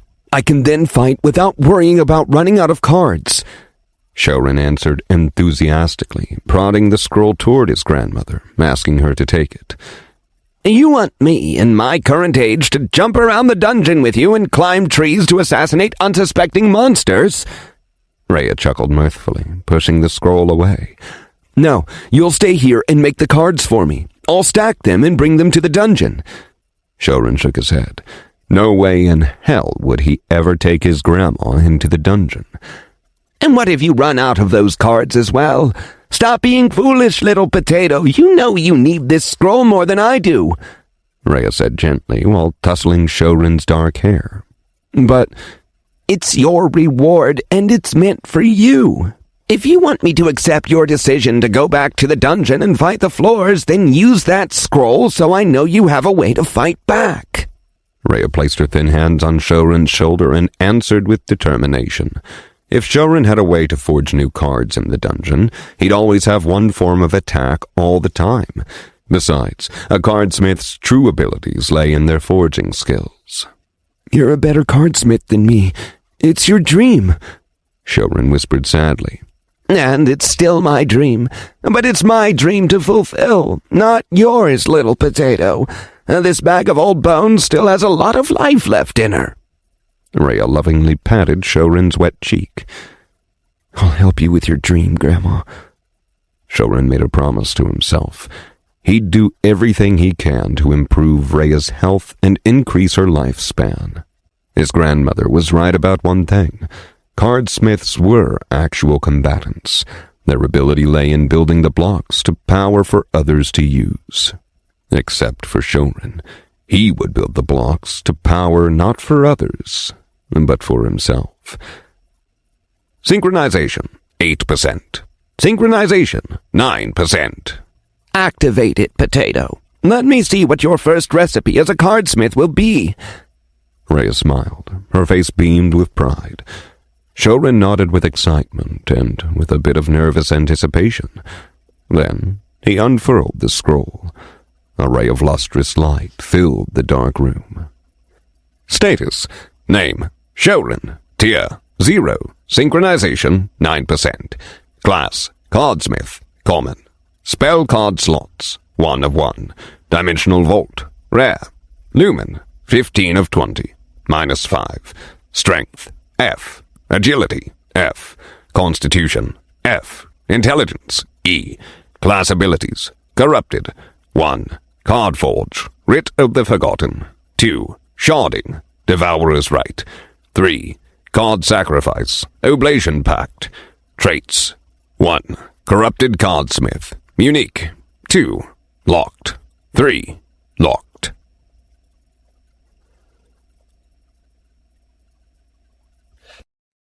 Chapter 9. The radiant glow gradually receded, revealing the dazed look on Shouren's youthful face. "Well, what is the recipe?" Rhea lovingly poked Shouren on his forehead, bringing him out of his reverie. The old lady tried to hide her excitement, but even she was bursting with curiosity at what the card recipe was. Shouren stared ahead with a blank expression on his face. At the same time, a torrent of images were rushed into his mind, the memories of how to forge the new card. The fragments of knowledge pieced together, detailing the process of how to hammer the lumen into the new card. Seeing her grandson unresponsive, Rhea began to worry. She didn't touch Shouren again. The old lady, unfamiliar with the process of activating a recipe scroll, hesitantly stepped back, a nervous flutter in her chest. Shouren remained motionless, transfixed in place. "Ugh," Shouren groaned, clutching his head as a deafening clamor, a cacophony of images, memories, and instructions rang inside his mind. "Little Potato, are you all right?" Seeing that her grandson was conscious again, Rhea darted over to him, her hands examining Shouren for any injuries. There were none. "I'm okay, Grandma. My head just feels like it's been through a grinder," Shouren said while taking in a series of deep breaths. The knowledge of the new card recipe was firmly tethered inside his brain. New card recipe detected. Cardsmith class confirmed. Unlocking new section in status. Shouren ignored the notification and turned to his grandmother. His face lit up with unbridled excitement. "Watch this, Grandma." Shouren clasped his hands together and raised them to his chest. Tendrils of silky lumen swirled from his chest and swam towards his shoulders and then down to his arms and finally where his palms were connected. Shouren's skin around his fingers glowed softly. "Cardforge," Rhea muttered in reverence. Shouren was using the main ability of a cardsmith, an ability she'd longed for her whole life to use one day. Pride bloomed inside her as her hazel eyes watched her grandson forge his first card. Shouren's face distorted with exertion. He guided the raw lumen between his palms and used his control over it to hammer it into shape. Slowly, his palms extended out, revealing the luminous blank card. It had no face or design. It was an empty shell of a card. The blank card's border twisted as Shouren struggled to maintain its shape. Rhea didn't dare interrupt Shouren. This was a critical stage, and her grandson was forging a card without an anvil or a proper smithy. He was hammering the card purely with his lumen alone. Shouren's forehead contorted with concentration. He channeled more of his lumen into his hands to stabilize the blank card. This was an integral step before he molded the lumen into its final card function. Miniature tremors quaked beneath Shouren, sending the vibrations through the flimsy floor tiles. The blank card was hovering in the air between Shouren's palms. It thrummed with each hammering by the whips of lumen coming from his hands. The blank card flashed with a deep resonance. Shouren heard an inaudible click inside his mind and knew that the blank card now had enough lumen to not explode and store the spell. Shouren rotated his arms and moved his palms from the card's sides to above and below it. Taking in a quick breath of air, Shouren then started to unleash a new wave of lumen inside the blank card. This time, the lumen washed over the card, slicing numerous nicks on the face. It was a lengthy process. Gradually, an outline of the spell began emerging out of the card. Shouren relentlessly poured his lumen over the card, carefully making the smooth incisions. After what seemed like hours, and his back and the rest of his body drenched in sweat, Shouren growled with triumph at last. A burst of gray light immediately exploded from the card. Synchronization, 12%. I did it! Shouren panted breathlessly, his hand shaking as he reached out to grasp the card. Tier 0, Spectral Threads, Common. Create thin spectral threads from your hands to bind a target for 3 seconds. Threads will break if damaged or overstrained. Effective only on Tier 0 targets. Cost, 5 lumen per use. Spectral threads. Shouren read the name out loud of his first ever forged card. His face radiated joy at his creation. It was his first card that he made himself. It was a spell card. He hoped for a class card, which would speed up the progress to his class card upgrade. However, spectral threads might prove to be even better.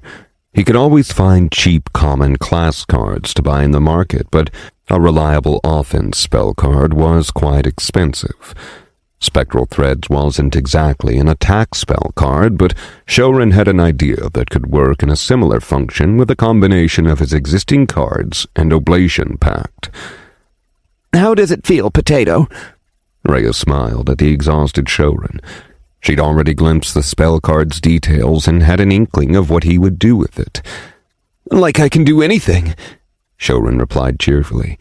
He waved the card around without it leaving its sight. It was so beautiful.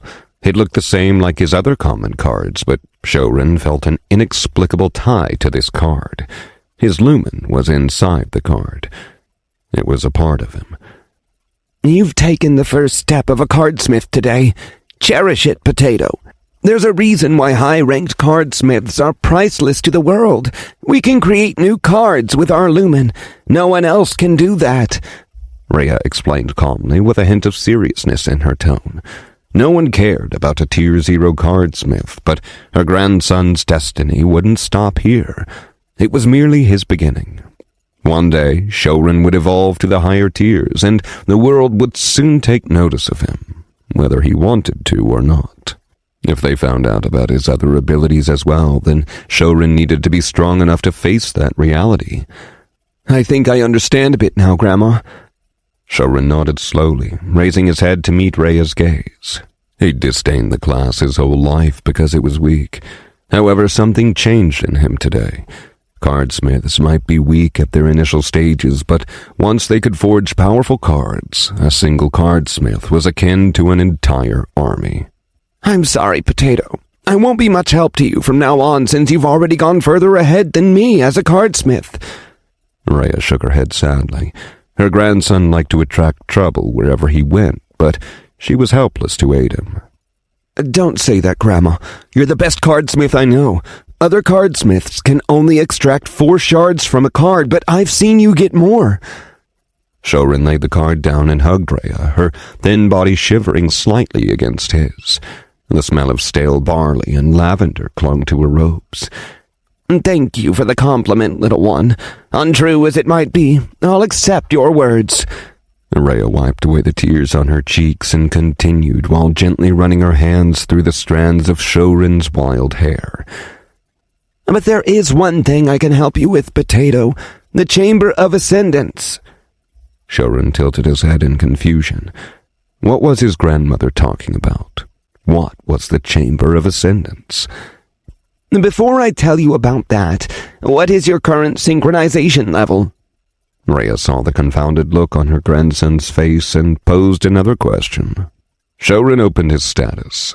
He recalled his synchronization had gone up when he forged his first card.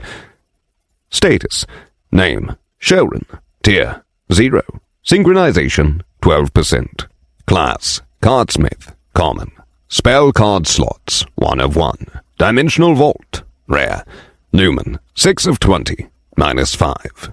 Strength: F. Agility: F. Constitution: F. Intelligence: E. Class abilities: Corrupted: 1. Card Forge. Writ of the Forgotten. 2. Sharding. Devourer's Right. 3. Card Sacrifice. Oblation Pact. Traits: 1. Corrupted Cardsmith. Unique. 2. Locked. 3. Locked. Cardsmith Recipes. Tier 0. Spectral Threads. Common. Oh, nice. There's a new section for my card recipes. I had 15 lumen at the start, meaning it took 9 lumen to forge the Spectral Thread spell card. That's not too bad. Maybe the lumen cost will decrease as I get better at forging or buy a smithy. Shouren ceased his train of thoughts and answered the waiting Rhea. Grandma, it says my synchronization is at 12%. Huh? Why is it already at 12%? Didn't you tell me you only awakened your class card a week ago? Rhea stared at her grandson, perplexed at the absurd number he'd told her. It had taken her a full year to reach 10% synchronization. How did Shouren already achieve 12% synchronization? Did you shard any cards to absorb? Rhea inquired, trying to comprehend the situation with her strange grandson.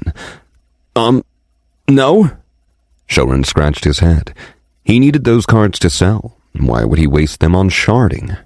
Well, he did use sharding a few times for making the bait in dungeon, but he didn't absorb any of them. His previous statement of me being the best cardsmith feels like an insult now. Rhea chuckled to herself in her mind. Listen to me, Potato. You need to start sharding cards and bring your synchronization to 80% as quick as you can. Rhea stated in a heavy voice. Before Shouren could ask why, she gingerly grabbed him and leaned down, bringing her face closer to his. Because you will succeed where I failed in the past. I never talked to you about tier evolutions, Potato. Mostly it was due to my own shame. Listen close, little one. It's time for you to learn about the Chamber of Ascendance. Rhea sighed and continued. One of the greatest mysteries of our world is tied to the Chamber of Ascendance. It's an astral space that you'll be able to enter each time you get close to evolution. Most people could only enter the chamber once they reached at least 80% synchronization. Astral space? Is that another dimension or part of the soul? Shouren sat still and listened attentively. He knew his grandmother had attempted to evolve to Tier 1 in the past, but it had gone awry. Since she only had a common class card, she could never attempt the evolution again. In everyone's astral space, there are 9 black stars, corresponding to each tier. Igniting the first star will start your evolution to Tier 1. This is where I failed miserably, Potato. The conditions to ignite the stars vary from each person, but mine was to overcome the fear of losing our family's legacy. The old lady's hands quivered as she recounted her tale. It was apparent that Rhea had still not overcome her fears. Shouren glanced at his grandmother with worry etched on his young face, but didn't say a word. This was the first time that his grandmother was talking about her evolution. In the past, she'd just go silent and evade the topic. Shouren felt like Rhea needed this time to pour out her emotions. If I could have overcome that hurdle, I would have been able to evolve to a Tier 1 cardsmith. It took me decades to reach the 80% synchronization threshold with only my sharding ability, yet in that critical moment I put my family over my desire to be a cardsmith. Honestly, I don't know if I would have made a different choice if given the chance again. The class card rejected my mind and refused to let me evolve. It took away 10% of my synchronization and doomed me to remain at tier 0. Rhea buried her head in her pale, wiry hands. If Grandma had an uncommon class card, she would have at least another opportunity to attempt evolution. This is why I need to upgrade my class card before undergoing tier 1 evolution. Oh, wait a minute. Higher rarity class cards have augmented versions of the base class ability. Would my corruption also change if the base abilities were augmented? What if I can eventually upgrade others' class cards? Shouren froze at the possibility. His corruption came from his unique trait and not his class card. It corrupted the current abilities. But what if the original ability upgraded? Theoretically, the corrupted ability would improve as well. Should I tell her? Shouren hesitated. If his conjecture turned out to be untrue, then he'd have given his grandmother false hope. Would Rhea be able to handle another defeat? No. It was best to upgrade his class card first, and then see if the corruption alters it in any way. We don't have to talk about this today, Grandma. It's getting late. Let's rest for the night. Shouren placed his small hand over Rhea's thin and weathered hands. The elderly lady raised her head and warmly kissed her grandson's forehead. I'm all right, little one. I just got caught up in the past.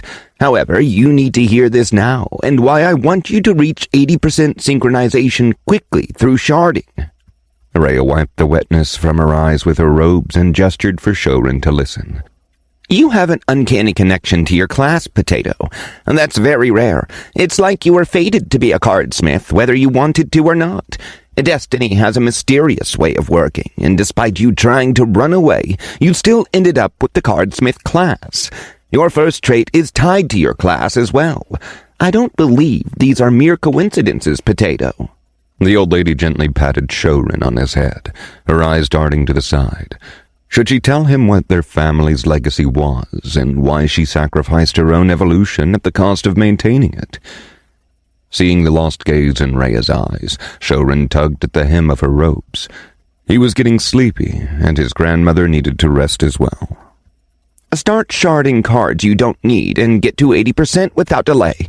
Once you get there, don't enter the Chamber of Ascendance, and instead pursue your insights to reach 95% synchronization. That's the maximum anyone can achieve, and then enter the astral space. With 95% synchronization, you're almost guaranteed to evolve to Tier 1, and your evolution choices would also be more suited to you. If not for your rapid rate of natural synchronization, I wouldn't have suggested this path. Rhea's eyes glowed with intensity. If her grandson was determined to tread the path of power and danger, then she'd give him the information to become that person. But I need the cards for other things, Grandma. Why can't I simply continue what I was doing before and reach 95% synchronization without sharding? Shouren's heart raced at the thought of his Tier 1 evolution. At that stage, no one in the whole town would be able to look down on him. However, he was loath to shard his current cards.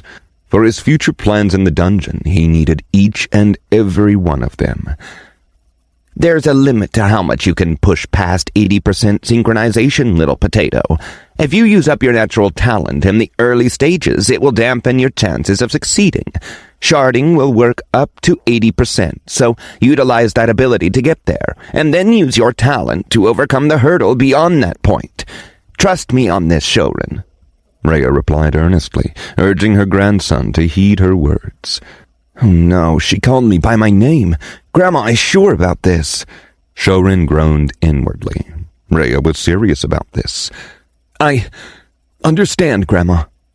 Shouren relented, eliciting a radiant smile from Rhea. There's my cute and obedient potato. Rhea rubbed her cheeks happily against the obviously disgruntled Shouren. My cards. Also, Grandma, you didn't tell me why the lights are not working. We've been sitting in darkness for the past few hours. Shouren mumbled through his squished cheeks. Oh. Rhea stopped abruptly, an embarrassed expression on her face. The old lady looked down at the cracked floor tiles. Shouren sensed something bad was coming. I used the last remaining shards to pay the rent for the week, but then I didn't have any kronas to pay the energy bill. I'm sorry, Potato. I'll try to find some work tomorrow morning. I know they could use an extra hand in the village's kitchen. Rhea apologized, her eyes moistening once again.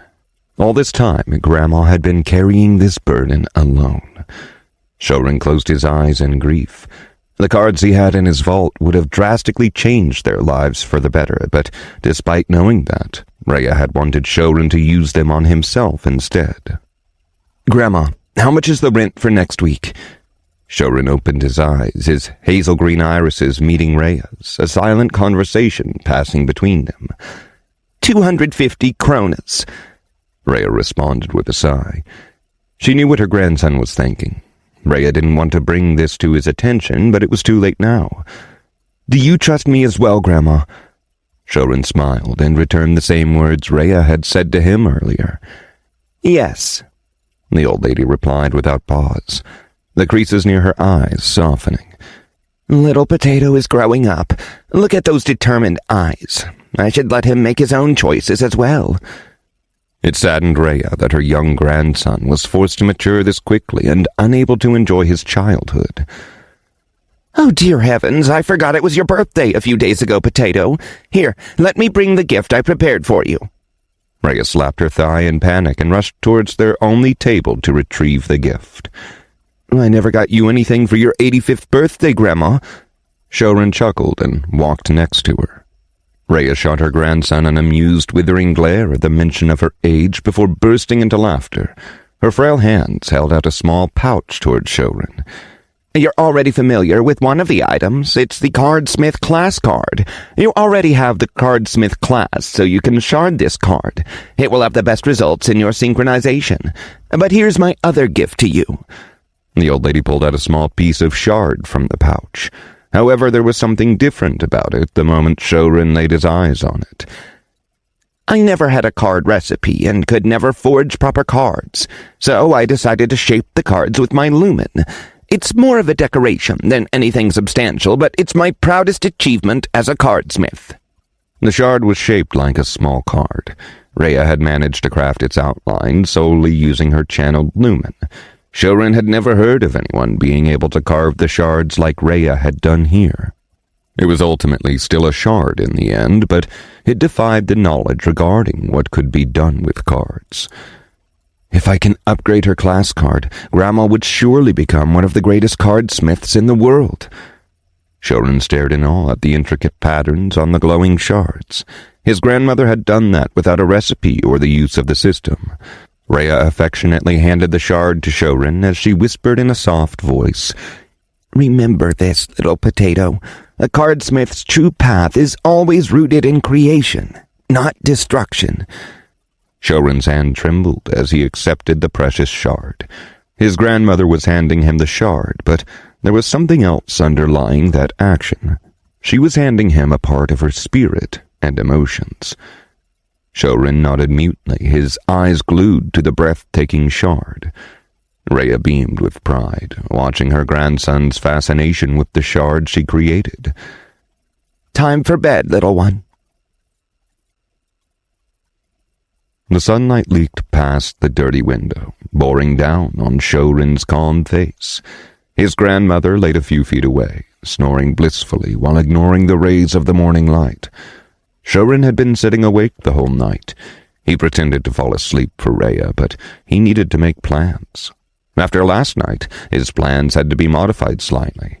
He needed to set aside cards to shard, and at the same time, he had to allocate cards to exchange for kronas.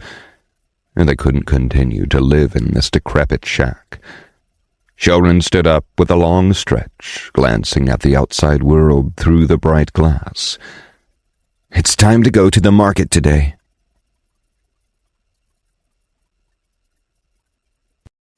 Chapter 10. Shouren had been in the process of coming up with a new plan since his conversation with his grandmother last night. They desperately needed kronas. His grandmother had paid the rent for this week, but Shouren was sure that she didn't have any more shards left for the following week. He only had a week to gather the required kronas for both the rent and the bills. I have enough cards in my vault to pay the rent for the next few months, but then I would be back to square one. I now have the spectral threads recipe for a stable cash flow, but I don't want to sell it yet. It will be my primary mode of combat, and I need enough cards to practice. Rather than counting on random cards, it's better to start to create a strategy with the cards I can forge constantly. Shouren retrieved a shoddy water skin from his vault and took a gulp of fresh water. The water skin was made from the hide of a boar-like monster that he'd killed in the dungeon. He wasn't skilled enough to process it into leather, so he simply stitched it with a tiny bone and some loose tendon. The water had a meaty aftertaste, but Shouren didn't care. It won't go rotten inside his vault. Besides the cards, I have the rest of the hides and monster parts I salvaged in the dungeon. They're only tier 0, but should still be worth a decent chunk of Cronus. The next stage of the plan is to enter the second floor of the dungeon. Unlike the first floor, the second floor has the possibility of spawning a tier 1 monster. I need to go with a party. Shouren took another large gulp of the water before putting it inside his vault. His nose crinkled at the gamey aftertaste again. Except for the first floor, the first 5 floors of the Akarsha dungeon were populated with tier 1 monsters, and starting from the 6th floor, it was the realm of the tier 2 creatures. The first floor was the only floor where no evolved monsters existed. Tier 1 monsters were a completely different kind of catastrophes. Monster evolutions worked disparate from the humans and other sentient beings.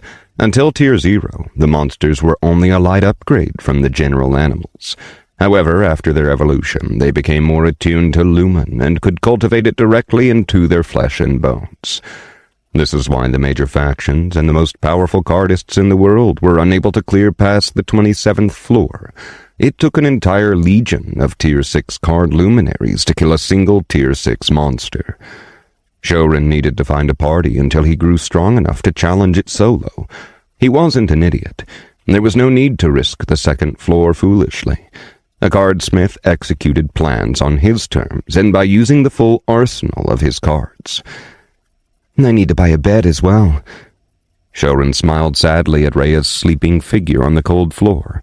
The hard tiles were painful on the old lady's bones, but Rhea never complained. Shouren removed one of the hides from his vault and gently covered the old lady. It was a soft, furry hide that should keep his grandmother warm while she slept. Shouren didn't mind missing out on the Kronas from keeping that hide aside. Rhea meant everything to him. Putting on one of his old shirts and trousers, Shouren quietly walked to the door and shut it behind him. He'd already informed Rhea last night that he'd go to the market in the morning. Shouren's hazel green eyes glanced up at the bright, clear sky, the corner of his lips curling up. His fingers reached for a card inside his vault, and he smoothly corrupted the card. Tier 0. Disguise Self. Uncommon. Create an illusory appearance, hiding your real features. After activation, no further lumen required to maintain the spell. Illusion unaffected to Tier 1 and above. Cost. 10 lumen per activation. This is one of the uncommon cards dropped by the Tier 0 snake monster. Back then, Shouren thought this card was useless, as the monsters wouldn't care how the human looked. However, it didn't have to be used against the monsters. Thankfully, it doesn't need a continual flow of lumen to maintain the disguise. Shouren's voice grew deeper and scratchy. His body expanded, primarily his legs, torso, and shoulders. Shouren's neck bubbled with morphing flesh until it was thick like a lumberjack. In place of a young male teen, there stood a staunch, middle-aged man dressed in simple warrior robes. His features were bland and nondescript, as Shouren wanted to blend in without drawing much attention. The spell was an illusion. None of his actual flesh had physically changed at all. Shouren was going to act like he was a junior cardist that was relatively new, but had been to the dungeon a few times. This would account for any surprises if the merchants caught him unaware of certain topics. He could just blame his fresh newbie status. Reaching once again into his vault, Shouren pulled out a flimsy burlap sack. He couldn't reveal his dimensional vault, so the sack would act as a cover. Shouren filled the sack up with a number of random hides, but kept the cards in his vault. He'd need to make several stops at various vendors to offload all this loot. Selling them all at one place could warrant a lot of unnecessary questions. Let's go. Shouren cheerfully flung the sack over his shoulder and made his way to the market. Ew, try using soap next time you shower. A lanky teen girl covered her nose and cursed in a muffled voice when Shouren walked past her. Buy me one, then, Shouren grumbled through his fake voice, abashed. He didn't need to change his voice, as the disguised self-spell already took care of it. He was just glad that no one could see his pink cheeks right then. For the past few minutes, all the folk in the street gave Shouren a wide berth whenever he passed by them. The foul and pungent odor emanating from the hides was enough to push all the onlookers away. Jeez, man, did you swim in a pool of rotten fish curry? The chubby man in his early 20s dug his face into his shirt, making sure his nose was not exposed out to the air. Shouren simply sighed and moved on. The sooner he got rid of the hides, the quicker he could bury his head in a trash can with shame. Young man, if you ever want to feel the touch of a woman, may I suggest taking a bath every so often? Shouren heard a woman's repulsed voice in the back yell at him. He wanted to shoot back with an insult of his own, but he swallowed the words down. Shouren couldn't risk drawing more attention than he already had. I hate this. I forgot how bad the hides smelled. Shouren cussed in his mind. It didn't matter anymore. He was at the market street. I can't pick one of the bigger merchant shops. I want to go to them in the end after I get some kronas. I'll stick to my original plan then. Hit multiple small shops to offload the hides and monster parts. Shouren was giddy, looking at all the various shops spread on the street. Their town might be small, but it was still home to a dungeon portal. That meant there would always be merchants around to buy and sell cards, along with monster remains. Some shops also functioned as outposts to their respective guilds and factions. Of course, no major figure would be stationed in a tiny town like Shouren's. Sweet peaches, that's the Tier 0 recovery spell card. Shouren trudged past one of the bigger shops and saw the uncommon card in a showcase outside the glass window. It was a dark green store with delicate golden accents on the bricks. It most likely belonged to one of the top guilds. Shouren almost plastered his face to the glass before collecting himself. He had to pretend like he was an adult and not a 14-year-old pumpkin. Any heal-type cards were super rare. It was why the shop had it out in the open for display. It was a marketing strategy to convey they had more similarly valuable cards inside. If anyone tried stealing that card, thinking it was common glass, they'd be in a shock of their lives. I'll come here again. Shouren made a mental note and moved along. The smaller shops would be all the way at the back of the market. While he passed through multiple shops, he drooled at all the items that he could never afford. Weapons, armor, cards, tools, clothes, bags, and so much more. Shouren even saw a real estate shop that leased and sold houses in the main residential district of the town. One day I'll buy Grandma new clothes and one of those fancy fur coats that the noble people wear. I think her favorite color is lavender. I'll ask her next time. Shouren thought wishfully. He grew up hating the nobles, but he realized now that the nobles were only people who had at least one powerful cardist in their family. His grandma would also be treated like a noble if he could one day become a mighty cardist as well. He was tempted to stop by the real estate shop to check the prices, but they would instantly kick him out the moment he stepped inside with his reeking sack of hides. If my plan succeeds, I'll be back here soon. Shouren smiled as he walked away. He never told Rhea about his whole plan. The old lady would get a few surprises in the future shortly. After a few more minutes, Shouren finally arrived at the most deserted and shabby-looking shop on the street. There was a cracked wooden tile on the outside that read, Dreamthorn. What a weird name. Shouren frowned at the odd choice of a shop's name and carefully inspected the exterior of the rundown structure. The outer bricks surprisingly looked clean, but the shop's door and windows appeared as if they hadn't seen a washcloth for decades. Shouren shrugged and opened the door. He was just going to sell a few hides and move to the next shop. A melodious chime rang, making Shouren glance at the bell above the flimsy door. Before Shouren could register the setting inside the shop, an astonished voice spoke out loud. Oh my, what's the little brat doing with a spell like that? Oh no, it's a Tier 1. What's a Tier 1 doing in this goblin's underbelly of a shop?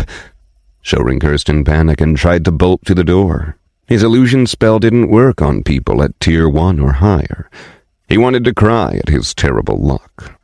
Shouren deliberately picked the shabbiest-looking shop in the whole market, and his damned luck sent him straight into a tier 1 sten. Take another step and I'll carve both your legs into meat pudding. A sweet and pleasant voice whispered the threat into Shouren's left ear.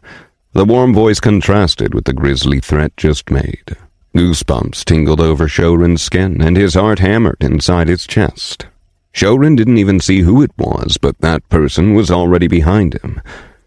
I only have one kidney, half a lung, and there's a hole in my heart. My organs won't sell for much. Shouren calmed his thumping heart and answered without the Tier 1 hearing the trembling in his voice. He was afraid. If a Tier 1 was hiding in this desolate shop, it meant they were up to no good, and most likely an organ trafficker that preyed on lone street kids. No one would come looking for Shouren here besides Rhea, and even then, no one would seriously take the complaint of the penniless elderly lady. Do you list all your available organs to everyone you meet? The Tier 1's voice had an amused edge to it. It's a woman. Shouren's brain finally had time to process the events unfolding. In his terror, he didn't even take the time to discern the voice. He didn't dare turn around to look at the woman, but based on the whisper, she was a middle-aged woman that was only a few inches taller than him. Considering Shouren's 5'2" stature, that would put the woman at a height of approximately 5'4", even after growing a little from the awakening. Shouren remained short for his age due to years of poor nutrition. The Tier 1 cardist was petite by adult standards. I have a rare medical condition that makes me pass out every hour. I can't work manual labor. Shouren coughed nervously. If the bloodthirsty woman hadn't knocked him out to harvest his organs, it might mean she wanted to sell him as a slave. Quite untrusting of others, I see. I don't care about how many kidneys you have, kid. You're a terrible liar. Now, put that sack down and turn around. The woman sighed with exasperation at Shouren's continued fiasco. You won't kill me? Shouren's hand tightened over the sack, yet he didn't turn around. What a scaredy cat. Hey, Isola, why are we messing with this slum kid?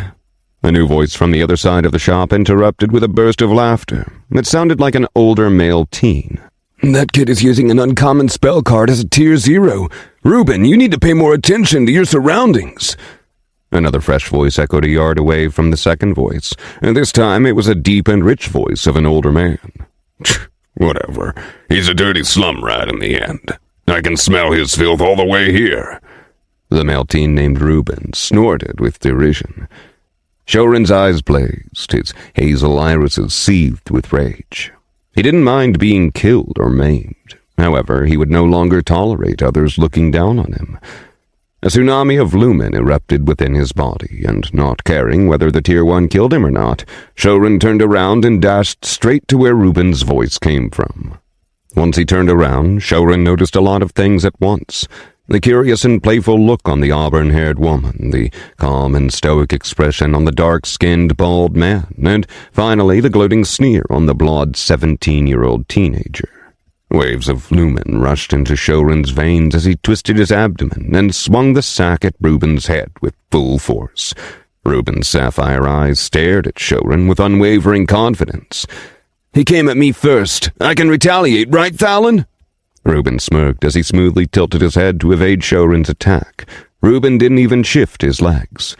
Both of you are tier 0. Retaliation is allowed. The bald man stated with his eyes closed while leaning against the back wall. He was tall and wearing a suit of charcoal black leather armor. There was no weapon Shouren could see on him. No fatal strikes, Ruby. The petite auburn-haired woman said cheerfully as she raised her hands over her head and yawned lazily. Isola was dressed in simple maroon and orange robes. Once again, Shouren saw no weapons on her as well.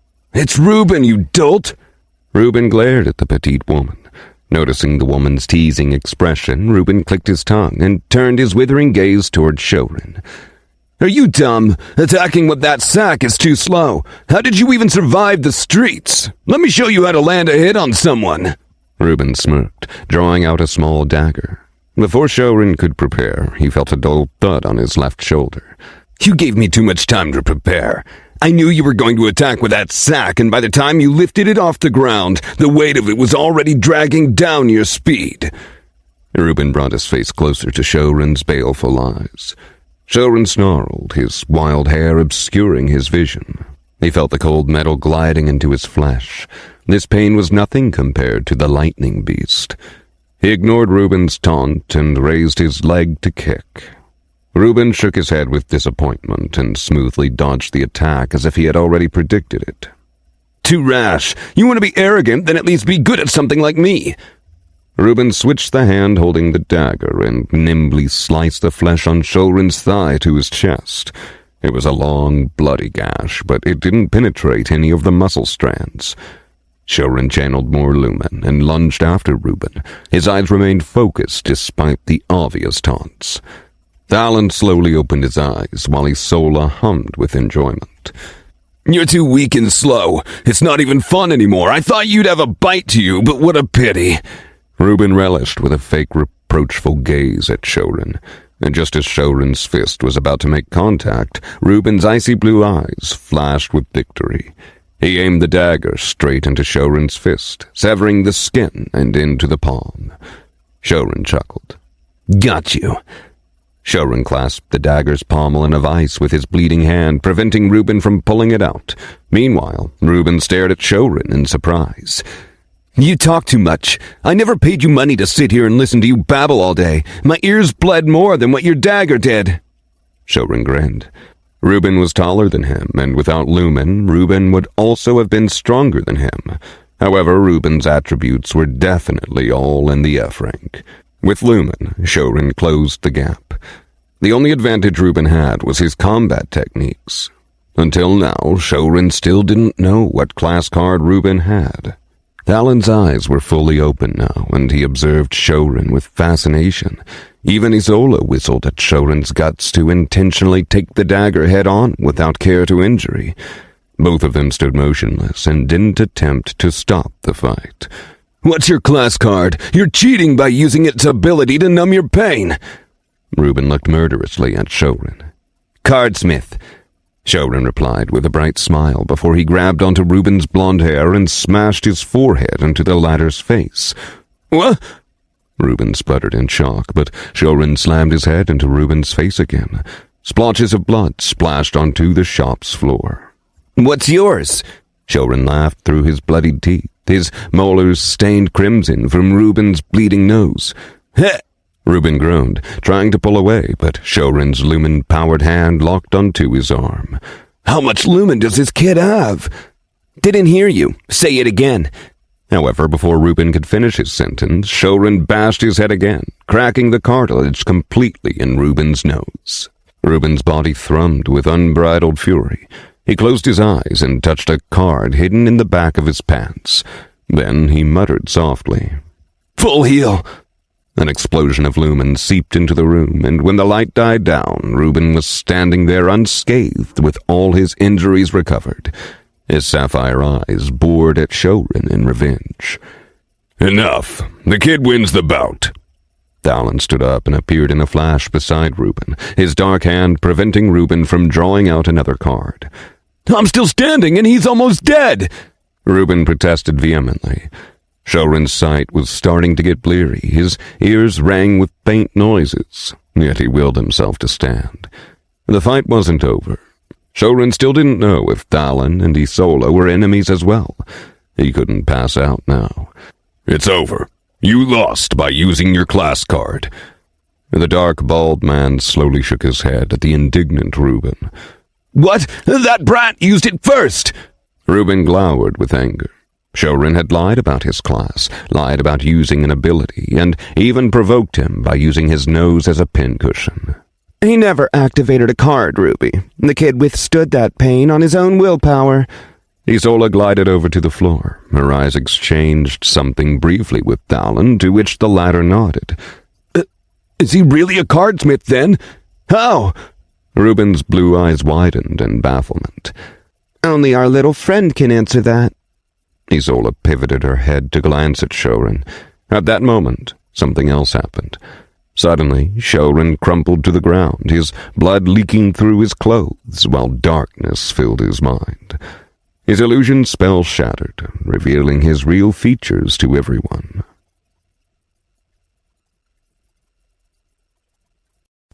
Chapter 11. Hey, Isola, the dumb frog is awake! The familiar, annoying voice was the first thing Shouren heard as his eyes fluttered back into consciousness. I can see that as well, Ruby. Now get off him before the poor lad dies of suffocation. Isola's cheerful voice greeted Shouren as he groaned with discomfort. Is that why my chest felt heavy? That pumpkin head was sitting on me. Shouren cursed inside his mind. He soon sensed the pressure ease and opened his eye fully to see Reuben bounce away, chuckling with victory. How long was I passed out? Shouren needed to return to Rhea by evening or else his grandmother would begin to worry. He gave a quick glance to the side, relieved that his sack was untouched and the hides were still intact. Good. They didn't steal anything from him. As if noticing Shouren's inspection, Isola rolled her eyes and continued. You've been out for 2 minutes. What, you think we have the whole day to wait for you to wake up? I'm not running a bed and breakfast, you know. What do you want from me? Shouren's suspicions were on high alert. They could have done anything to him while he was unconscious, yet they didn't. Why? Let's start with something small. You already know my name from Ruby yelling it out all the time. I'm Isola Brightvale at your service. What's your name, kid? Isola's pleasant smile lightened the mood of the room. Now that Shouren had the time to observe her, Isola's radiated a merry persona while her chestnut-colored eyes twinkled with mischievousness. Shouren was drawn to her. He didn't know why, but her presence warmed him. My name's Shouren. Did you heal my wounds?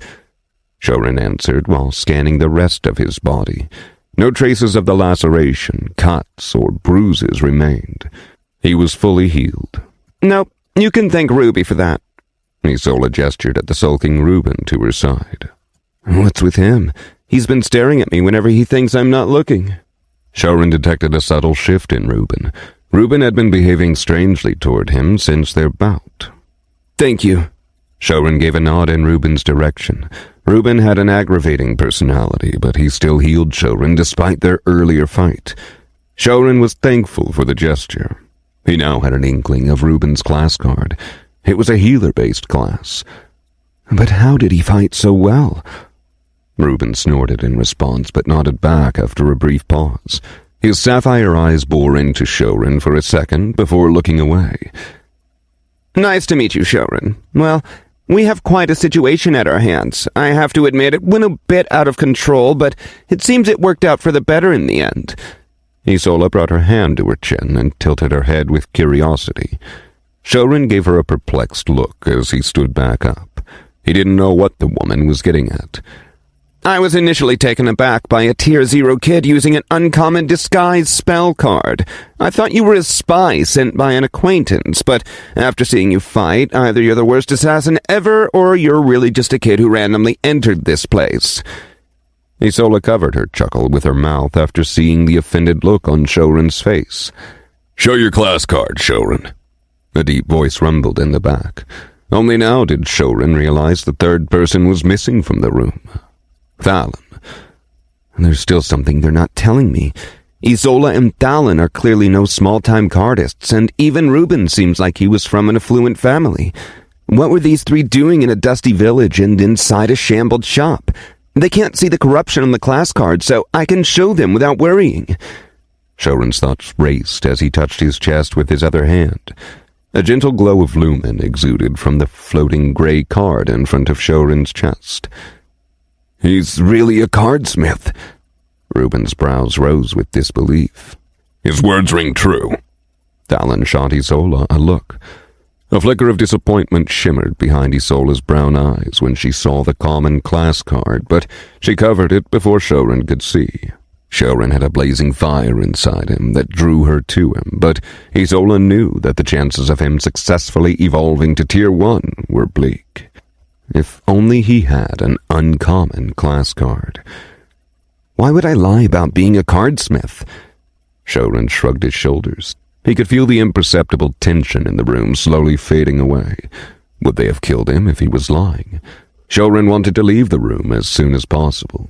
He liked Isola, and Reuben was irritating, but Thalon sent shivers down his spine. The dark-skinned man was an enigma, and Shouren was still unaware of what these three were doing in this town. They didn't belong here. Shouren reached out for his sack and picked it up, indicating he was about to leave.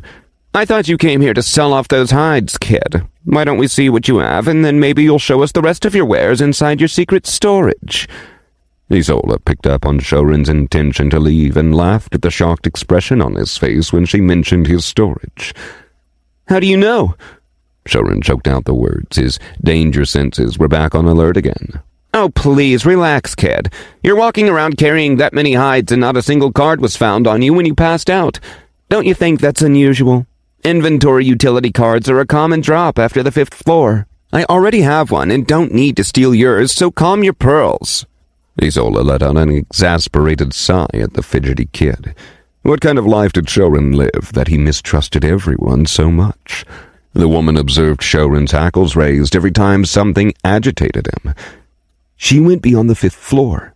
I'm so screwed. She's at least a tier 2 then. Ice poured down Shouren's spine as the veil lifted from his eyes. The pieces of the puzzle began falling into place a bit. Shouren thought these three wanted to steal his stuff or exploit him in some way. However, from the beginning, he was just a curiosity to them. Why would a Tier 2 cardist care about a lowly village kid and his paltry collection of Tier 0 monster hides? They probably wanted to confirm he wasn't a hidden spy or an assassin, and after seeing his class card, they lowered their guards. Do you really want to buy these hides? They're all Tier 0. Shouren's cheeks blushed as he offered them the loot. He felt a bit silly presenting Tier 0 hides to someone in Tier 2. Sure, kid. You can never run out of hides, and the armor smiths will gobble up as many as they can find to train their new recruits. However, I'm more interested in the trinket you use to cast that illusion spell. Isola inquired with a smile. With a common Cardsmith class card, Shouren couldn't use illusion spell cards, meaning he used an external item with that effect. Trinket? She thinks I used an item which had an illusion effect. I can't let her know it was my corrupted ability. A shadow flitted through Shouren's mind as he quickly came with an excuse. It was a single-use item, and it got destroyed after the spell ran out. Do you also have common class cards to trade? Shouren shook his head ruefully, putting on a pained expression at the loss of his item. Isola stared at him for a moment before sighing. Shouren was obviously lying, but she didn't pay it any further heed.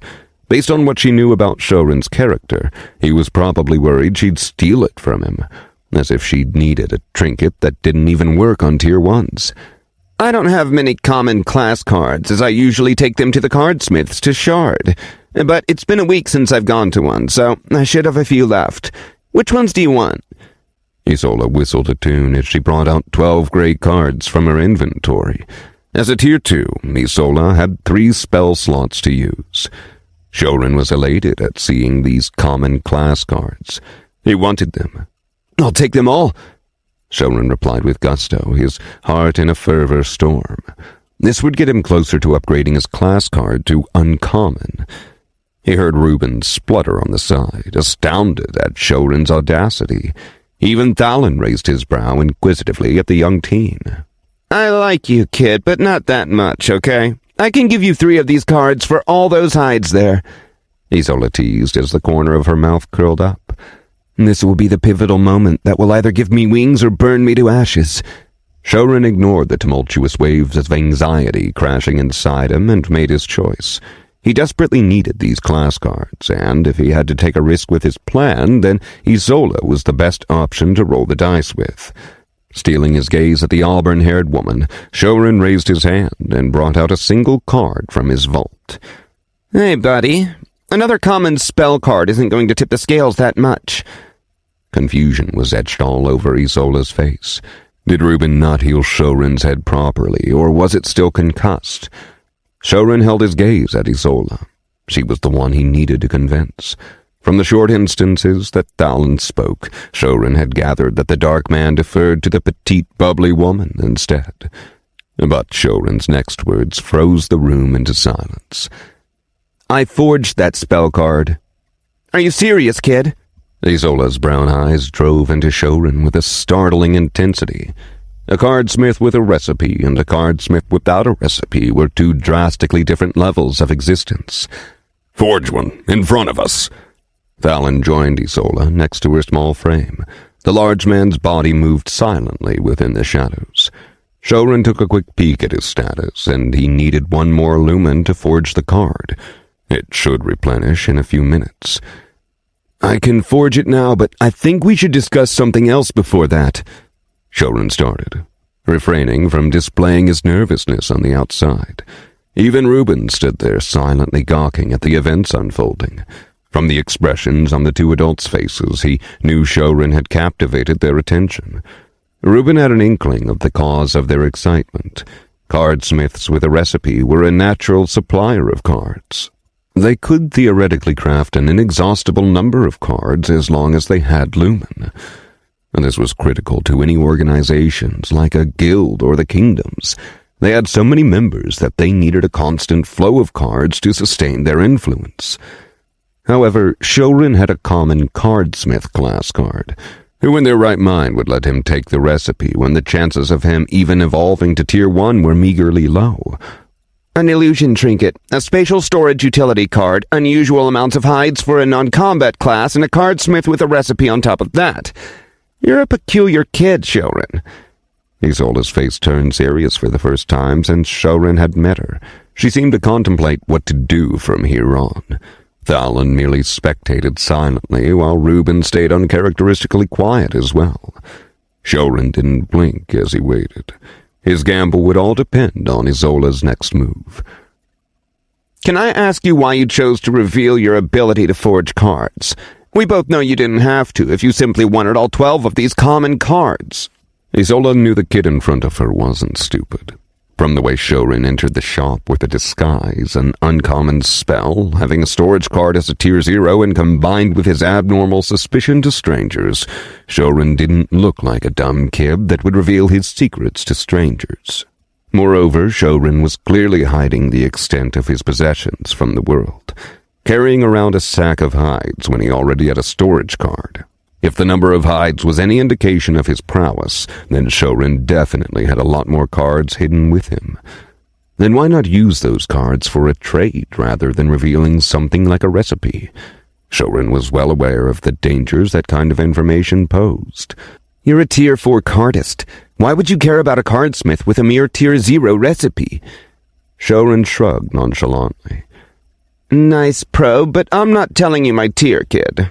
Isola chuckled at Shouren's attempt at getting her to divulge her level of strength. In response, Shouren grinned as if it didn't matter. He already confirmed that she was at least a Tier 2. However, Isola appeared to be waiting for Shouren to continue his explanation.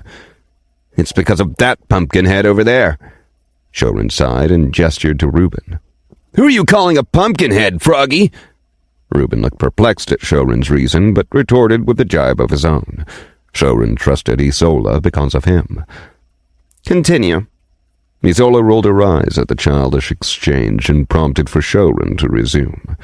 Shouren scratched his cheek and explained slowly. Reuben is brash and irritatingly loud, but he listens to you. Not out of fear, but I see the respect in his eyes. Then there's that scary bald guy over there. He looks like he steals cookies from children's hands, but even he bows in respect to you. There's no terror in their eyes. And then it only means one thing. They trust you above everything. A few seconds of silence echoed in the room once Shouren finished. And the kid said you look like a cookie thief, Thalon. Isola burst into a fit of melodious laughter, poking the large man mirthfully. Thalon grunted without saying a word, but Shouren glimpsed the edges of his mouth inching upwards. Want to have another go, Froggy? Let's see who is the irritating loud one this time, huh? Meanwhile, Reuben snapped with indignation, his dagger dancing between his fingers, goading Shouren. Then Isola sighed and moved closer toward Shouren. He looked up at her, his gaze unwavering. You have a fire in your soul, kid. It's a shame about your common class card, but you have the iron inside you to climb the dungeon floors. If the system favors you, you might reach Tier 1, but that'll be the end of your journey with that common class. Such a pity. Anyway, I'm guessing you want to make an arrangement with me to sell your crafted cards. Isola exhaled and reached out for the card in Shouren's hand. She lamented that a young teen of Shouren's caliber was doomed to Tier 1. Even if he succeeded in the Chamber of Ascendance, he'd never be able to reach Tier 2 without an uncommon class card. Yes, you'll take 2% of all the sales and give me 98% in return. Initially, we'll do the exchange in common class cards and then switch to Cronus. I prefer the Cardsmith class cards, but any other basic class cards will work as well. It will be a system-enforced contract, and we can set the minimum number of cards you need me to forge every week. Shouren listed out the terms. His first priority was to get as many common class cards as he could.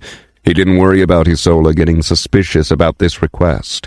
Most people would shard class cards to increase their synchronization. Why don't we sign a slave contract at the same time as well, and you can have me working for free? What is with those terms, brat? Am I your long-lost aunt or something to give you 98%? I want 20% of the sales. Isola almost spat out when she heard Shouren's terms. He was giving her a 2% while he kept 98% of the profits. How was he a mere slum kid? She had a feeling that if Shouren had a merchant class, he'd ruthlessly wring everyone dry. 5%. Shouren shook his head without giving an inch. 20%, and I'll make sure no one learns about your identity as the cardsmith who forged these cards. Isola crossed her arms over her chest, unrelenting as well. She read the spell card, and it was a pretty neat card. It wasn't useful in direct combat, but the tamer guilds would go for it. It would let them safely capture Tier 0 monsters without harming them or intoxicating their bodies with paralyzing agents. It wasn't normally worth her time to take on this transaction of a Tier 0 card, but her instincts were telling her to make a bond with this bizarre, dark-haired teenager. Having this contract would ensure she'd be able to reach Shouren whenever she wanted. How a common cardsmith brat could help her in the future she didn't know yet, but she'd learn to trust her guts. 7%, and I'll give you a foot massage every month for free. Shouren answered after a slight pause, winking. The young money grubber dreaded giving up his profits. 20%, and I guarantee your secrecy. I'll gather as many Cardsmith class cards as I can from the other towns, and you give me a foot massage every week. Isola smirked cheekily. She enjoyed watching Shouren twitch under her gaze. She knew she had him. Shouren was a fool if he thought he could scam her. He trapped himself by offering the extra service. Foot massage for me as well. Reuben chimed in from the side, snickering at Shouren. Fine, 20% in everything you said, but I want to add one final thing. Reuben will have to give Talon a foot massage at the same time as well. Shouren gave Reuben a thumbs up with a wink and held out his hand to Isola.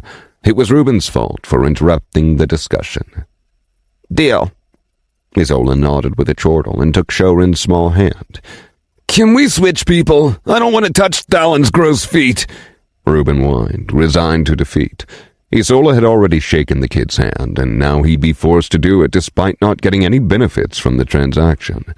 Reuben cursed his tongue for jumping into the discussion.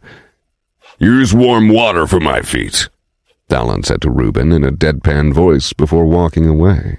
One more thing, kid. You're smart for your age, but I'll say it anyway. Don't tell anyone about us. I haven't asked about your secrets, as you are allowed to have them. Similarly, you need to respect ours as well. I don't like saying this to a kid, but if you tell anyone about us, then I'll dispose of you in a manner I see fit. Are we clear on this? Isola gripped Shouren's shoulder and stated in a somber tone, bringing the temperature of the room down a few degrees. I won't betray you as long as you don't betray me.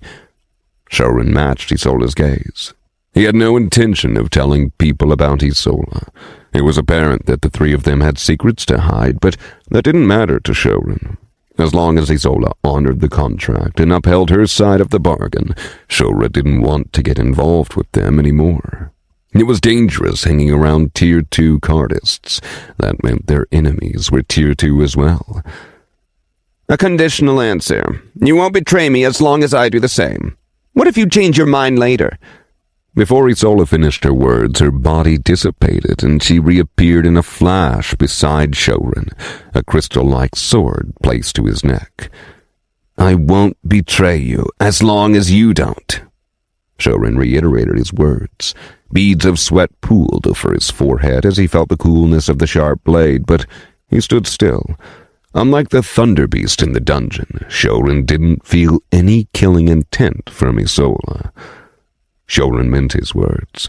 Just because Isola was higher tiered than him, he wouldn't bow down to her in fear. If Isola had wanted to kill him, she'd have done that long ago. Good, kid. You're a bit of a swindler, but at least you mean your words. Now, let's finalize the contract.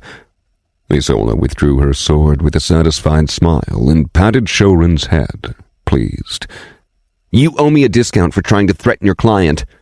Shouren grumbled, rubbing his neck to make sure the blade didn't nick anything. Isola laughed harder in response. I can't believe it, Shouren whispered with giddiness, his hazel eyes twinkling under the reflecting glow. Delicately sitting on the palm of his hand was the stack of 12 class cards Isola had given him. It was an advance payment Shouren had insisted on after signing the system contract. The auburn-haired woman hadn't really cared much and casually handed them to him. In return for the cards, Shouren had until next week to hand over 10 Spectral Thread spell cards to her before nightfall. Thalon had requested for Shouren to forge one card before them, and Shouren had obliged, receiving a reticent nod in return from the large man. Wish I'd gotten more for the hides, Shouren sighed as he looked up the 200 kronas in his vault. He still had a few more hides in his vault, but Shouren didn't want to let Isola know just how big his storage space was. Having a common utility card was unusual, but having a rare storage utility card might even pique Isola's attention. The hides were only worth around 170 kronas, but Shouren increased the amount to 200 after claiming he didn't have any spare change. Isola had threatened him earlier with a weapon, so this was Shouren's petty payback. He wanted to sell the remaining hides to acquire more kronas, leaving his grandma with enough money to cover next week's rent in case he got delayed in the dungeon. Without his disguise spell card, Shouren could only sell his common cards to the local merchants. Should I trust Isola with my uncommon cards? Shouren pondered, but right then, a familiar voice cut through the evening air. Oi, Froggy! Want to join me in the dungeon tomorrow?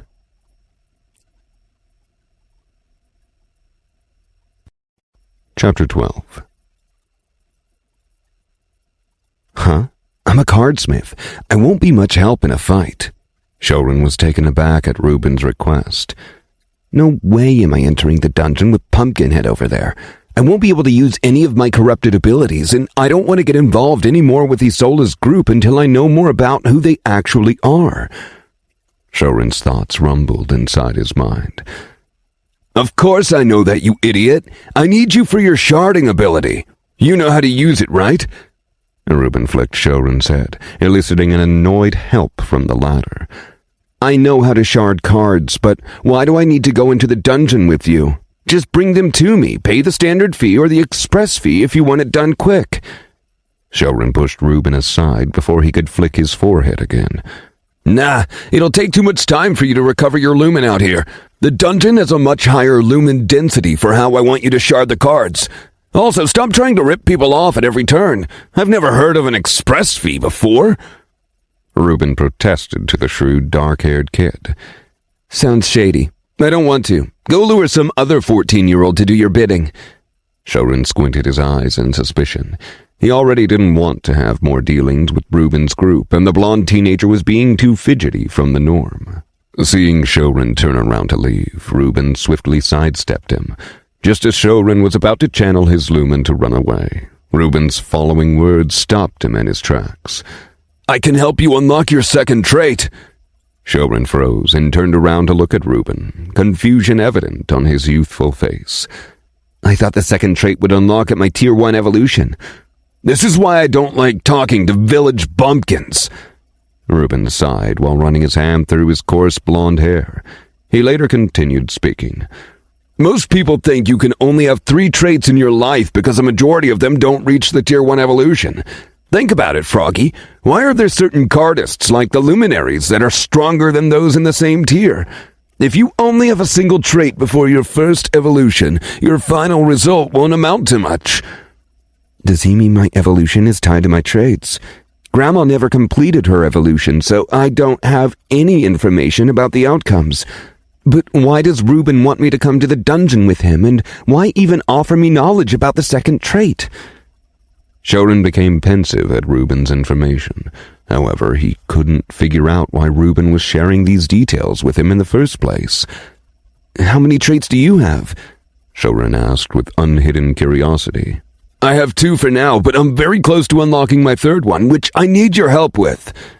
Reuben didn't say what his traits were, but knowing that he had more than one trait was enough to prompt Shouren with even more questions. Don't ask me what they are, Froggy. I'm not going to tell you. Only Isola and Thalin know because they helped me with my 2nd one. Reuben smirked, seeing the hazel-eyed teen twitch in agitation. He could tell Shouren was eager to know.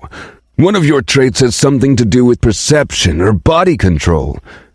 Shouren stared at Reuben as he stated his conjecture. Back when Shouren fought the older teen, something had been gnawing at him. Reuben was a tier 0 with a healer class card.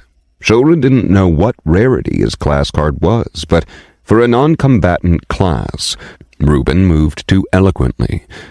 Shouren didn't believe Reuben's attributes were necessarily higher than his. He felt the force behind the dagger's strike, and it shouldn't be at E rank, and neither did Reuben move at a speed of an E rank attribute. The ease at which Reuben dodged his attacks had been bothering Shouren until now. I can't believe Isola the dolt was right. Froggy, your intelligence is at E rank, correct? Hearing Shouren, Reuben covered his eyes with his palm in resignation. Wait, why does Isola think my intelligence is at E rank? Shouren didn't confirm Reuben's accusation. However, his response seemed to have already confirmed it within Reuben's mind. Do you think a normal 14-year-old kid can stay that calm while in the presence of 2 high-tiered cardists? Not only that, you devised a strategy on the spot and got yourself a system contract to sell your forged cards. If it wasn't for your common class card, Isola would have recruited you right then.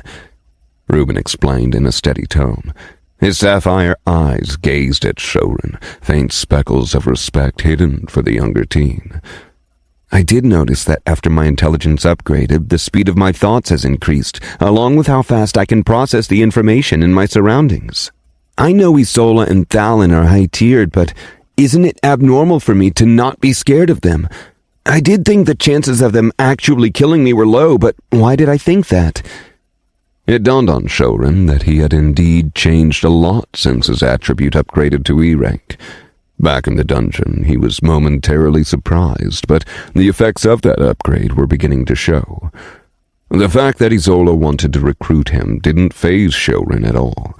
He wasn't going to join them anyway. He had too many secrets to risk displaying them.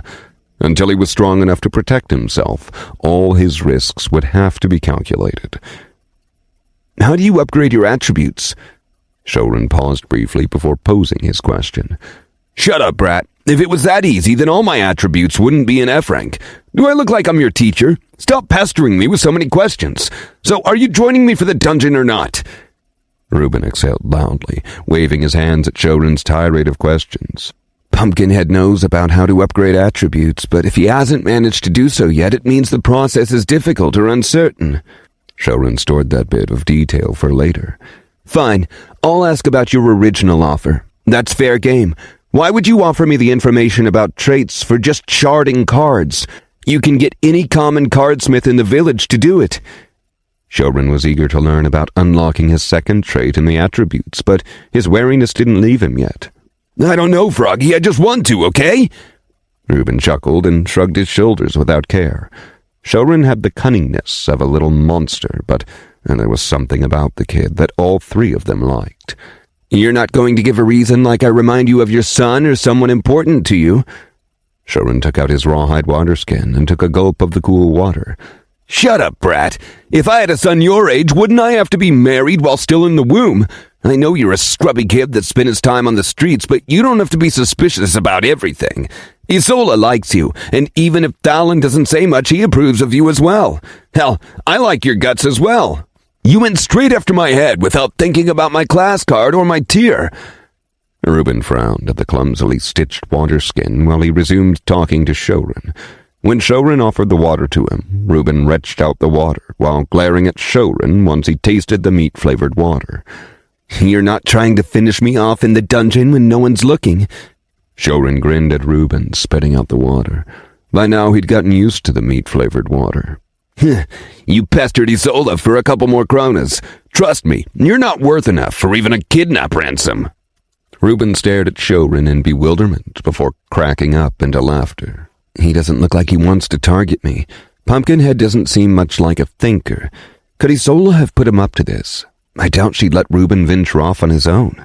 Maybe she just wanted to confirm if my intelligence was at E rank. Well, it doesn't matter. I need more information about the dungeon, attributes, and my traits. Grandma doesn't know either, so doing a few dungeon runs with Pumpkinhead is worth the risk. Maybe I'll squeeze out details from Reuben about who they are as well. I want half the loot. After pondering over his thoughts, Shouren came to a decision. He'd go with Reuben. Shouren would make sure not to reveal his corrupted abilities and only stick to the regular Cardsmith ones. It would be limited to the first floor, so Shouren wasn't too worried about the danger, unless the lightning beast showed up again. Not this again, Reuben groaned. He was well versed to Shouren's antics by now. The little loot grubber wouldn't give an inch if left alone. If you're going to fight, then I'll gladly give you half the loot, Froggy. I doubt your sack would fare well as a weapon against the monsters. And Reuben raised his hand to stop Shouren from speaking. I'll fight all the monsters, but if you kill any on your own, the loot from that monster will be yours. I want you to shard the cards I give you, and it'll be the standard fee. 1 shard per successful activation. Shouren stood there silently, thinking about Reuben's proposition. The terms were good.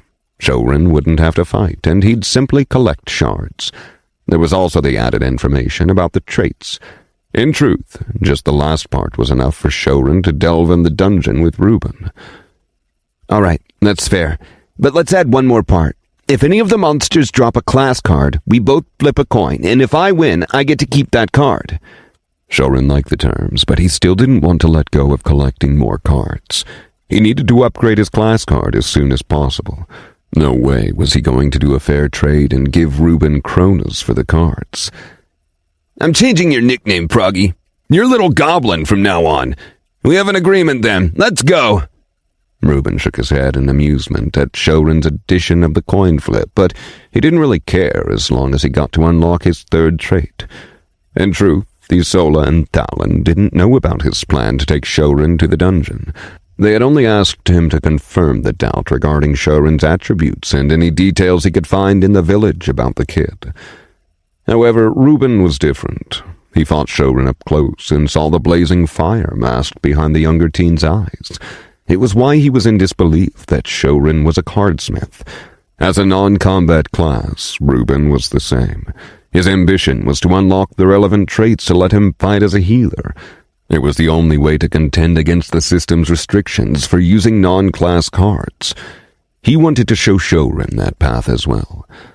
Coming from a clan of prolific healers, Reuben was forced to select the healer class card on his awakening day. However, he never wanted to sit back and leave the fight to others. Reuben saw the same flames flickering inside Shouren. The only difference between them was that Reuben started with a rare class card, while Shouren had a common class card. Isola and Daman didn't think the guild would accept Shouren, regardless of how talented he was, if his chances of reaching Tier 1 were this low. You're a good kid, Pumpkinhead. Shouren laughed cheerfully when Reuben agreed to his clause and reached on his tiptoes to pat the taller teen on the head like an elder.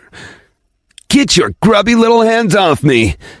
Reuben snorted and pushed off Shouren playfully. Let's meet at the dungeon's entrance. I need to make one last stop, and I'll join you in 30 minutes. Shouren summoned his lumen, allowing the waves of energy to course inside his body. He needed to drop the kronas in a few cards with Rhea, so she had enough money to cover their rent if he was delayed in the dungeon. Don't be late, little goblin! Reuben turned around and left after waving. He needed to inform Isola and Daman as well. Be careful, little potato. Rhea pulled her grandson close to her, embracing his small frame tightly. It was late evening, and Shouren had come to tell her that he needed to go into the dungeon.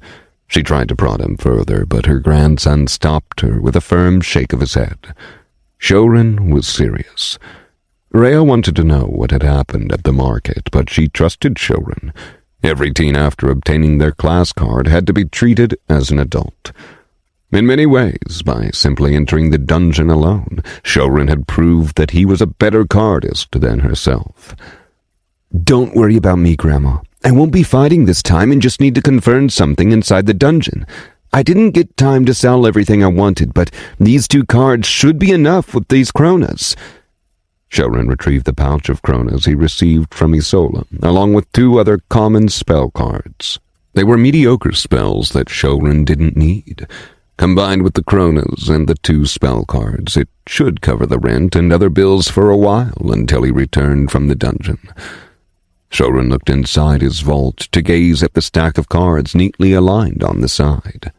Class cards, common, 28, uncommon, 3. Spell cards, common, 12, uncommon, 3. And those were a lot of cards. He already had more than a quarter of the common class cards he needed to upgrade to uncommon Cardsmith. He originally started with 14 common class cards from the monsters on the first floor, then an additional 2 from the 5 total cards the dungeon gave as final reward, and the 12 class cards he obtained from Isola just a brief while ago. Should I save the uncommon class cards or trade them for more common class cards so I can upgrade my class sooner? Shouren was conflicted. Gathering common class cards were simply a matter of time, as they were both cheap and frequently dropped on the first floor. However, uncommon class cards were still, well, uncommon. No, I'll keep them. If I really need to, I can trade the uncommon spell cards, but I need the class cards to later upgrade to rare Cardsmith. It won't be as easy as the common class cards. Even Isola won't be able to promise them. Shouren was tempted to use the Devourer's Right and absorb the 28 class cards, but he was going into the dungeon, and it was best to be fully equipped in case there were any unexpected events. Shouren was eager to see if there would be any changes in his class card once he started the process. You need the cards for sharding, Rhea began before Shouren interrupted her as he ran out the door. And live like bats in a cave with no lights.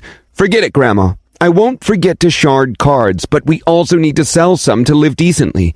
I'll see you soon, and remember to eat your meals, Grandma. Shouren gave a final stern look to Rhea before he flashed a grin, and then left the house. Rhea glanced down at the cards and pouch, chuckling softly to herself.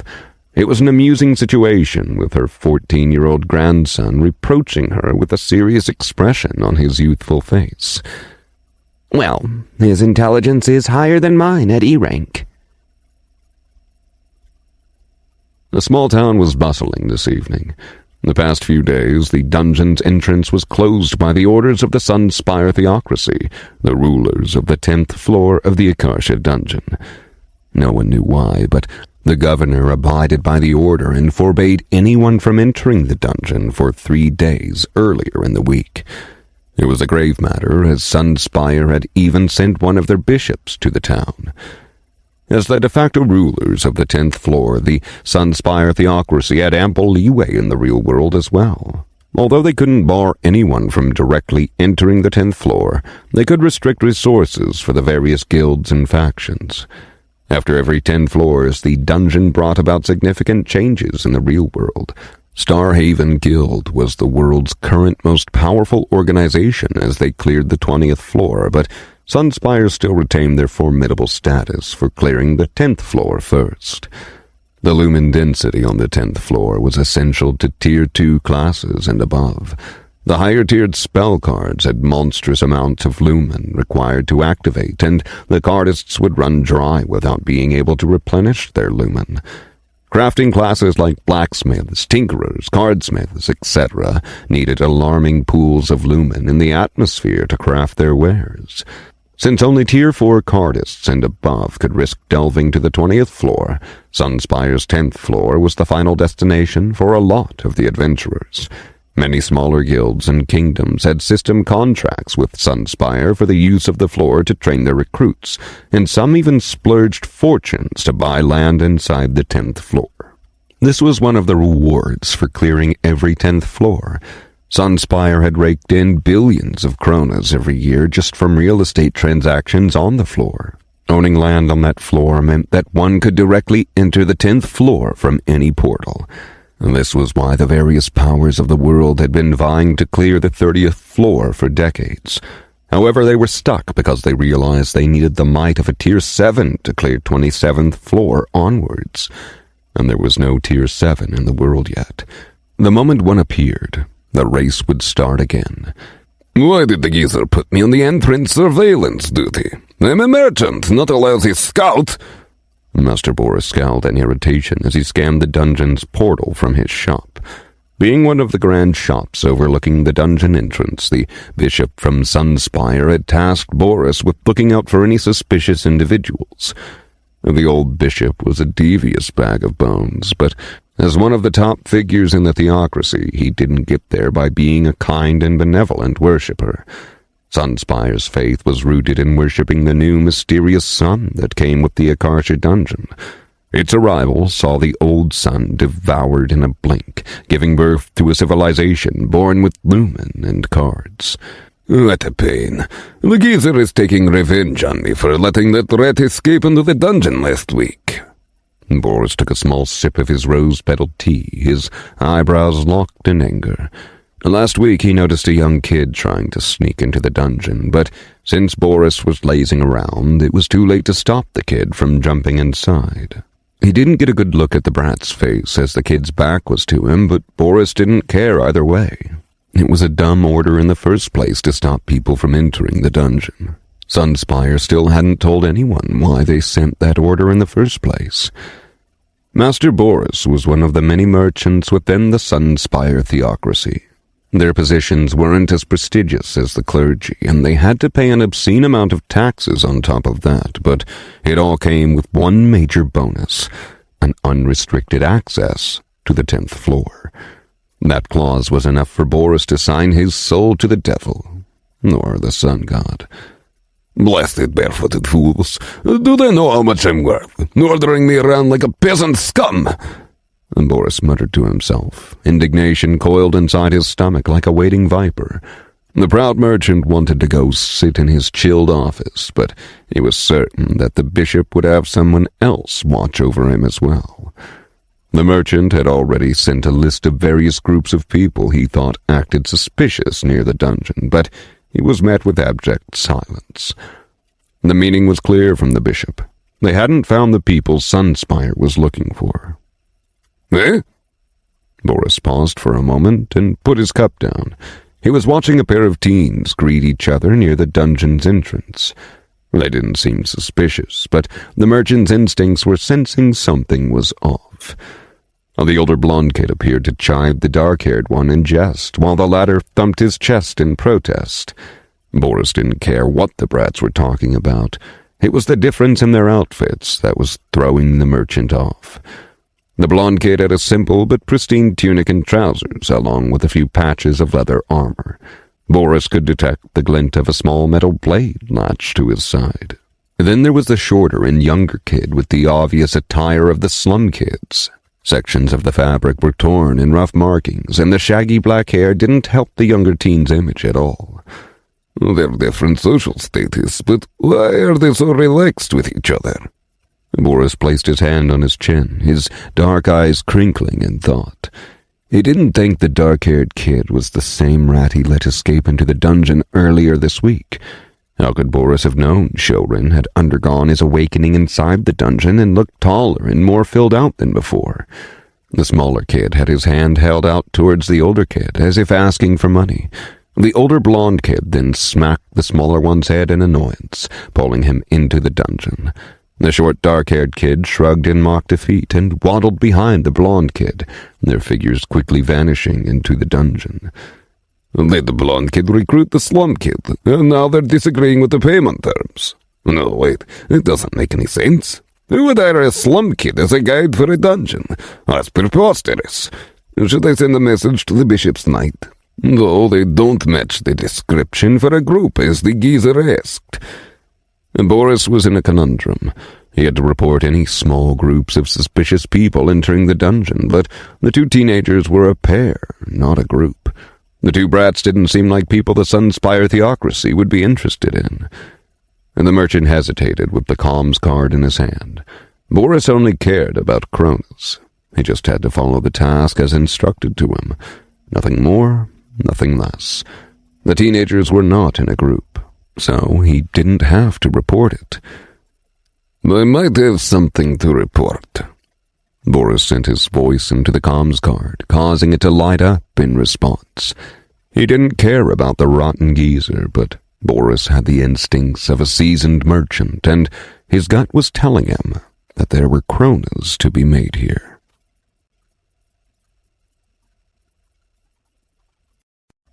Chapter 13. Party of 2 detected.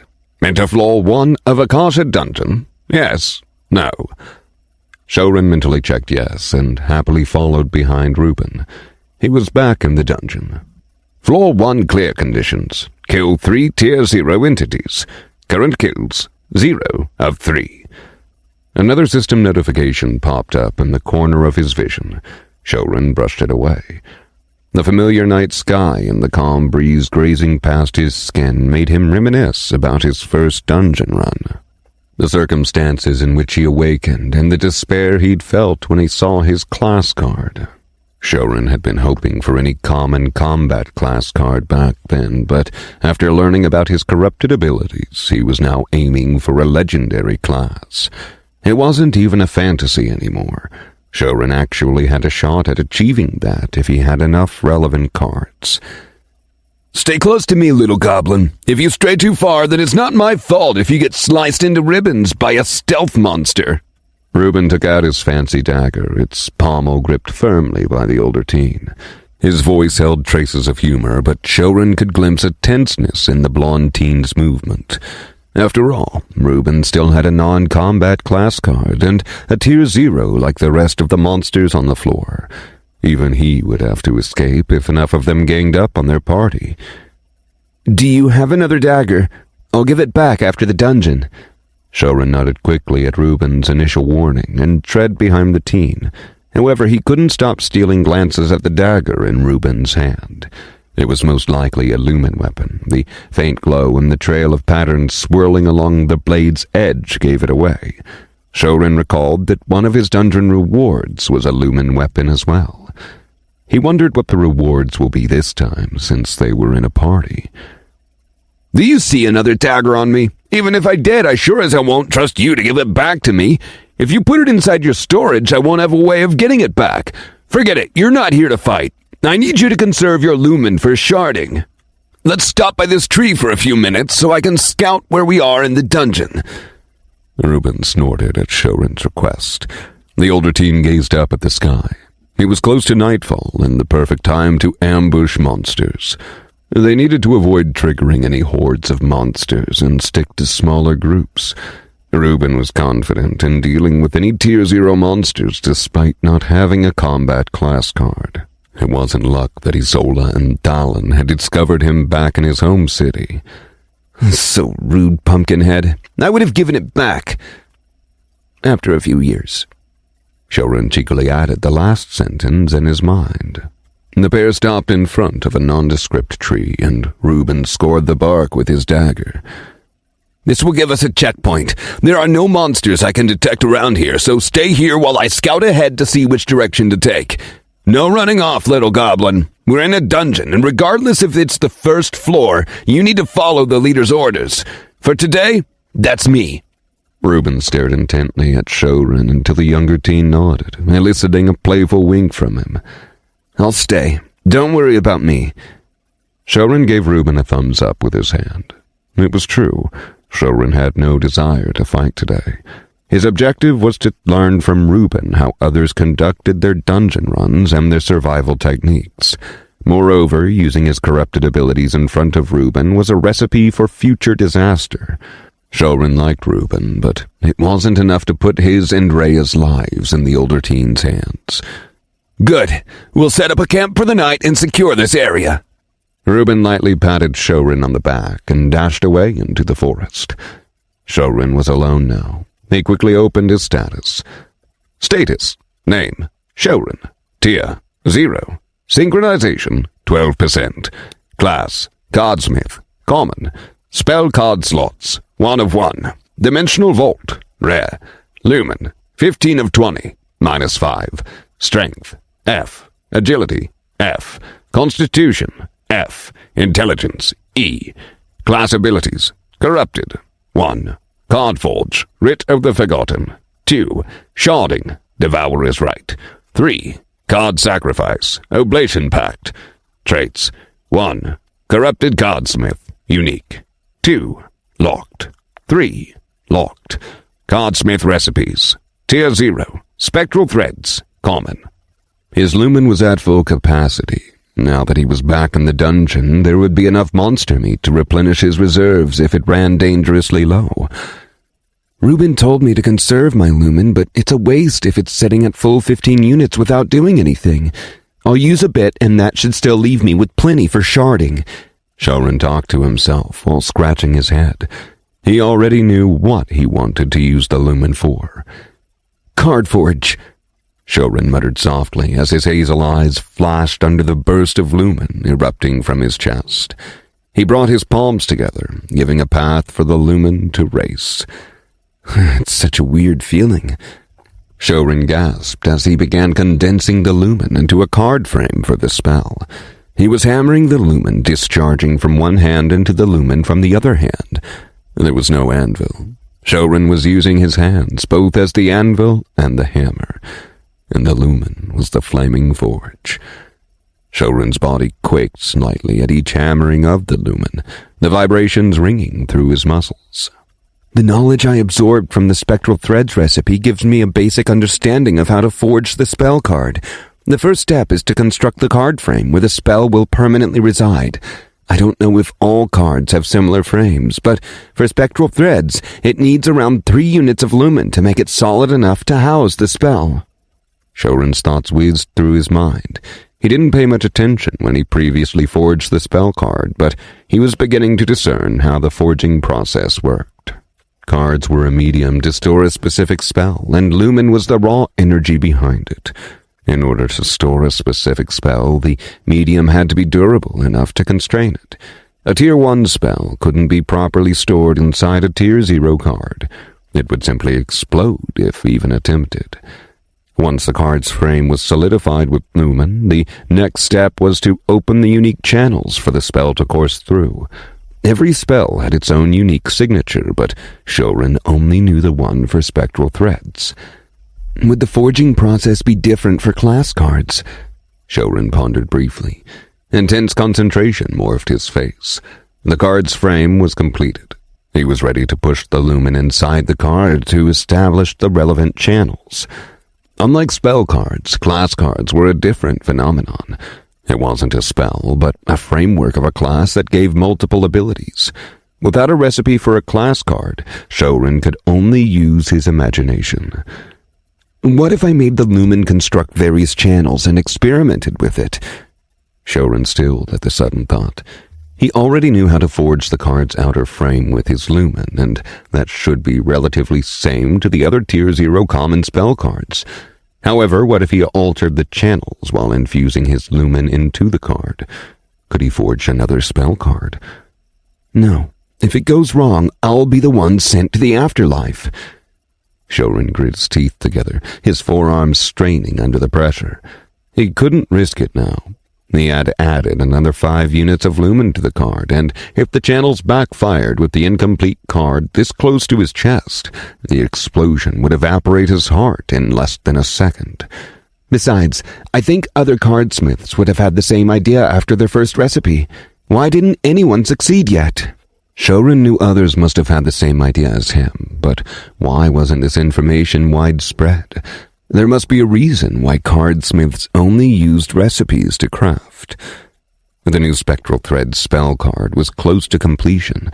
By now, Shouren had carved the signature channels inside the card, and the final unit of lumen would complete the circuit, sealing the spell inside. What if someone already managed to forge a card without a recipe, but they kept that information secret? Shouren whispered under his breath, a spark of realization hitting him as he hammered the final tendril of lumen. The air pulsed with an incandescent glow, announcing the birth of another spell card. Synchronization, 13%. What information is secret? Also, didn't I just tell you to conserve your lumen? A curious voice interrupted Shouren's reverie. It was Reuben back from his scouting, and he didn't look pleased at seeing Shouren use his lumen to forge cards instead of saving it for sharding. Thankfully, the Pumpkinhead didn't hear the first part of the sentence since I was saying it under my breath. I really need to be more careful next time. Reuben's an idiot, but he's not oblivious. Shouren mentally chided himself before bringing the new card to his face, inspecting it of any blemishes. He then turned to address Reuben. I was just thinking that there must be a reason why you, Isola, and Thalin kept it a secret from me. I figured it was because of your guild. Shouren tried to divert Reuben away from what he said. Shouren stood up and patted the dirt off his clothes. He looked disappointedly at Reuben, pretending like he was hurt by the lack of disclosure. Shouren already had an idea that all three of them were from the same guild or organization, and there were too many clues for it not to be the case. Shouren was merely trying to distract Reuben, but the older teen's next words made his mouth open in shock. How'd you figure it out? Both Isola and Thalin weren't wearing the guild's insignia, and I won't receive mine until I evolve to Tier 1. Blinded hells, little goblin, did your intelligence upgrade to D rank? How else would you know we're from the Starhaven Guild? Reuben cursed, covering his eyes with his left hand. He was imagining Isola's fury when she'd find out that their cover was blown, and the brat knew about their identities. Holy divine peaches! They're all from the Starhaven Guild! The guild of super elite cardists that cleared the 20th floor by themselves! No wonder they were hiding like thieves in the abandoned shop. They were here on a secret mission. Shouren's E-rank intelligence accelerated his thinking, enabling him to quickly reach a conclusion. He'd willingly walked into the lion's den like a clueless rabbit. Starhaven Guild was a titan in the world, and wherever they walked, they brought storms with them, and now they were in Shouren's little village town. I don't care that you're from the Starhaven Guild, but I hope that you don't trick me about the traits. After we're done with the dungeon, we can go our separate ways. Shouren forcefully suppressed his pounding heart and tried to keep his voice steady. He wanted to cry on the inside. Shouren just wanted to collect his cards and evolve to Tier 1, but his terrible luck kept shoving him into mortal danger. Luckily, Pumpkinhead is dumb like a rock, but Isola will figure out that I tricked him when she'll make Reuben recount the story. Would they kill me to keep their identities secret? They were clearly here for something and didn't want the public to know of their guild's involvement. Beads of sweat pooled over Shouren's head. The dungeon might be safer than the outside world. If you already know we're from the Starhaven Guild, do you think we'd trick a bumpkin like you? I'll deal with Isola and Thalin. Reuben started his sentence after seeming to make up his mind. You're such a good kid, Pumpkinhead. Shouren cheered the older teen in his mind. Reuben was going to take away the pressure from him. But you need to come with me to meet them. You can't leave our side until our mission is over. Reuben finished by gripping Shouren's skinny shoulders, his sapphire eyes boring down on the younger teen. I understand. Shouren gulped and responded with a nod. I hate you, Pumpkinhead. I hope you go bald before you turn 20 years old. Stop looking at me with those puppy eyes, little goblin. Isola will kill me if she finds out I let you disappear after figuring out our identities. And then Thalin will bring me back from the afterlife just to hang me from a noose. No, you're staying with me. I'll promise you that they won't kill you, though. The guild has strict rules against killing innocents. Reuben ran his hand through his silky blonde hair, unaware Shouren had just cursed him with eternal baldness. Shouren stood there silently. He'll keep his mouth shut next time. It was a hard lesson he learned today. I found a camp spot. Let's go, little goblin. There's a pack of ice foxes nearby, so let's finish them before setting up the camp. Reuben sighed and playfully nudged Shouren. Why did the kid look like he was going to his own funeral? Shouren answered unenthusiastically as he followed behind Reuben. Wanting to cheer up his party member, Reuben thought of something and said to Shouren while they ran to the area with the ice foxes. Here's part of your reward early, little goblin. One of the requirements to unlock a trait is to complete certain actions without the help of the system. They can be achievements, accomplishments, or simple tasks. That's all you get for now, and once we complete the dungeon, I'll tell you the rest. Shouren's eyes glimmered with excitement when he heard Reuben's words. Seeing that Shouren was back to his normal spirits, Reuben chuckled and dashed ahead. It was time to collect a few cards for his mischievous friend to shard. Shouren didn't care about the Starhaven Guild anymore. He finally had a clue about his previous dilemma. His hazel irises sparkled with anticipation. It meant that forging a card without a recipe was possible. Status: Name: Shouren. Tier: 0. Synchronization: 13%. Class: Cardsmith. Common. Spell card slots: 1 of 1. Dimensional Vault: Rare. Lumen: 6 of 20, -5. Strength: F. Agility: F. Constitution: F. Intelligence: E.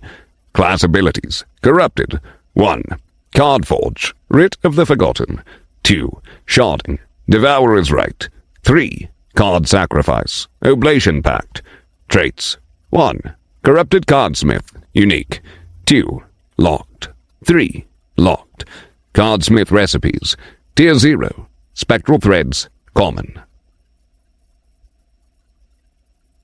There they are. Stay here and try not to make a sound. Reuben breathed, gesturing for Shouren to crouch behind the bushes. In front of them, Shouren watched a group of 5 pale, cobalt-colored foxes huddled together in sleep. Their sleek, icy fur shimmered underneath the starry sky. The 5 foxes had various sizes, but even the largest of the group was still smaller than the black fox Shouren had encountered on his first day in the dungeon. I'll charge you 2 class cards per use of my Lumen Bolt, Shouren whispered while stationing himself in the shadows. He remained a bit dazed by the knowledge that Reuben was associated with the Starhaven Guild, but it was too late to cry over spilled beans. Shouren was going to make the best of it, and that meant fleecing Reuben as much as he could before the end of the dungeon. Reuben simply rolled his eyes at Shouren's declaration before steadying his dagger and preparing to dash at the unsuspecting foxes. He knew cardsmiths only had a single offensive ability, and even that required them to burn through an entire card. Reuben didn't need it for now, and neither would he take it after hearing Shouren's demand. Without saying another word, Reuben shot ahead, his feet flying through the blades of grass. He made the first strike on the largest ice fox, his dagger cleanly slicing through the monster's back, decapitating it in an instant. He channeled the lumen and sighed that dagger. Shouren mutely watched the fight unfold before him. Shouren stared with envy at the lumen weapon. Even with F-ranked strength, Reuben was able to sever the monster's neck without much resistance. A piercing screech reverberated in the air as the rest of the foxes woke up. The moment they saw the human, all 4 of them pounced on Reuben. Should I help? Shouren's hazel eyes flickered with worry. However, it quickly dissipated shortly after. Reuben raised his unarmed hand to cover the back of his neck where one of the foxes targeted while evading the second one. He calmly dispatched another ice fox mid-air before it could land a bite on his chest, and he let the last one sink its razored teeth into his ankle. The last fox snarled with rage as it snapped his jaw shut and tore through the flesh and tendon, its blue irises a different shade than Reuben's own sapphire eyes. You all got some heavy-duty chompers! Reuben chuckled as a flash of lumen flared around his injuries, congealing the blood and stitching the wound shut. Without waiting for the remaining foxes to react, Reuben swiftly slashed his dagger through the fox's skull, which had latched onto his now-healed ankle. Then, without pause, his lumen-enriched dagger cleaved through the last 2 foxes. Not a drop of sweat trickled down Reuben during this whole ordeal. A blinking notification popped up in the corner of Shouren's vision. Floor 1 clear conditions. Kill 3 Tier 0 entities. Current kills, 5 of 3. Updated. Kill count exceeded clear conditions. Increased floor rewards will be distributed upon exit or new floor. And the kills are shared with the whole party. Good. I don't need to waste any of my cards then. Also, Pumpkinhead was going easy on me when we last fought. I'm sure his trait is what lets him move like that. He didn't even channel some lumen into his body. It all went to his dagger. That meant he was moving like that without the use of lumen. Shouren silently watched Reuben collect the floating cards from the monsters' bodies. Observing the older teen was eye-opening. Reuben fought like a seasoned veteran and barely used any lumen, conserving every unit of it until he needed it. There was a stark contrast to the way Shouren fought, with summoning as much lumen as he could into his body. Reuben fought like a lithe panther, fast and agile strikes, whereas Shouren felt like he was a dancing wild boar, clumsily stumbling around the battle stage. Is this the caliber of people Starhaven recruits? Reuben wasn't even a full member of the guild yet and had a non-combatant class card on top of that. Then, what were the actual combatants of the guild like? I understand why Reuben is striving for his third trait now. Shouren contemplated within his mind. It made sense. After all, it was because of his unique corrupted Cardsmith trait that he could use all cards irrespective of class compatibility, and even upgrade his class card, a feat he'd heard no one of having until him. He wondered what rank Reuben's traits were. Shouren stared with envy at the approaching Reuben. He wanted to learn how to unlock additional traits, even more now. Here, shard these cards for me, little goblin. Reuben walked over and tossed Shouren 4 common spell cards. Shouren gave them a quick glance. Tier 0, Inspect, Common.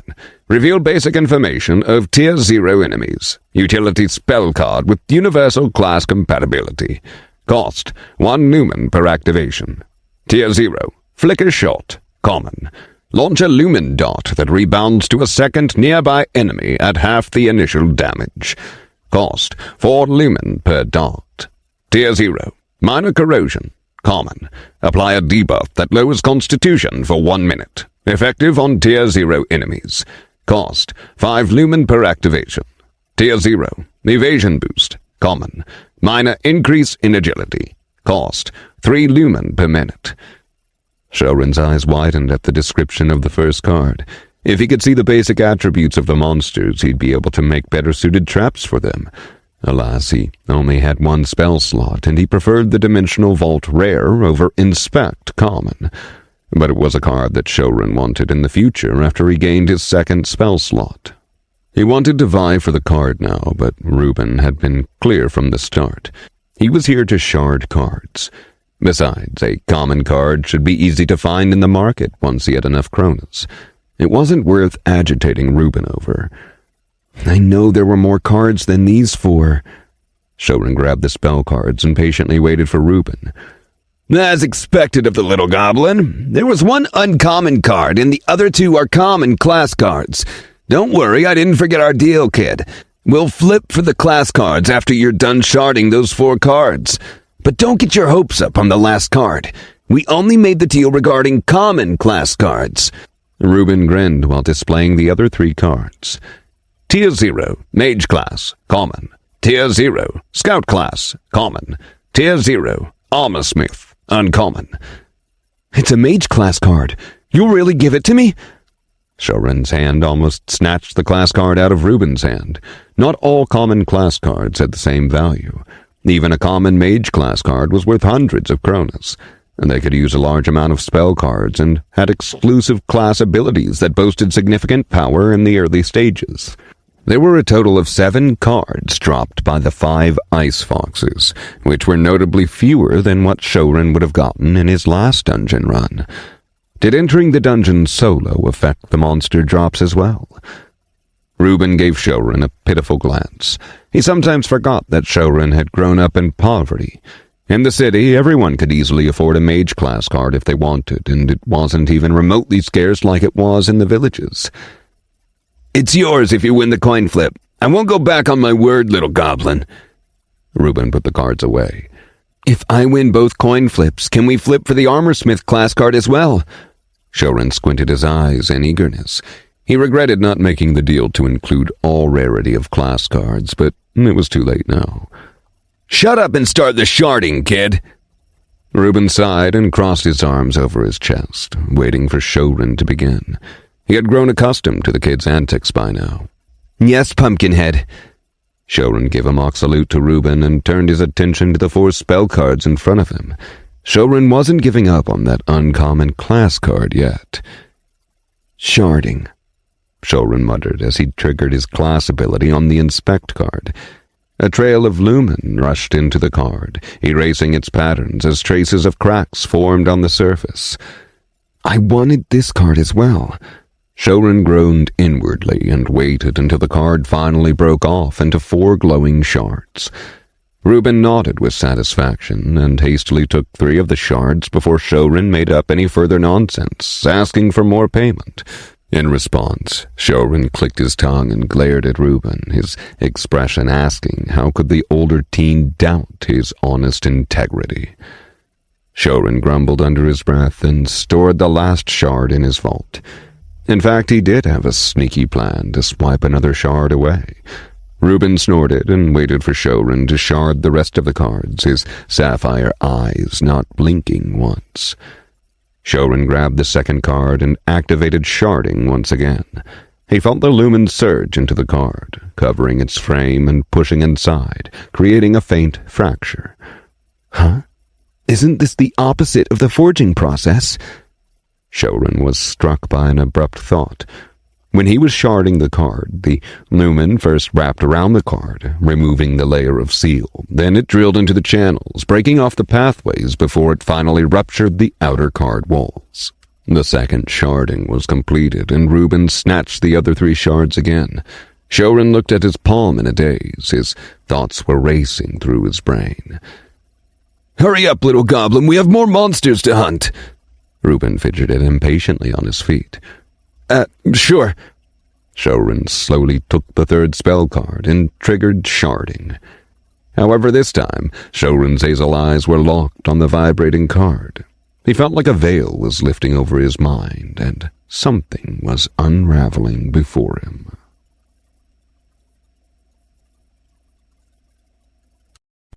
Chapter 14.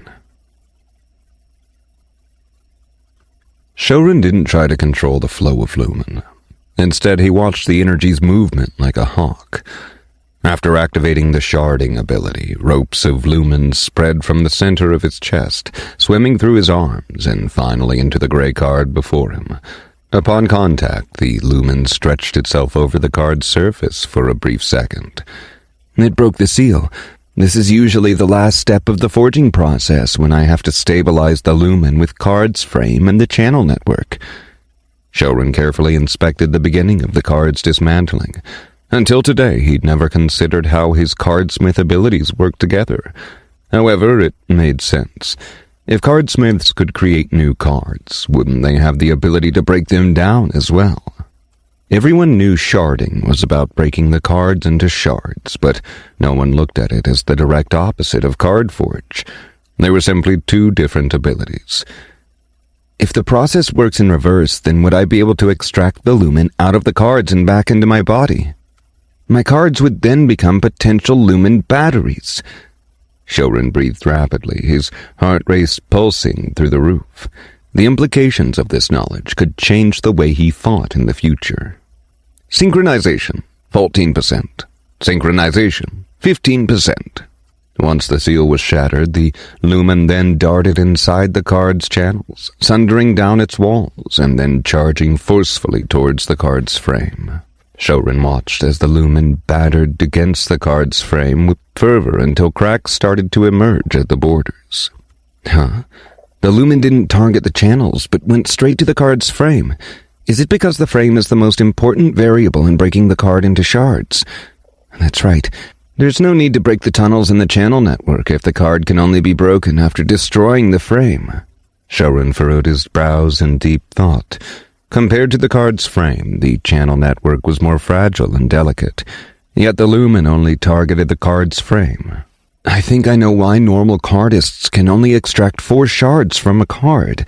The card frame's weakest points are the 4 locations at the midpoint between the corners. By smashing the lumen at those points, the card breaks apart into 4 shards. But Grandma could extract 5 shards. I think she might have unknowingly found a way to destroy one of the channels. Shouren's brain was heating up. A multitude of possibilities flashed through his mind. He needed to have a discussion with Rhea once he left the dungeon. If his theory was right, then the path to extracting more shards from a card depended on efficiently targeting the various weak points on the card. The more channels one destroyed, the more shards they could obtain. Synchronization, 16%. Synchronization, 17%. Synchronization, 18%. Why was this important? It was because the larger the shard, the lower the synchronization rate. Not every spell inside a card would contain knowledge about a specific class card. However, if the shard was broken into further smaller pieces, it would hold more of the foundational insights. It would be easier to absorb and maybe even push past the 80% synchronization limit.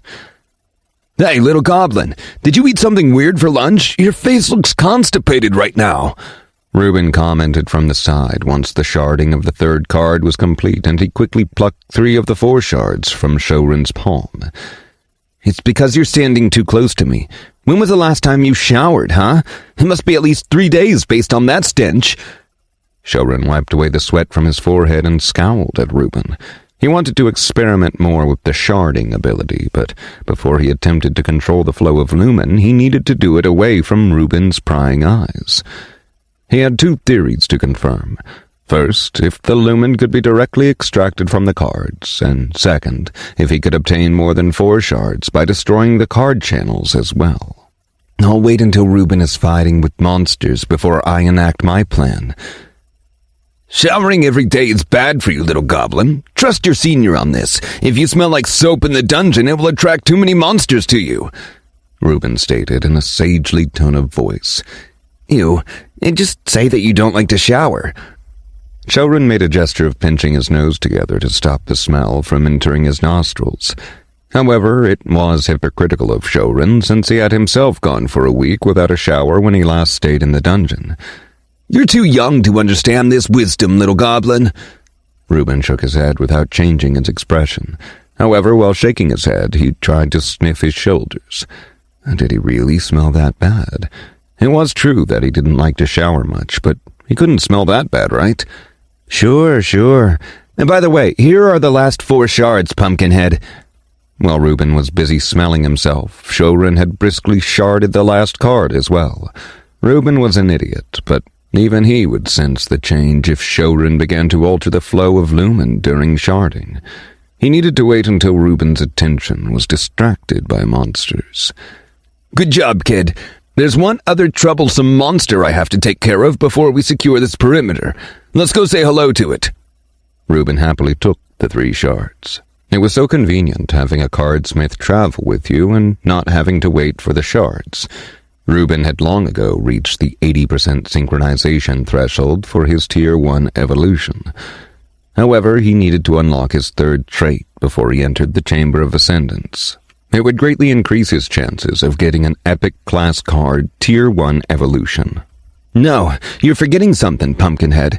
We still have to flip for the 2 common class cards. I fulfilled my part of the deal by sharding those cards, and now you're trying to pull a fast one over me. Shouren frowned in disappointment.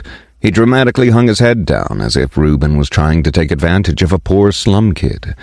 Oh, my bad, little goblin. It was an honest mistake. I was just too excited to go collect more shards. Here, let me flip the coin. I'll let you pick first. Reuben had an awkward expression on his face and hastily took out the 2 common class cards from the back of his pocket, along with a single krona.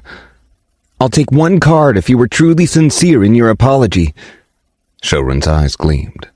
I think my hands are getting tired. Let me put the cards back in my pocket so I can rest them properly. Reuben stared mutely at the cheeky Shouren. I was just kidding, Pumpkinhead, but let me flip the coin instead. You have a body movement type trait, and it won't be fair if you flip. Shouren chuckled and jokingly patted Reuben on his arm. I don't trust your storage ability as well, kid. What if you switch the coins in your hand? Reuben wasn't fazed. His sapphire eyes bore into Shouren. Whenever it came to loot, he had to tread carefully with the cunning brat. So he has a trait related to movement and not a premonition one. Pumpkinhead is so gullible sometimes. We'll both turn around, and then I'll flip the coin behind us. I won't touch it, and we'll both turn around at the same time and go look together. This is fair, since neither of us would be near the coin when it lands. Shouren raised his hands in the air, projecting innocence. Reuben thought for a few seconds, and seeing no holes in the suggestion, he nodded with agreement. As long as Shouren wasn't touching the coin in the end, he wouldn't be able to tamper with the coin. All right, you flip the coin. Reuben placed the krona on Shouren's smaller palm. Ready, Pumpkinhead? Once the pair were in position and standing shoulder to elbow, Shouren placed the coin over his thumb. I pick heads. Reuben sighed. He just wanted to go hunt monsters and get his shards.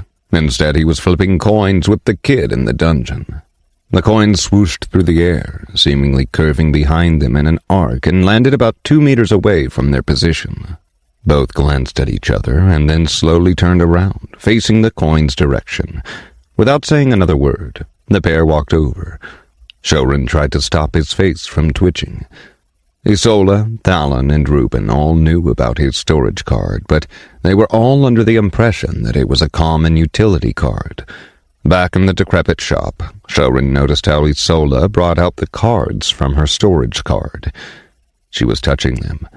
However, Shouren didn't need to touch the items in his vault to bring them out. He could summon them anywhere within a radius of 3 meters. Reuben's face sagged in defeat when Shouren's face lit up. Sitting still among the swaying blades of grass was a small coin, its metallic surface under the night sky. It was Tails. Status: Name: Shouren. Tier: 0. Synchronization: 18%. Class: Cardsmith, Common. Spell card slots: 1 of 1. Dimensional Vault: Rare.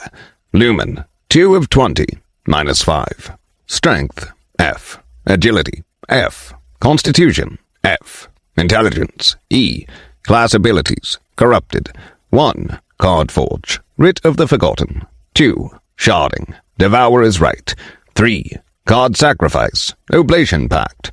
Traits: 1. Corrupted Cardsmith, Unique. 2. Locked. 3. Locked.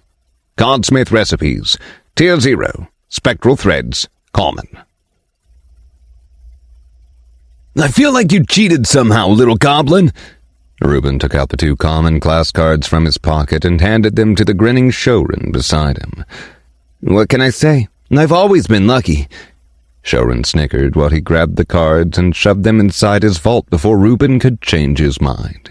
Shouren had conveniently forgotten all the times he'd previously cursed his bad luck.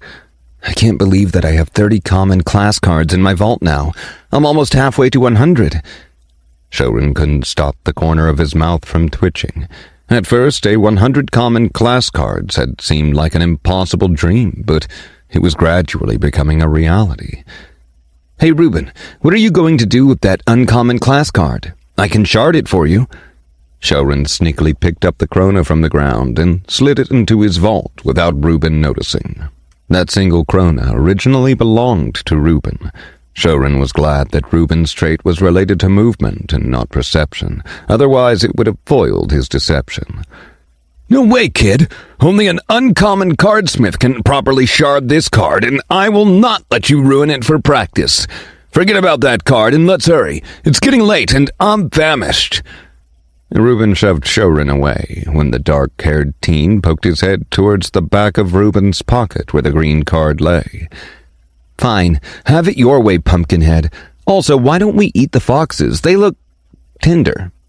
Shouren made a disapproving noise at Reuben's refusal to let him shard the uncommon card before he turned to look at the 5 dead foxes. Shouren had wanted to experiment with the uncommon card and see how durable the card's frame and channels were. Of course, he wouldn't use his own green cards. He'd rather use Reuben's cards since they were free. Stop drooling over those stringy beasts. Nah, I have something better in mind for our dinner tonight, kid. He's a bit of an angry fellow and kicks a lot, but he's also very flavorful. Reuben gestured for Shouren to follow, and then bolted east of the forest. Shouren quickly dashed to the closest fox and tore off one of its legs before he sprinted towards Reuben. His lumen was running very low, and he needed to replenish his reserves for what he had in his mind soon. He didn't store the entire monster's corpse inside his vault to not let Reuben figure out how big his storage actually was. That's kind of barbaric, kid. Reuben raised his brow, giving his young companion a sidelong glance.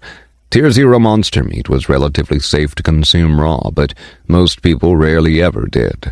But Shouren had no qualms with the dripping blood. He was casually feasting on the bloody flesh with relish. Clearly it was not his first time. Once again, the strange kid perplexed Reuben. If only the brat didn't have a common class card, he'd have begged both Isola and Thalin to allow Shouren to join their guild's recruitment program. Just Shouren's tenacity was enough to put him on par with the elite luminaries. I'm starving. Who knows how long it'll take you to kill the flavorful fellow?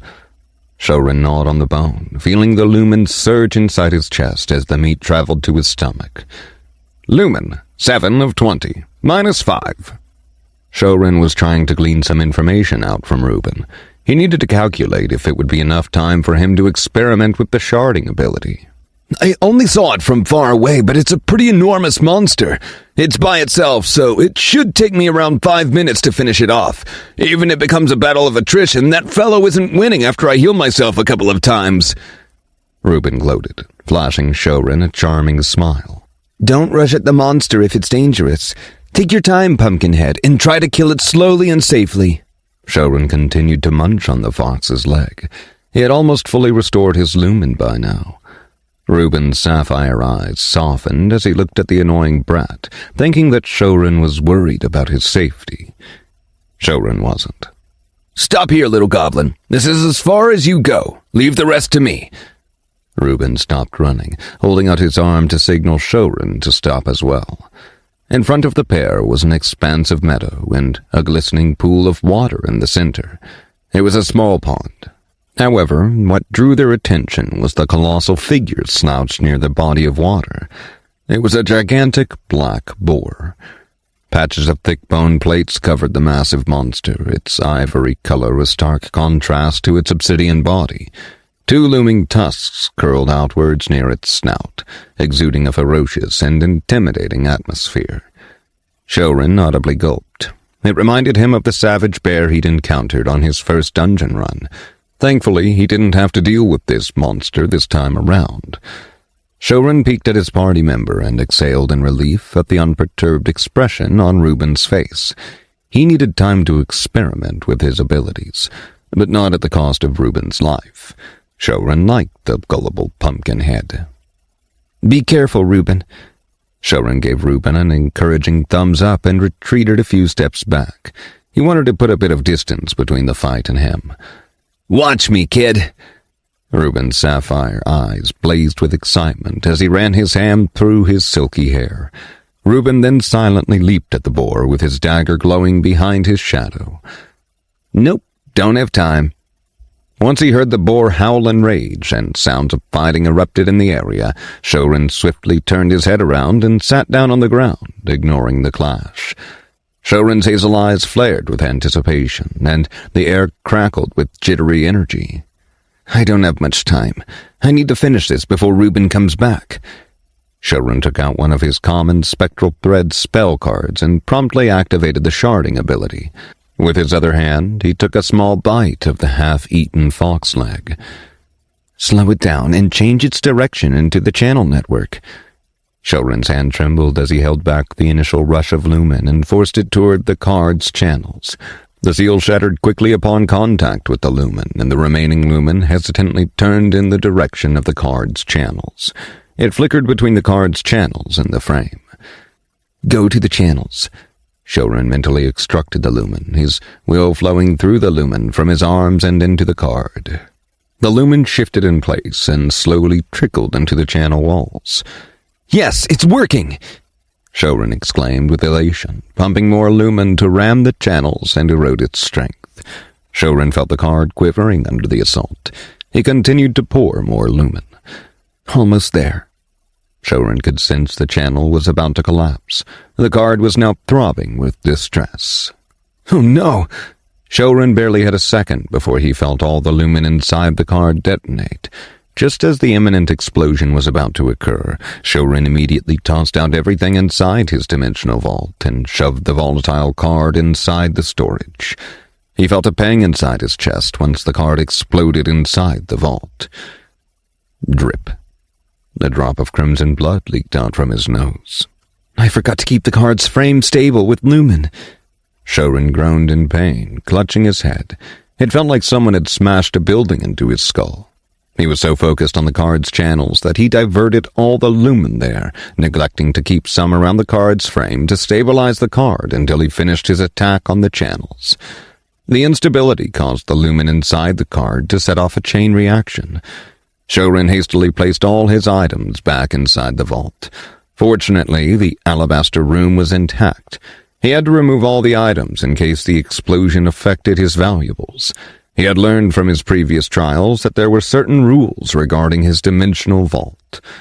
Ignoring the tinge of a metallic taste in his mouth, Shouren quickly pivoted his head to see if Reuben had seen him. No, Reuben was still busy with the monstrous boar.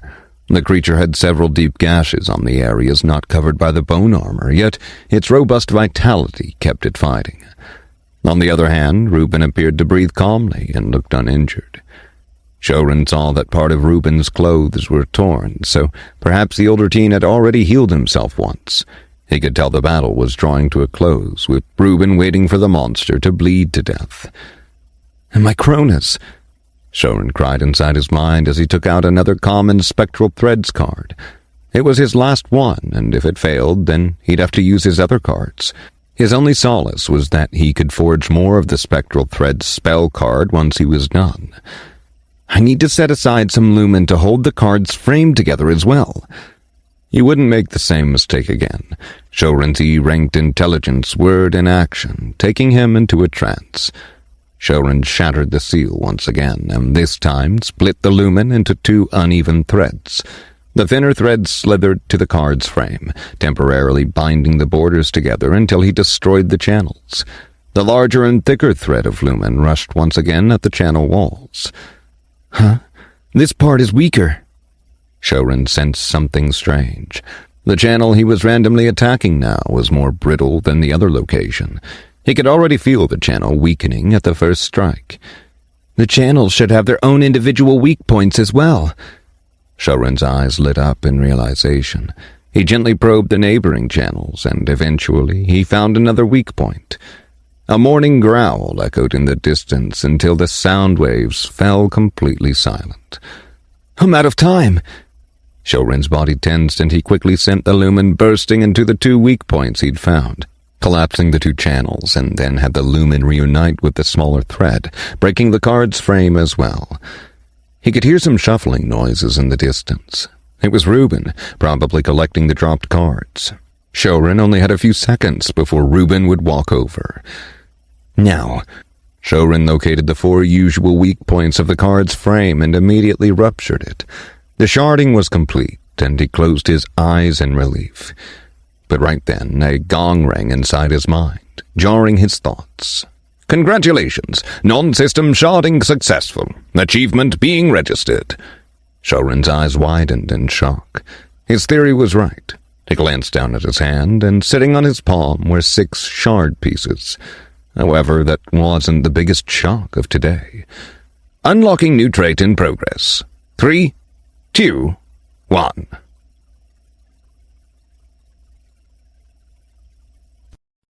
Chapter 15. Unlocking new trait in progress. 3, 2, 1. New trait. Unlock. Error. Shouren suddenly grabbed his head, whimpering in pain. A metallic grating sound tore into his brain, sending pangs of agony through his nerves. In haste, Shouren flung the shards into his vault. What was that notification? Something weird is going on. Right as he saw the glitching message on the system, Shouren saw images of illusory red-black chains spreading out from his chest and towards the trait hovering within his vision. The chains weren't real. He instinctively knew that they lacked physical form. Only he could see them. Why do I know this? Shouren ignored the throbbing pain and watched in horror as the malevolent red chains wrapped itself around the trait, constricting the letters in his vision. New trait. Unlock. Error. Shouren clasped his chest, his nails biting into his skin through the thin layer of fabric. The molten chains were corrupting his trait. Shouren finally realized what they were. He'd seen them before in a fleeting memory. This is how my first trait got corrupted. Shouren shut his eyes, the pain overwhelming his senses. During his awakening, he was unconscious the whole time, and he never saw how his trait got corrupted. Moreover, his previously mangled body had also surprisingly healed. However, this time, Shouren was watching it unfold before his very eyes. No! Shouren grit his teeth. He felt the chains were consuming something else in his body while they constricted the trait. There was a price to pay for this, and the corruption was devouring it without his consent. Shouren didn't know what the corruption was eating, but he felt a sense of loss the moment they materialized, and it grew deeper once the demonic chains enveloped the trait. The dark crimson chains snarled, commanding the human to back off. No words were spoken, yet Shouren understood it. Shut up! This trait is mine! Shouren reached for the chains, and surprisingly his hands made contact with the ethereal construct. His palms sizzled with scorching flames. The demonic chains were burning through his skin. The red-black chains trembled with disbelief. The human could touch it. That momentary lapse was enough, and Shouren tugged it hard with a twist. The demonic chains howled as Shouren dragged them back into his heart. Shouren's hand quivered with relief, but a few specks of terror remained. That thing was inside him, and he knew it was sentient. How did that thing get inside me? Shouren shivered. He tried to scramble his memories of the day he awakened, but only a pitch-black darkness answered him. Did he want to continue using his corrupted abilities after witnessing the source of it? The fiery chains would have made the trait more powerful, but Shouren's gut was screaming at him to stop that process. This was not like his Cardsmith abilities. This time, it felt like the chains were corrupting something deeper inside. His soul. Or did it already corrupt it? Did you go potty in your pants? What is with that pose? Ruben's voice rattled Shouren out of his gloomy thoughts. Shouren was glad that only he could see the horrifying chains. I was cheering for you, pumpkinhead. Shouren laughed nervously. His hands felt as though they were being roasted alive. He attempted to hide his palms, but the blonde teen's eyes flashed. What is this, little goblin? Ruben grabbed one of Shouren's hands before the latter could whip it away. Ruben's hand held Shouren's in a vice. Crap, Pumpkinhead saw it.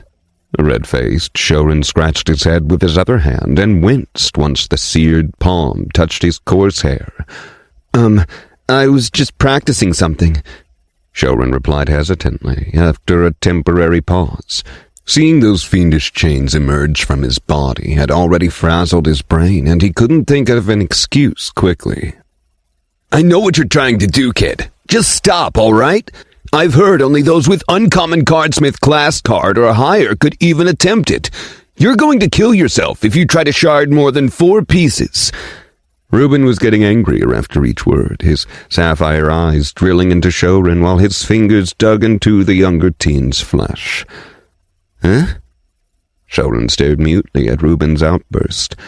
I knew something was up when I saw your glazed look during the last sharding. I thought your E-ranked intelligence would be enough to dissuade you from trying it, but obviously I was wrong. Ruben exhaled with frustration. Shouren didn't know what to say. He thought the blonde teen was a simple idiot, but Ruben had genuine concern for him, and he was also more attentive than he let on. Shouren didn't think Ruben could see the dark red chains, but the teen probably had an inkling that Shouren cheated on their coin flip. Yet he didn't probe Shouren. He let Shouren have the class cards. I'm sorry, Reuben. Shouren hung his head in shame. Even now he was lying to Reuben about the cause of his burns, but he couldn't ever reveal that secret. It was better to let Reuben think he burned his hands trying to shard the cards rather than expose his corruption. Shouren didn't make a promise to never do it again, as that would be another lie. Shouren didn't know why Reuben cared for him, as he'd tried to scam the older teen at every turn. "Give me your hands," Reuben stated sternly, his face locked in a somber expression. Shouren didn't retort, and quickly held out his palms. A surge of radiant, pinkish lumen seeped into his hands, swiftly expelling the burned morsels of flesh and regenerating a new layer of skin once it healed the tender flesh underneath. Seeing the guilty look on Shouren's face, Reuben sighed. Shouren was a bright teenager that was limited both by his financial circumstances and his poor class card. Shouren had to be cunning to survive where he grew up, but Reuben wanted the young teen to experience the other side as well, the side which fought word for word. If Shouren kept looking at people with distrust, he'd never see them as worthy of protection. Reuben had his reasons for accepting Isola's invitation into the Starhaven Guild, but the primary one was to clear the floors. Every 10th floor brought new changes to the outside world, making the population stronger, eliminating diseases, and giving answers to why this happened to their planet. So much of the older history was shrouded in mystery since the system's arrival. Reuben's clan had scriptures passed down from their ancestors that cards used to be different than the ones they have today. Certain sections even mentioned of cards existing even before the system's arrival. Instead of working together to save their planet, all the guilds, factions, and kingdoms fought each other to compete for resources, territory, and power. Starhaven was the same. Isola and Thalen were here to uncover what Sunspire was up to. One of their bishops had been discreetly stationed here for a while, and they had even blocked access to the dungeon for a few days. So, what did the flavorful fellow drop? Don't forget that you promised me dinner, Pumpkinhead. Shouren rotated his freshly healed hands and tried to lighten the mood. 2 uncommon spell cards and 1 common spell card. Here, shard this one while I grab some of the boar meat. A tinge of anger remained on Reuben's face, but he silently brought out a gray card and tossed it to Shouren. Then, saying nothing else, he turned around to retrieve the boar. Tier 0, Misfire Cry. Common. Deal sound damage to a random target, including allies. Cost, 1 lumen per cry. This card sucks, Shouren commented inwardly. It was like the card was meant to be sharded, then actually used in combat. Be safe, little goblin. I will not heal your hands if you try to be reckless again, Reuben said in a solemn voice without turning around. Shouren couldn't see the older teen's face, but he knew Reuben was being serious. He wouldn't heal him if the card exploded in his hands again. I promise to be more careful, Reuben, Shouren whispered sincerely. Reuben chuckled, aware that Shouren didn't say he wouldn't attempt again, but only that he would be more careful next time. Oh, that brat had some guts. Well, it was his choice, but Reuben would also stick to his word and not heal Shouren if he hurt himself. Choices had consequences. The blonde teen then walked away. All right, say goodbye, little useless card. Shouren turned his attention to the gray card with an eager smile and activated his sharding ability. What is this? Shouren mumbled in confusion. Something was very different this time. The card had numerous sparkling, flashing points of various sizes and of different levels of illumination. Shouren could see the insides of the channels like he was physically present there. It's the trait. Shouren glanced at the notification that he ignored when Reuben arrived. Unbeknown to him, Shouren's left eye was glowing with a revolving circular runic pattern. New trait, Vein Reader, unlocked. Shouren quickly summoned his status and went directly to the trait section. There, floating below his corrupted Cardsmith unique trait, was the newly unlocked trait. Vein Reader, uncommon. Your gaze can trace the weakest nodes in any Tier 0 card's veins. Trait upgradable. Cards veins. I think it's talking about the channels. So they're called veins, huh? But doesn't that make it seem like the card is alive somehow? Is the lumen the blood? Fortunately, the system gave a description of his latest trait, albeit a bit vague and rudimentary. His older, unique trait still had a series of unknown for its description. Shouren ruminated over what he just learned. The idea of a card having veins seemed like a significant piece of a puzzle.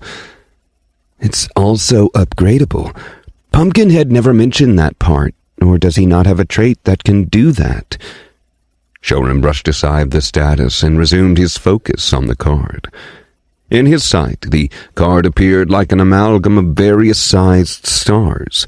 The 4 brightest stars were the 4 at the center of each side of the card's border.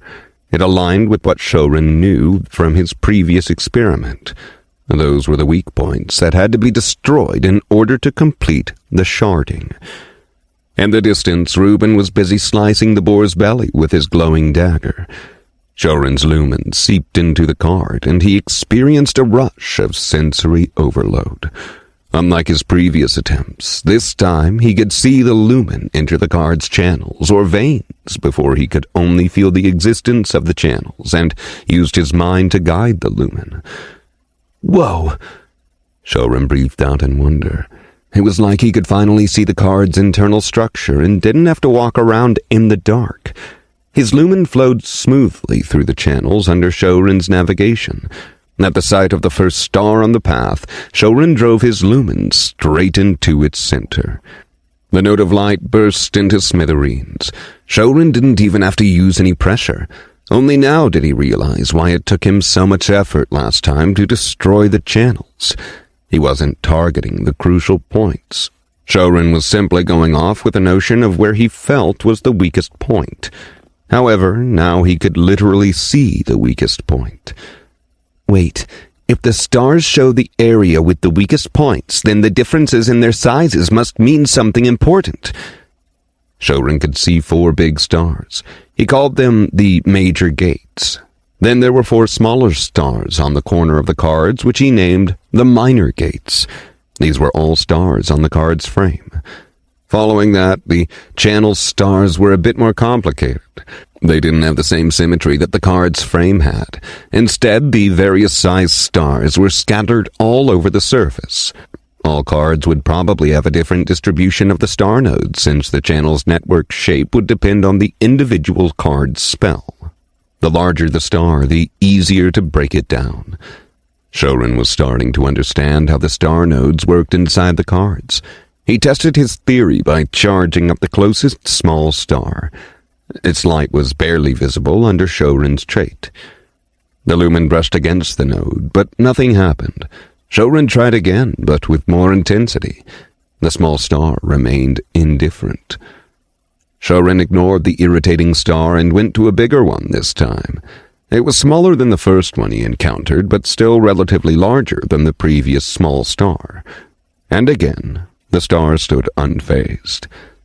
Shouren stopped and gathered his thoughts, his brain collecting all the information he'd tested so far. The difference between his first successful star destruction and the latter 2 failures. It's the center. The lumen has to pass through the center. Shouren was thankful for his E-ranked intelligence. It really helped out in times like these. Without waiting, Shouren condensed his lumen, slimming its circumference down until it was slightly smaller than the radiant star. The familiar cracking sound echoed in Shouren's mind. It's like threading a needle. I have to make the lumen smaller than the star's center and then poke it through to crush its stability.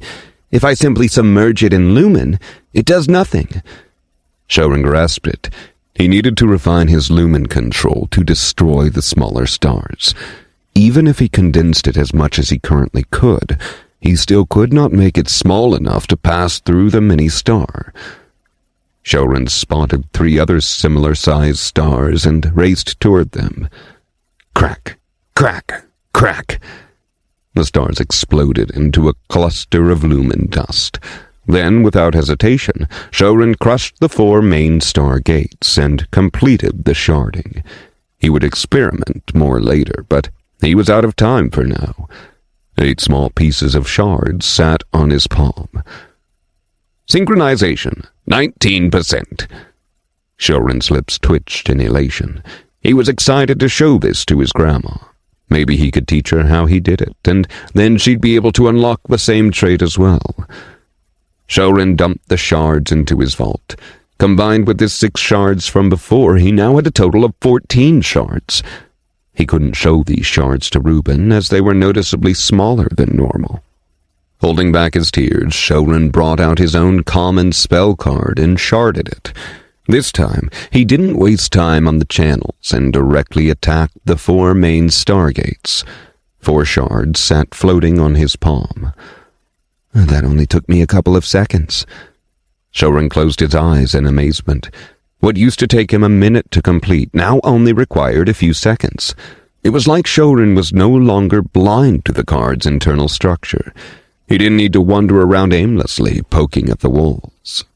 Reuben still hadn't finished carving out the boar. He was only cutting specific parts of the monster. Shouren put down the 4 shards and stared up into the night sky. Was it real, or just an illusion created by the dungeon? Shouren was unnerved. He recalled the scene of the demonic red chains coming out of his chest. He couldn't fathom what it was, or what it wanted from him. Why did it even pick him? He was a nobody. Shouren didn't have great strength or superhuman qualities. He was even shorter than others his age. So why was this thing inside him, and what did it get in return for giving him his corrupted abilities? Shouren felt his mind crumbling under the weight of those thoughts. He already knew that he was no longer the same kid before he entered the dungeon. He could feel his thoughts changing every day, and that terrified him. If you were done with sharding the card, you could have at least started the campfire going. Reuben arrived before Shouren, carrying huge chunks of meat on his shoulder. He had a wry expression on his face, watching Shouren stare deeply into the night. Shouren looked like he was wrestling with demons, and more likely the brat was planning on ways to mooch off the uncommon cards from him. Oh, right. I'll go gather some sticks. Also, here are your shards, Reuben. You can keep all 4 of them this time. It's thanks for healing my hands. Shouren bounced up and placed the 4 shards before Reuben. He wanted to give Reuben his other shards as well, but that was too risky. Shouren didn't even entertain the thought of giving Reuben his own cards. That was too far. He'd rather die than pass up his cards for free. Reuben gawked at the sight. The brat was actually parting with his loot. Did Shouren stumble on his head in the past few minutes? Shouren didn't wait to see Reuben's expression. He bolted to pick the fallen sticks on the ground. He wanted to divert his mind away from the scary thoughts, away from the fact that there was something inside him. Was it watching him right now? Shouren's chest vibrated. The demonic crimson chains thrummed in response. Status: Name: Shouren. Tier: 0. Synchronization: 19%. Class: Cardsmith. Common. Spell card slots: 1 of 1. Dimensional Vault. Rare. Lumen: 5 of 20. -5. Strength: F. Agility: F. Constitution: F. Intelligence: E. Class abilities: Corrupted: 1. Cardforge, Writ of the Forgotten. 2. Sharding, Devourer's Right. 3. Card Sacrifice, Oblation Pact. Traits: 1. Corrupted Cardsmith, Unique. 2. Vein Reader, Uncommon. 3. Locked. Cardsmith Recipes, Tier 0. Spectral Threads, Common.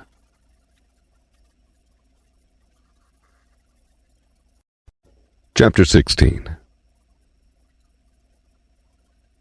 Can I shave your head once we get out of this? Shouren yelled to his side, desperately paddling his arms within the river. He was swimming as fast as he could, his legs making loud splashes over the water. How was I supposed to know how many dire wolves were in that pack, little goblin? Besides, it was your fault that the rest of the pack came out. You were munching on that bull rib like it was the last meal you'll ever have. That smell lured the other dire wolves to us. Also, why are you so fixated on my hair, you brat?" Reuben was in the same position as Shouren, frantically swimming away. It had been 2 days since Reuben had killed the enormous boar. Since then, the pair of teenagers actively sought other monsters while staying clear of any large herds. Reuben fought the creatures, and then Shouren sharded the cards later.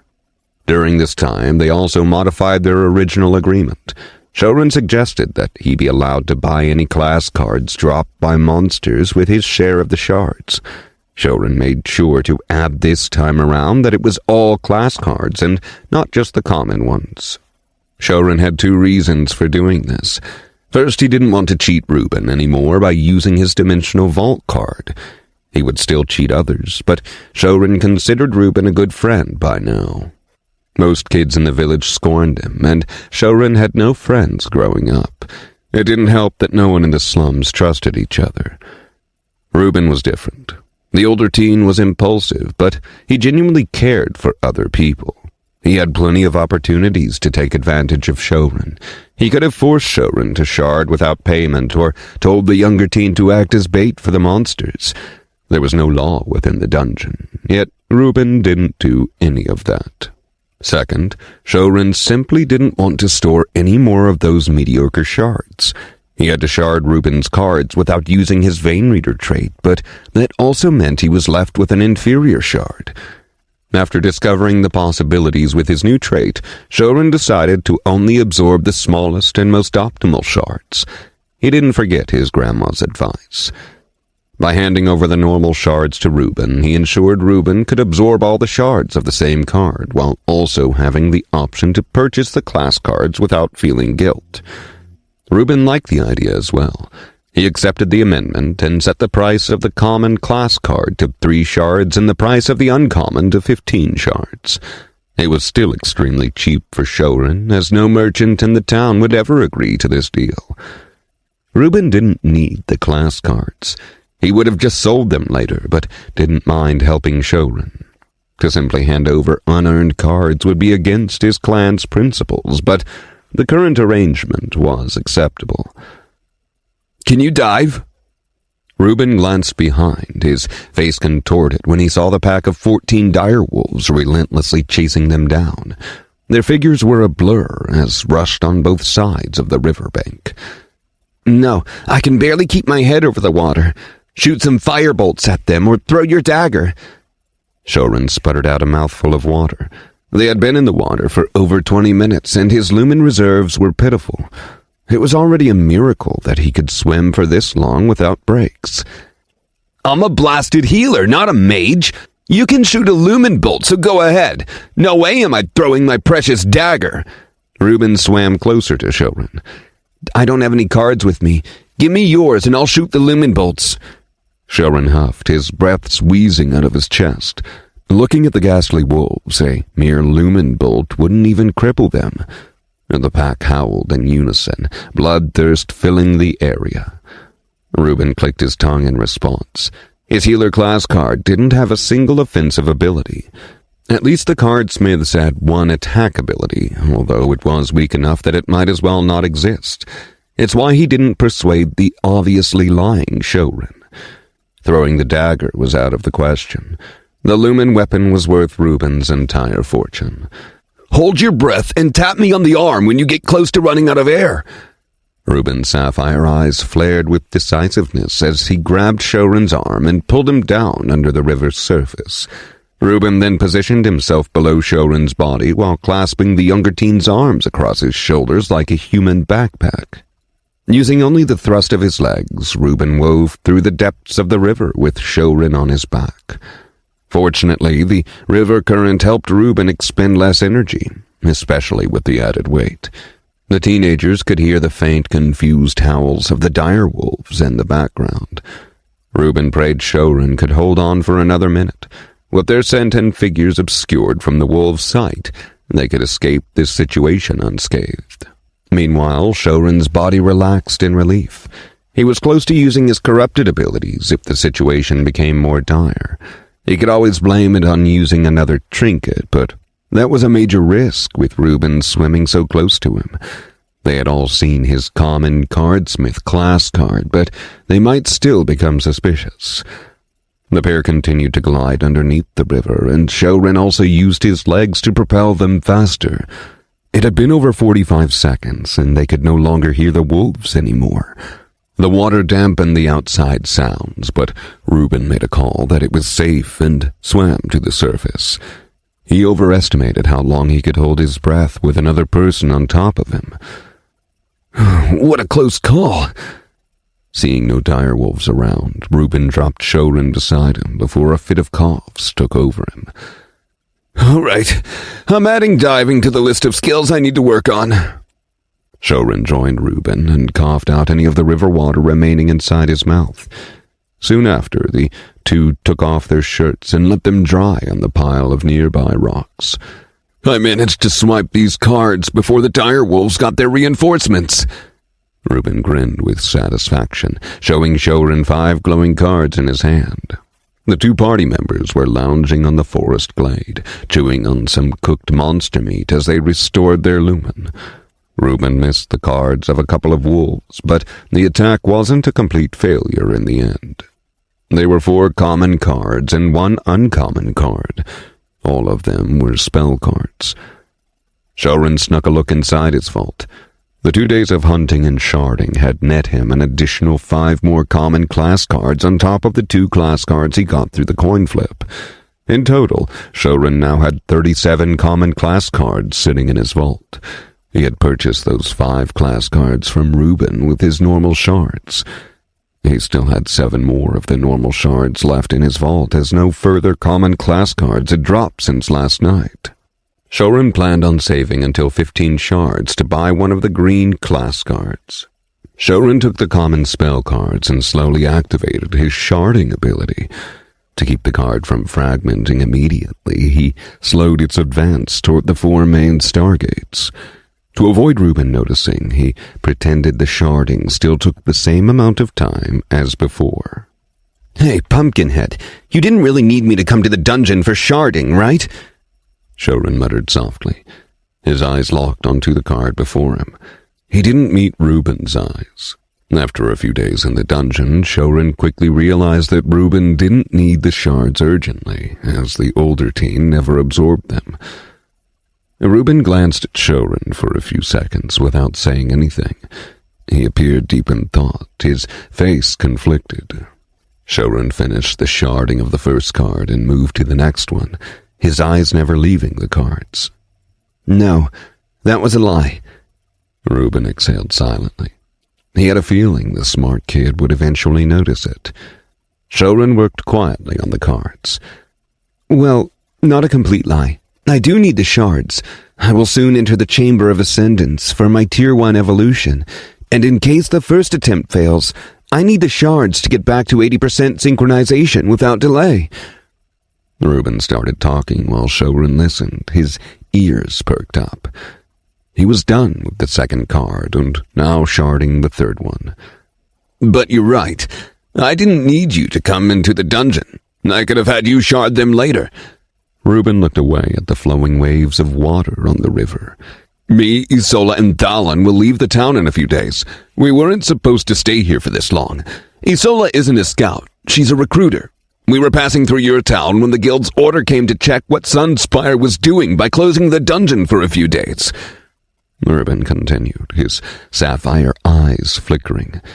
An actual reconnaissance team from the guild would arrive in the town, and then all 3 of us would leave, heading into the 20th floor, the headquarters of the Starhaven Guild. I'll undergo my training there, and once I sign the contract, I'll officially be a member of the guild. Shouren had sharded all 4 of the cards now, leaving him with 11 normal shards in his vault. You're being very casual with revealing all this information. That means you also tricked me by saying Isola and Daman would kill me if they found out I knew about your identities. Shouren's brows furrowed in thought. He always thought Reuben was being sketchy that day. After interacting with him in the dungeon, Shouren knew Reuben was a complete dolt to spill out secrets that recklessly. Reuben looked at Shouren with amusement, the corner of his eyes twinkling in mirth. "All right, little goblin. Time to come clean with you."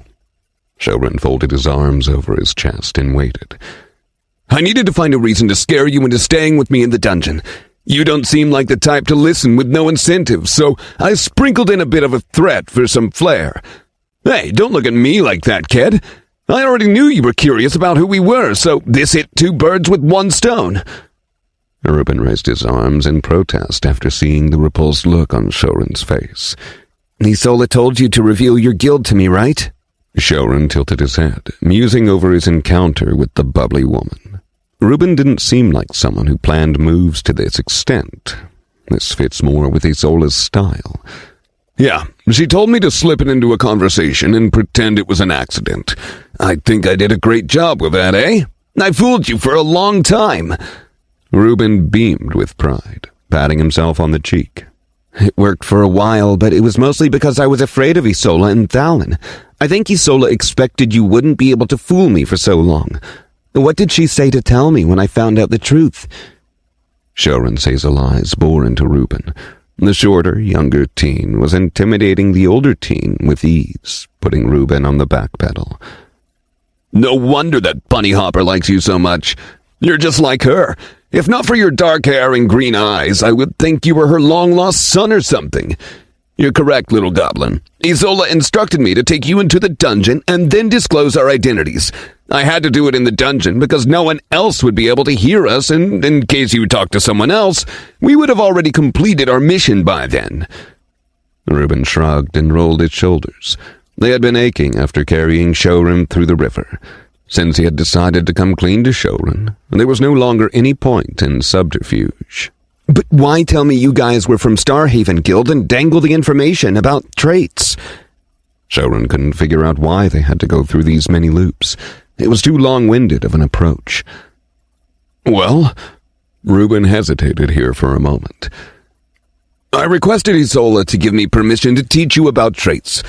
There's a reason why you and others in the small villages don't have the knowledge about traits in general. It's kept hidden from the common people.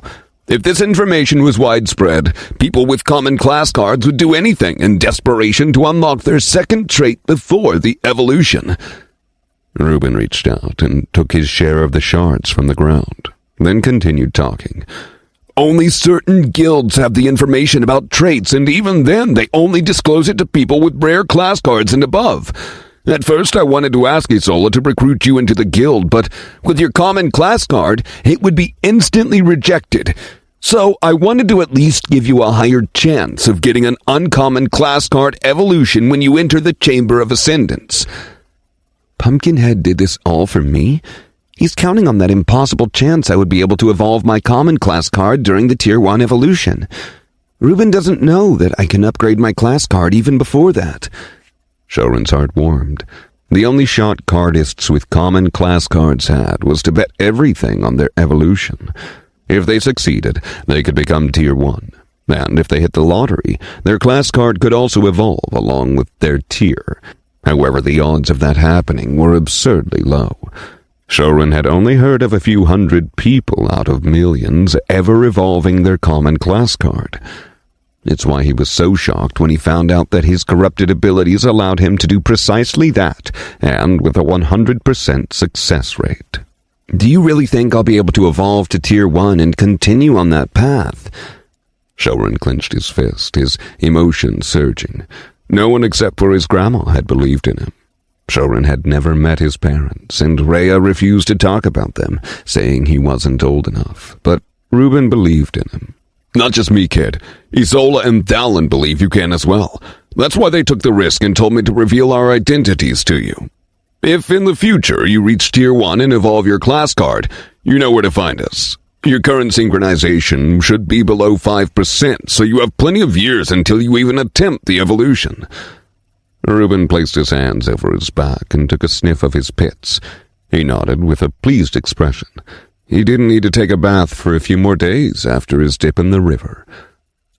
Why? Shouren's eyes moistened, and his hands trembling slightly. He wanted to ask why believe in him to this extent. Why give him the opportunity to join them? Why give him knowledge about the traits? Why give him hope? Why? A long silence spread around them. The river water splashed against the bank, while the branches on trees swayed with the gentle breeze. "Because I can, Shouren." Reuben's voice pierced through Shouren's thoughts. This was the first time Reuben had addressed him as Shouren. "I don't need anything from you, kid, and neither can you give me what I want in life. That's my path to take. I simply help because I have the power to do so. That's it. I don't like thinking too much and just do what I want. Life is much simpler that way." Reuben smiled at Shouren, but his face then morphed abruptly. "Bad luck, little goblin. Save the discussion for another time." Reuben got up, slowly removing his dagger from his back. Shouren understood the signal and crouched on his feet, ready to bolt. A single flaming baboon monster was rushing at them, swinging from one tree to another, its smoldering fur turning the passing leaves into ash on contact. The monster's bloodshot eyes riveted towards the two humans. It shrieked in pleasure before pouncing on Shouren. It wanted to finish the smaller one first.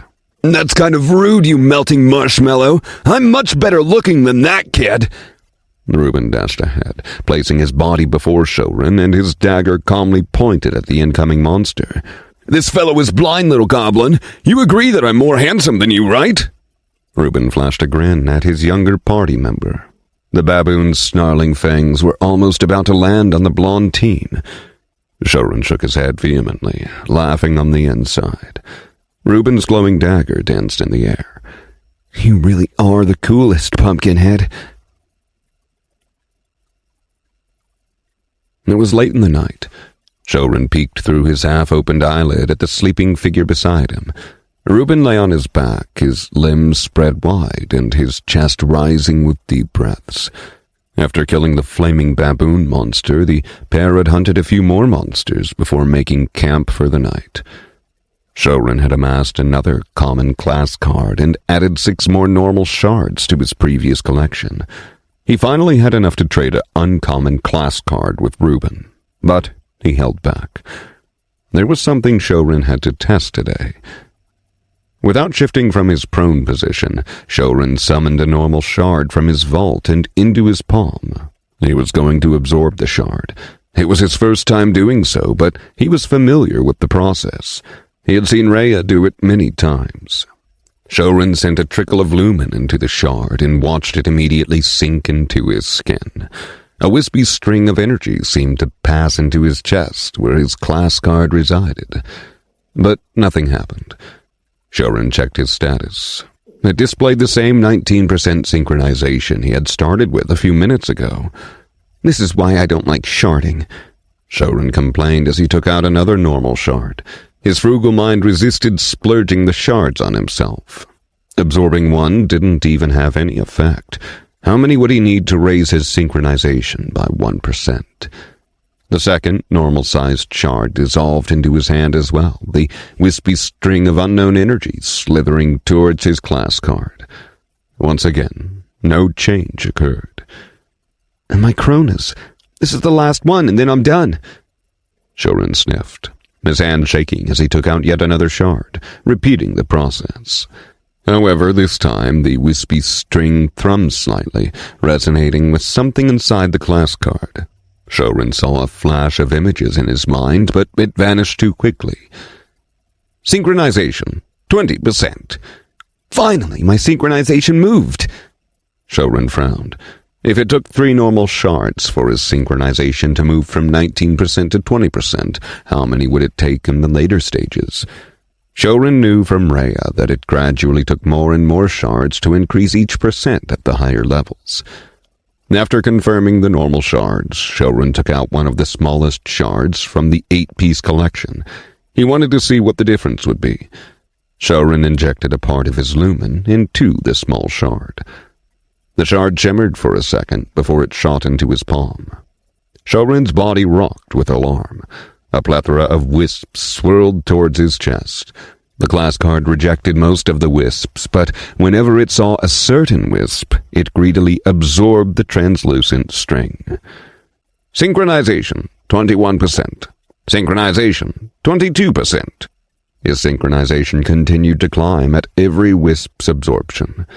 A series of images flashed behind Shouren's irises, his insights into the Cardsmith class deepening every second.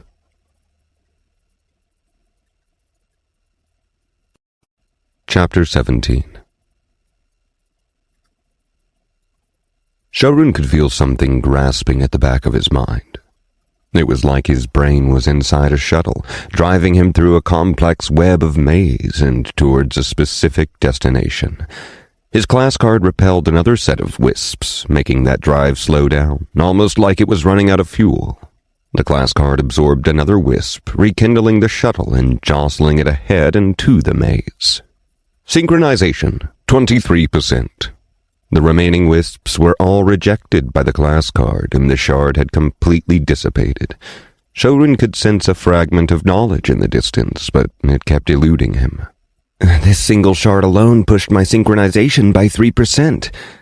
Shouren mused as he quickly took out another small shard of the same set.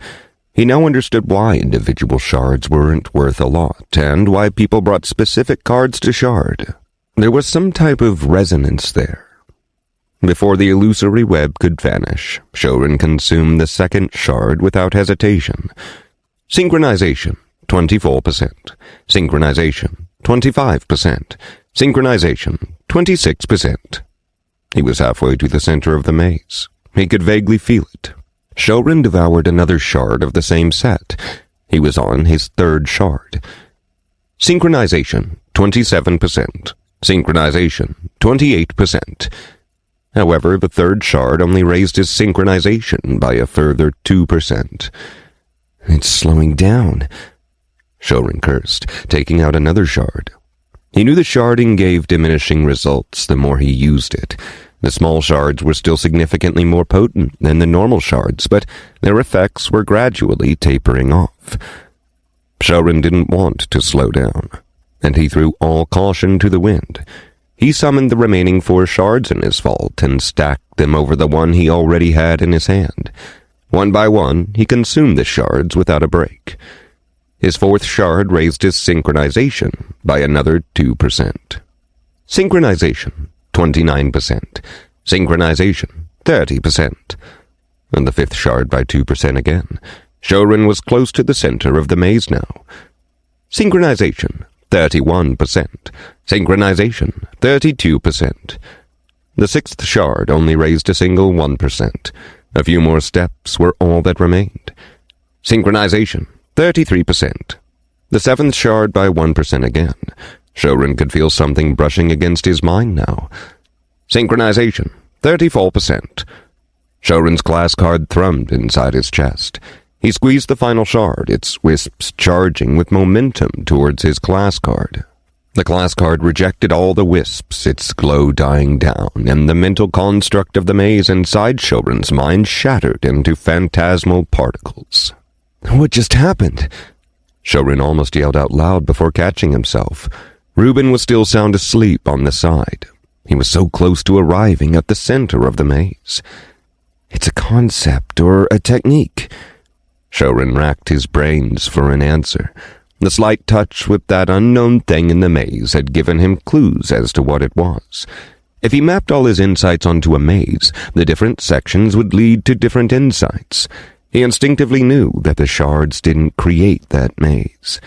It already existed inside his mind. The shards were like a compass that could navigate through the web and guide him to specific insights within his subconscious. That was why the class card repelled the incompatible wisps, because it only resonated with the wisps that were compatible with his insights. The larger shards had too many intertwined locks of wisps. Maybe if there was a single wisp that the class card could absorb, the other mismatched wisps glued to it caused it to be repelled by the class card. Conversely, the smaller shards frequently produced individual wisps that the class card could easily absorb.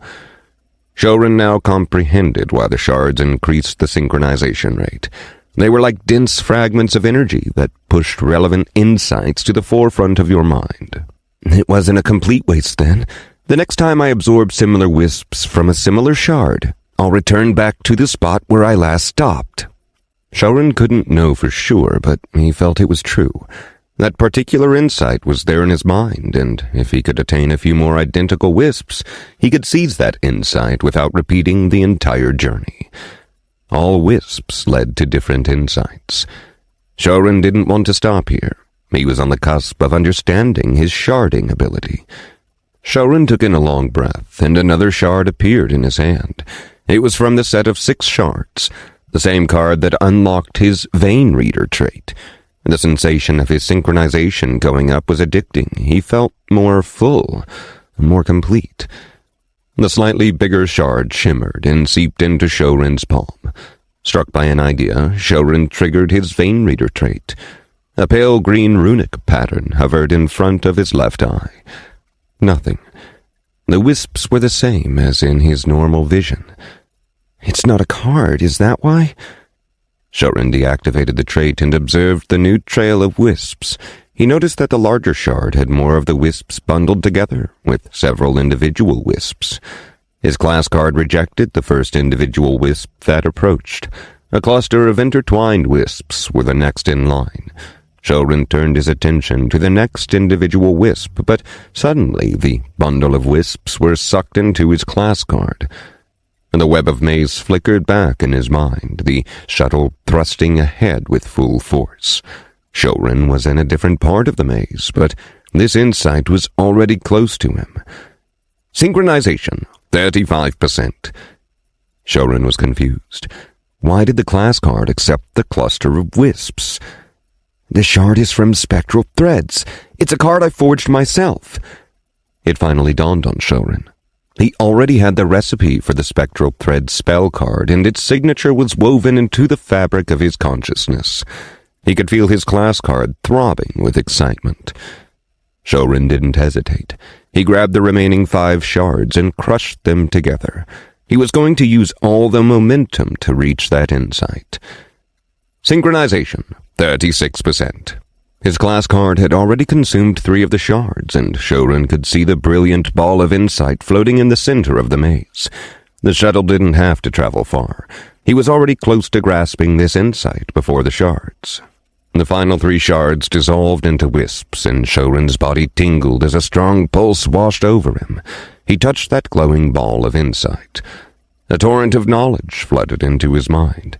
It was his insight about lumen control. All lumen was wild in its nature. It had to be tamed. A Cardsmith didn't need potent lumen or explosive lumen like the combatant class cards. Instead, their focus should be on controlling the lumen into threads. The more threads a Cardsmith could weave, the more powerful their forged cards. Shouren closed his eyes and breathed in the newfound revelation. He was already on his path, but now the insight confirmed it. Back when his card exploded during the sharding process, Shouren had reflexively split his lumen into 2 threads, one to stabilize the card's frame, and the other one to poke the card's veins. He didn't realize it then, but he had already stepped onto the path of lumen control. It was simply buried in the back of his mind. Synchronization, 37%. Synchronization, 38%. Shouren opened his eyes. His hazel-green irises brimmed with ecstasy. He looked down at his palm and channeled his lumen. The tendrils curled around Shouren's arm, and he then sent a command. The lumen obeyed and twisted to split apart into 2 threads. Shouren watched in fascination. The threads were akin to his arms. He could freely move them around. Shouren then tried to split them again into 4. The lumen spluttered and choked before rapidly dissipating. A sharp pang went through Shouren's brain. Ouch! It's like splitting my mind into 2! He shook his head as the pain slowly receded. However, that failure didn't faze Shouren. He was excited. What would he be able to do with multiple lumen threads? Were other cardsmiths capable of this? I should sleep. Reuben said tomorrow was the last day in the dungeon. Shouren yawned, shifting his body on the earthy ground and preparing to sleep. No, wait. The wisps in the shards are not a concept or technique like I initially thought. They're memories of the original card. Shouren shivered, frozen in place. He sensed he was onto something. The wisps didn't impart new concepts. It helped the existing insights by joining their memories together. The flashing notification confirmed Shouren's suspicions. Synchronization, 39%. The card's frame is its body, the channels are its veins, the lumen is the blood coursing through it, and if the wisps are the card's memories, then does that make it the card's soul? Synchronization, 40%. Shouren woke up to rough grating noises bombarding his ears. When he got up to see where the sound was coming from, he found Reuben bent over a large patch of dirt, squiggling away with a small stick. Ah, you're awake, little goblin. Seeing as it's our last day in the dungeon, I thought I should teach you some basics about how the dungeon works. You'll eventually need to join other parties in the future, and most of them would already know this information. Reuben glanced back, waving at Shouren to come join him. Unlike Shouren, most kids who wanted to venture into the dungeon started their formal education years prior. Although the major guilds mandated that all towns and cities provide free basic education to all children, Reuben saw Shouren was largely ignorant of dungeon-related matters. Reuben didn't want to probe Shouren about his circumstances or ask why he had never attended the school. Reuben could already make a vague guess after becoming familiar with Shouren's personality. What is this garbage handwriting? Shouren squinted his eyes, struggling to read what Reuben had etched into the ground. Reuben had cleared the patch of any grass, revealing the wet, compact dirt beneath. The patch was then further divided into sections with various diagrams and text. Shut up, Brad, I'm trying to help you. Reuben scowled, slapping Shouren on the back of the head. Ignoring Shouren's yelp, Reuben explained. Pay attention, Shouren. It's absolutely vital that you don't stay longer than 6 days on this floor. While everyone knows that the first floor is the tutorial, there is a secret boss that spawns if you cross that threshold. Reuben's words instantly caught Shouren's attention. He's talking about that lightning beast. I will not go into details about that hidden boss, but if any party you join crosses the second day without completing the required 3 monster kills, then run away and try to do it on your own. Without the option of leaving the dungeon, you will die if you face that hidden boss. Reuben drew his stick and pointed at one of the sections he doodled on the dirt. There was a drawing attached to the section, and only now did Shouren realize it was a sketch of the lightning beast. Shouren thought it was a recipe for cooking chicken at first. The bird had a fat belly and flying upside down. Pumpkinhead probably forgot he drew this from the other side of the dirt patch and then added the writings later when he came on this side. Shouren smiled wryly. However, he finally knew why that monstrous lightning beast appeared right over him that day. It was actually a hidden boss monster. Shouren's spine shivered at what would have happened if he hadn't already had the option to exit the dungeon. I want to kill it. Shouren's eyes hardened when he recalled the burns he'd sustained that day. Without his corrupted abilities, Shouren would have been zapped to death. He wasn't an idiot. Until he mustered a plan with a 90% success rate, Shouren wouldn't attempt to fight that savage beast. He wasn't a warrior with a lone sword. He was a cardsmith with an army of cards. Remember to always sign a system contract when you join a new party. The contract will have the loot distribution, your assigned duties, and any extra payment terms. The dungeon will give out rewards at the end based on everyone's contribution. Since the dungeon doesn't classify non-combatants' contribution if they don't directly attack the monster, it's important to add the clause for extra payment in the contract. Reuben tapped another section on the dirt. There was a drawing of 2 stick figures. One figure was kneeling down, while the other figure was whipping it. Shouren raised his brow at Reuben. Does that mean at the end of the floor's rewards I won't be getting anything? Pumpkinhead, you didn't tell me about this before we agreed on our contract. Shouren accused Reuben. I was saving it for an important lesson, kid. This way you'll always remember to add this clause in the future. All right, next point. Immediately join the Cardsmith Guild once you leave the dungeon. Reuben shrugged off the accusation and moved his stick to the last section. At the mention of the Cardsmith Guild, Shouren's eyes streaked with red. His small fists seethed with rage. He forgot all about the contract. Reuben didn't notice the abrupt change in the air and continued. They are a neutral guild and not associated with any factions. Until you pick a faction, joining them won't be an issue. They can teach you the basics of how to use your abilities. I know you don't want to reveal your recipe to others, little goblin, but the guild will have a card smithy that you can rent in secret using your trinket. What are you doing, kid? Shouren raised his arm and shot a wrathful lumen bolt at the dirt patch, causing the mound of earth to explode in a cloud of smoldering soil. He didn't care about sacrificing a card to use his ability. Shouren's hazel eyes quivered with quiet fury. Reuben was about to smack Shouren, but froze midway when he saw the tears pooling around the edges of the younger teen's eyes. He paused at the display of raw emotion. Shouren always appeared to be calculating and seemed older than his age, but Reuben could see the pain flickering behind that youthful face. He forgot the kid had only recently undergone his awakening. Shouren took in rapid gulps of air as he tried to calm his pounding heart. Reuben stood patiently waiting. After what seemed like hours, Shouren finally dropped his head in shame. "I'm sorry, Reuben. I couldn't control myself," Shouren whispered, his small chest rising and falling. A shadow loomed across his haunted face. Did the Cardsmith Guild do something to you? Reuben asked in a calm voice. It was difficult to administer the guild branches away from the major cities, and they were liable to use shady tactics in conjunction with the local government. It had gotten worse since the Starhaven Guild turned all their focus into clearing the 27th floor. Shouren slowly shook his head. Your grandmother? Reuben paused briefly and asked in a low voice. He was aware that Shouren only had a single alive family member, his grandmother. Things started to make sense. Shouren would only lose control if the matter concerned his family. Shouren raised his head, and his bloodshot eyes bore into Reuben. The older teen saw something dark pass through Shouren's hazel eyes. For an instant, Reuben thought he saw a flicker of fiendish crimson chains wrapped around Shouren's skinny body, but they quickly vanished when he blinked. "I should have slept for a few more hours." Reuben rubbed his eyes in a daze. They were hot for some strange reason. When he glanced back at Shouren, there was nothing around him. "My grandmother used to be one of the best Tier 0 cardsmiths of the village. She had a special talent with sharding cards. No other cardsmith in the village could copy her. It wasn't a trait. My grandma was just naturally talented."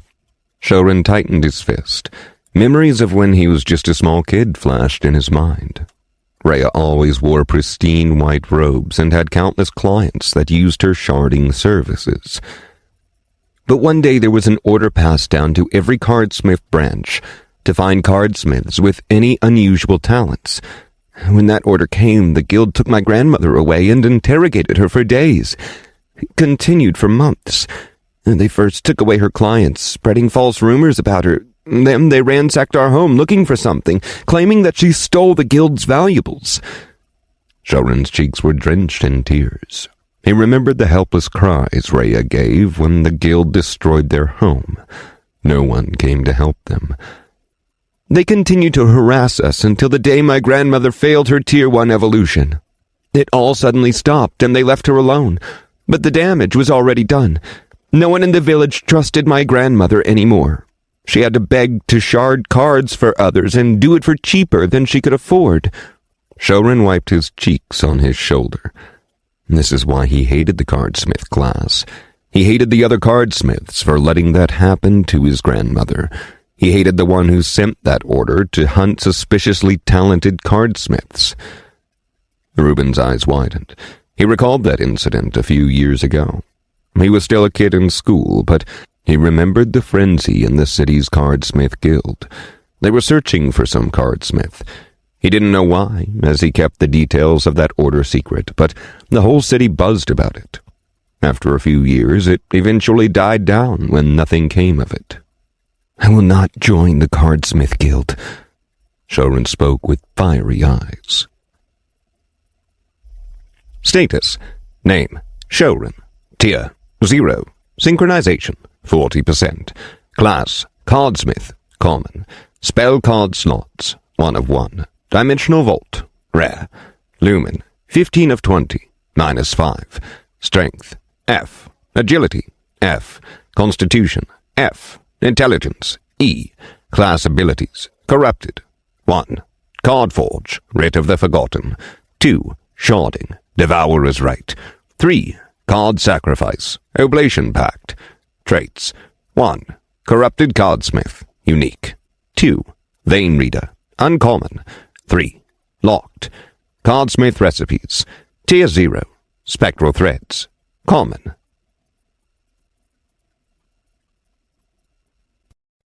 Chapter 18. Little Goblin, I can ask Isola to look into the branch's history and try to sort things out with them and your grandma. I know life has not been fair to your family, but it doesn't mean everyone at the Cardsmith Guild are bad people. Reuben sighed and walked towards Shouren.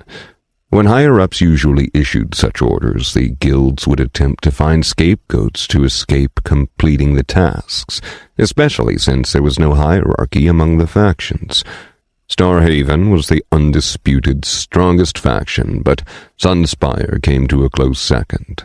And there was Verdura, and many other collection of guilds and kingdoms. This made it impossible to establish a single dominant ruler among them. That was why the Starhaven's leader moved in secret and looked for ways to evolve to Tier 7. With the birth of the first Tier 7 cardist, he could unite all the factions under him. Until then, corruption would ensue to rot the chains of command. I don't care about them, and I don't need their help. I will work on my class abilities on my own. Shouren refused firmly. No way would he join the same people that humiliated his grandma. Unlike Rhea, Shouren was a young, promising cardsmith. Rhea had a unique talent, but she was still old and not worth the investment from the guild's perspective. On the other hand, Shouren could still be molded into their liking. Joining the Cardsmith Guild would also give Shouren an alibi for his card recipe and provide him with an additional layer of protection. Of course, they would first demand its source and then allocate a cut of the profits. This was the route most cardsmiths took before they joined a more powerful faction, becoming their exclusive cardsmith. Reuben worried for Shouren. The younger teen was occasionally reckless, like the incident with blowing up his hands in an attempt to exceed the sharding limits set by the system. If Shouren could get the tutelage of professional cardsmiths, at least he would be in safe hands until he learned the basics of his class. Reuben wanted to push a little more, but something inside him warned against it. All right, kid, I will not force you. You're plenty resourceful on your own. But if you ever reconsider, I would suggest going to Thalmaris City's Cardsmith Guild branch. It's the closest trade city to your town and only a few days' ride on a horse. None of the folks there have anything to do with mistreating your grandmother, and it could be a fresh start for both of you. Reuben ended his speech, raising his palm in the air to let Shouren know he was dropping the matter here. Thales. I heard about that city from the merchants talking in the market.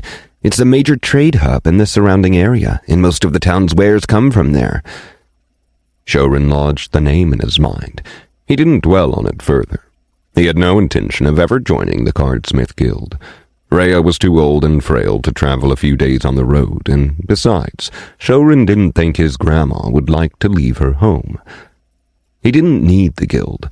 Shouren would venture into the dungeon on his own, collect enough cards for this class card upgrade, and then evolve his grandmother's class card as well. Both of them would be fine on their own. I still didn't forget about the part where you scammed me of my final floor loot, Pumpkinhead. Shouren nodded at Reuben's suggestion, but then his face distorted when he remembered what Reuben had been talking about. His loot. It's not my fault, kid. It's the rules set by the dungeon. Reuben chuckled nervously as Shouren's eyes stared at him with accusation. Then give me some of your loot at the end. Shouren scowled. It was one thing to deceive him contractually, but trying to pocket his loot was a grave issue. Shouren would never let it slide. I can't, little goblin. At the end of the floor, I'll be using the portal directly to the Starhaven Guild's base. I won't be able to see you once we exit the floor, Reuben explained to the miffed Shouren. That was the advantage of having a base on the 10th or the 20th floor. You could use the dungeon's portal to travel instantly between them. If Reuben returned to the town, then he would have to wait for the cooldown to pass before using the portal again. Make a system contract with me stating that you'll hand 50% of the floor rewards when you next see me. Shouren held out his hand, refusing to budge until Reuben agreed. The original deal was that you would simply be a spectator and shard the cards while I killed all the monsters.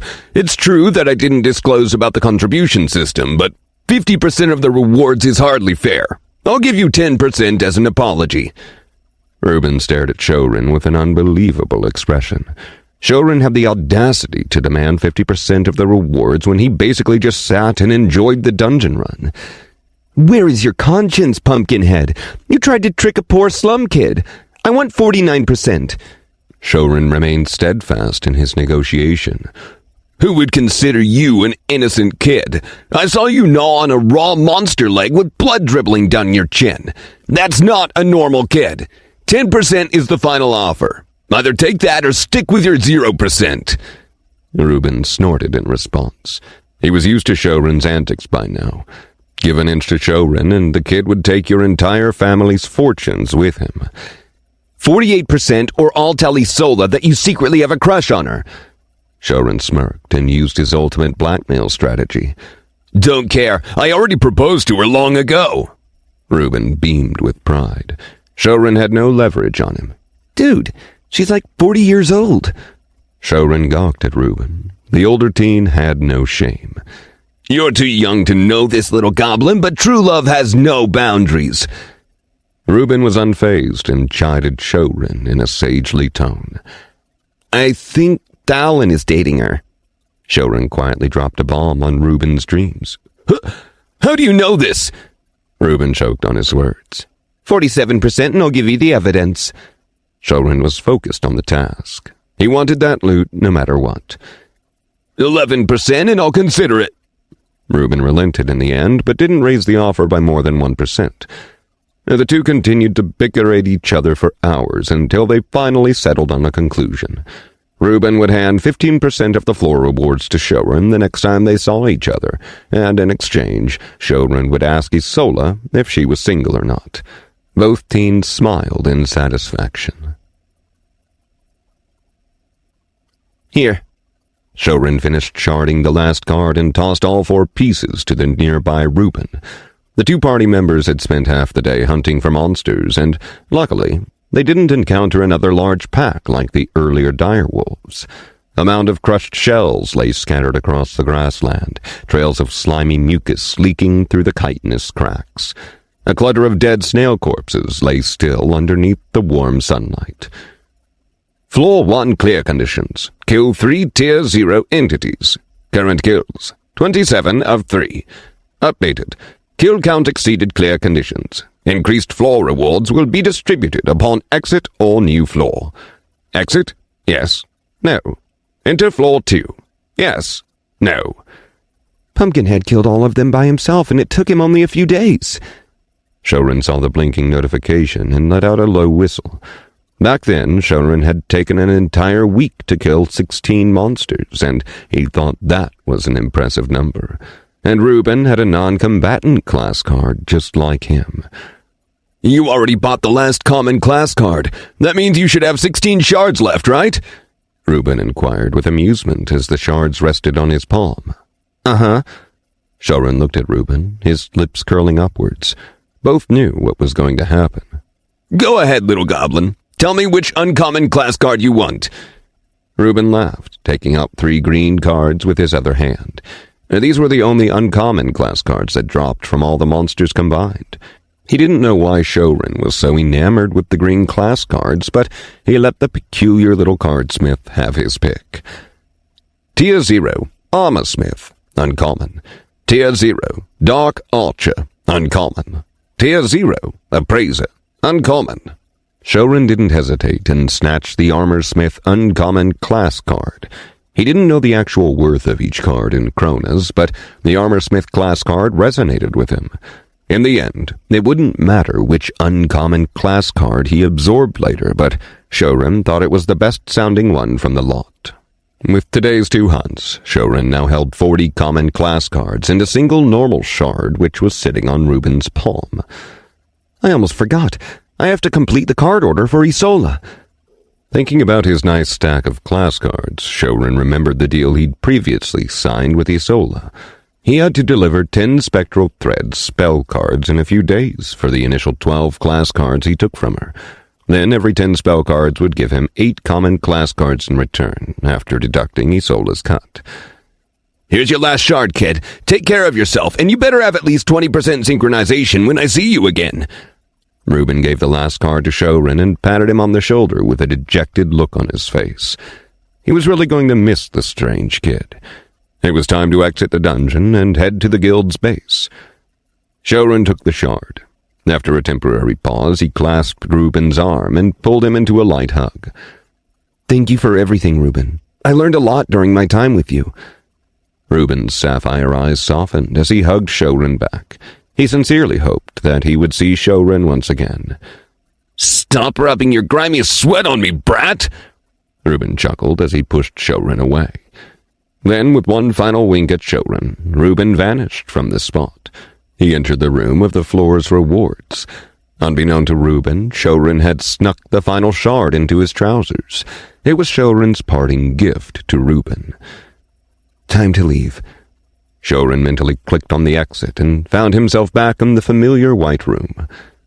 Congratulations on clearing floor 1. Party contribution scores active. Current contribution, 0%. Awarded with 3 common cards for normal clear. No additional rewards. Floor 1 clear rating, B. Pumpkinhead, you better give me my loot when we meet. Shouren cried at the measly dungeon rewards and exited the room. Amidst the bustling town center, a dark-haired teen appeared at the town's dungeon entrance. He glanced around before deciding on the direction to head, and there was a faint annoyed expression on the teen's face. The observer noticed that the older blonde teen had not returned with the other kid. A pair of eyes, hidden in the shadows of the market, silently watched the dark-haired teen disappear into the busy street. Pumpkinhead better not run away. Shouren kicked a rock on his path as he walked on the street. After seeing the B rating on the dungeon clearing, Shouren really wanted to know how the rewards differed from a party run to a solo run. He had initially wanted to delve into the dungeon with a party, but after discovering the contribution system, Shouren felt an aversion to that idea. It felt like a dangerous gamble, surrendering so much of his fate to the whims of others. Shouren felt something prickling his lower back when he kicked the rock. Placing his hand back there, his fingers traced a small flattened roll of parchment. His brows locked in curiosity. Shouren unfurled the rough piece of paper. Hi there, little goblin. It's the most handsome person in the world riding here. Thank you for the shards. I thought you would gift me any remaining shards, but if you didn't, then I take back my thank you, you cold-hearted brat. I had to write this part down because if I said it to you in person, you would throw another tantrum. Shouren rolled his eyes. He instantly knew who the owner of this garbage handwriting was. Ruben had most likely written this letter a few hours before, when Shouren had multiple shards rather than a single one left. Shouren grinned and then squinted his eyes, continuing to read. Ruben had tried to fit as much of the words as he could on the tiny parchment. I'll write the tantrum-throwing part at the end, so you will read everything before that. Here we go. First, don't forget about the contract you signed with Isola. Make sure you forge the cards and deliver it inside the shop. It will be empty by the time you read this, so when you go there, find the main table in the back and pull out the drawer below it. Place your crafted cards there and then close it. There should be a flash of light, and when you reopen it, your class cards will be inside. In case it doesn't work the first time, come back the next day. Shouren etched this into his memory. He was grateful for Ruben's reminder, as he had indeed forgotten about that contract earlier. Shouren took a turn to the right. One more street and he would be back home. Shouren frowned at the mention of the tantrum, but he read on. Ogre's foot, I'm running out of space. Okay, I'll skip to the other part and write the main thing I wanted to tell you. It's about the traits, kid. I apologize if you asked about them before we parted and I tried to run away. But if you forgot to ask about them, then it's all on you. Ha ha ha. Shouren's fingers squeezed the parchment. He did forget about the traits. I was so fixed on figuring out the shards that I lost track of why I came into the dungeon in the first place. Damned pumpkinhead, he tricked me again. Shouren almost crumpled the parchment into a ball, but he held himself back. His hazel eyes angrily read the letter. Please don't throw a tantrum, kid. I had a very good reason for it. I actually gave you all the information you needed at the beginning. One key to unlocking a trait is doing an action without the system's assistance. I know you wanted to know about how I unlocked my movement trait, but it wouldn't work with you. After the awakening, the class cards don't simply give us different abilities, but their lumen transforms our bodies as well. I can't go into detail here, but... Shouren strained his eyes to read the last part. Reuben had run out of space on the parchment. The sentence abruptly stopped there. Shouren had an idea and turned around the paper. I forgot about the back. My hands hurt, kid. I don't feel like writing anymore. Now that you know the first step to unlock traits, just use that to discover the traits best suited for you. Don't hit me when we meet again, and remember, walk your own path, little goblin. Shouren sighed and placed the letter inside his vault. He couldn't be mad at Reuben. The older teen had helped him more than anyone else. Shouren smiled with affection at the last sentence. He had an inkling as to why Reuben didn't tell him the exact steps to unlock traits. When I unlocked Vein Reader, it was a trait most suited to my Cardsmith class card, and I gained it by altering the way I used my class abilities. Is that how Reuben unlocked his traits as well? Is that why he was sure I wouldn't be able to imitate his process? Shouren pondered over the contents of the letter. Reuben had a healer class card, and although Shouren didn't know what other abilities Reuben had besides heal, one of them should be the basis of his trait. Wait, I remember that Pumpkinhead once said that he needed shards to unlock his third trait. Was he talking about that mental maze of insights? Shouren mused, deep in thought. Reuben had probably left all these clues on purpose. Now that Shouren thought about it, Reuben had seemed to guide him to something without expressly saying it in words. There must be a reason why Reuben couldn't say it. Shouren was standing outside his home. The damaged door rattled against the whistling wind. He could hear Rhea's shuffled movements inside. Walk your own path, little goblin. Shouren closed his eyes in a trance. He could sense Reuben standing beside him, encouraging him. Reuben was trying to tell him something. Reuben was a healer, and Shouren was a cardsmith. Reuben's abilities centered on a body's anatomy, while Shouren's abilities were rooted in forging cards. He could feel Reuben's ghost nodding in approval. I never needed a trait to move like Reuben. I don't need a trait to move faster. Shouren took in a deep breath. I only need a trait that lets me forge a card that can do all of that. A calm enlightenment blossomed within Shouren, his class card softly vibrating with affirmation. This was what Reuben had been trying to tell him from the start. Shouren wasn't Reuben.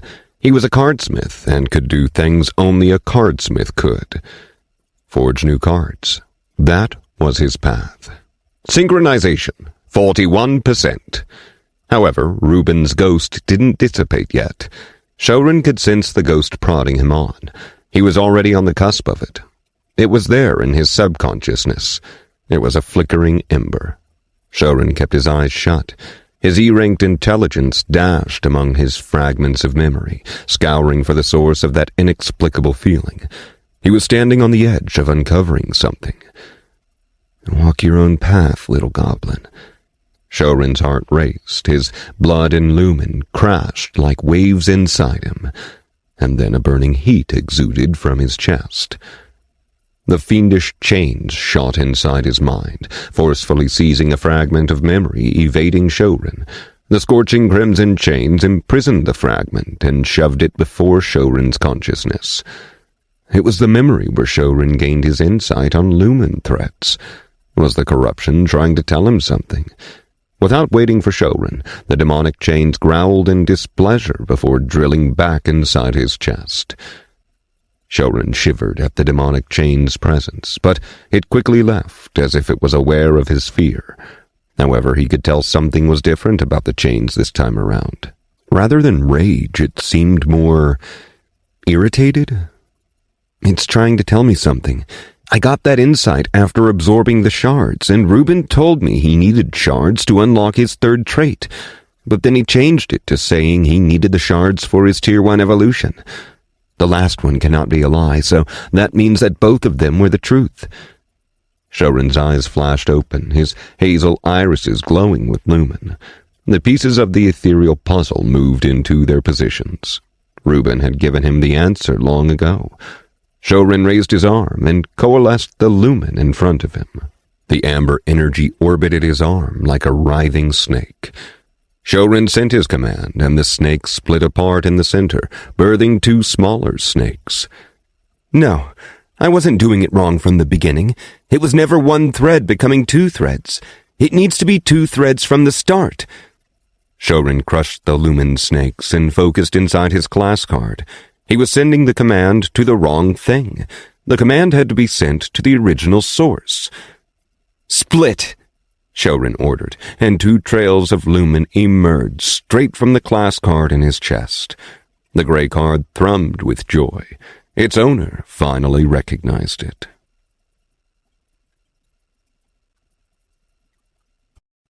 Chapter 19. Unlocking new trait in progress. 3, 2, 1. New trait. Unlock. Error. A familiar scene unfolded before Shouren. The demonic chain suddenly spurred out of his chest and lashed at the trait. Stop! Shouren yelled inside his mind and was about to grab the chains before he remembered what happened last time he did that. Fortunately, the red-black chains listened to him. The demonic chain stilled and turned around to face Shouren, hesitation exuding from the metallic links. The ends of the fiery chains wriggled with raw hunger. It felt like the corruption was asking for his permission. It actually listened to me. I think it can understand my words. Let me try talking to it. A surprised expression flickered over Shouren's face. Unlike their first interaction, the demonic chains appeared to respond to his commands now. Who are you? He started with a basic question. The chains flared, the crimson metal smoldering in response. It looked proud. Is it speaking through the system? All right, no questions that require words. Let's try again with only yes or no questions. Shouren quickly switched his strategy. For some strange reason, the system was translating the demonic chain's words. Only Shouren couldn't speak or comprehend that language. Can you understand me? One end of the burning chain moved up and down in confirmation. Shouren grew excited at the acknowledgement. It really could understand his words. How did you get inside my body? Shouren eagerly sent his thoughts out. The demonic chains danced around the air, tracing invisible doodles detailing its story. I forgot I need to stick to yes or no questions. Shouren mentally slapped himself and attempted again. Do you want to eat this trait? The red-black chains buzzed with a primal yearning, crawling towards the new trait. Stop! Did you eat my first trait as well?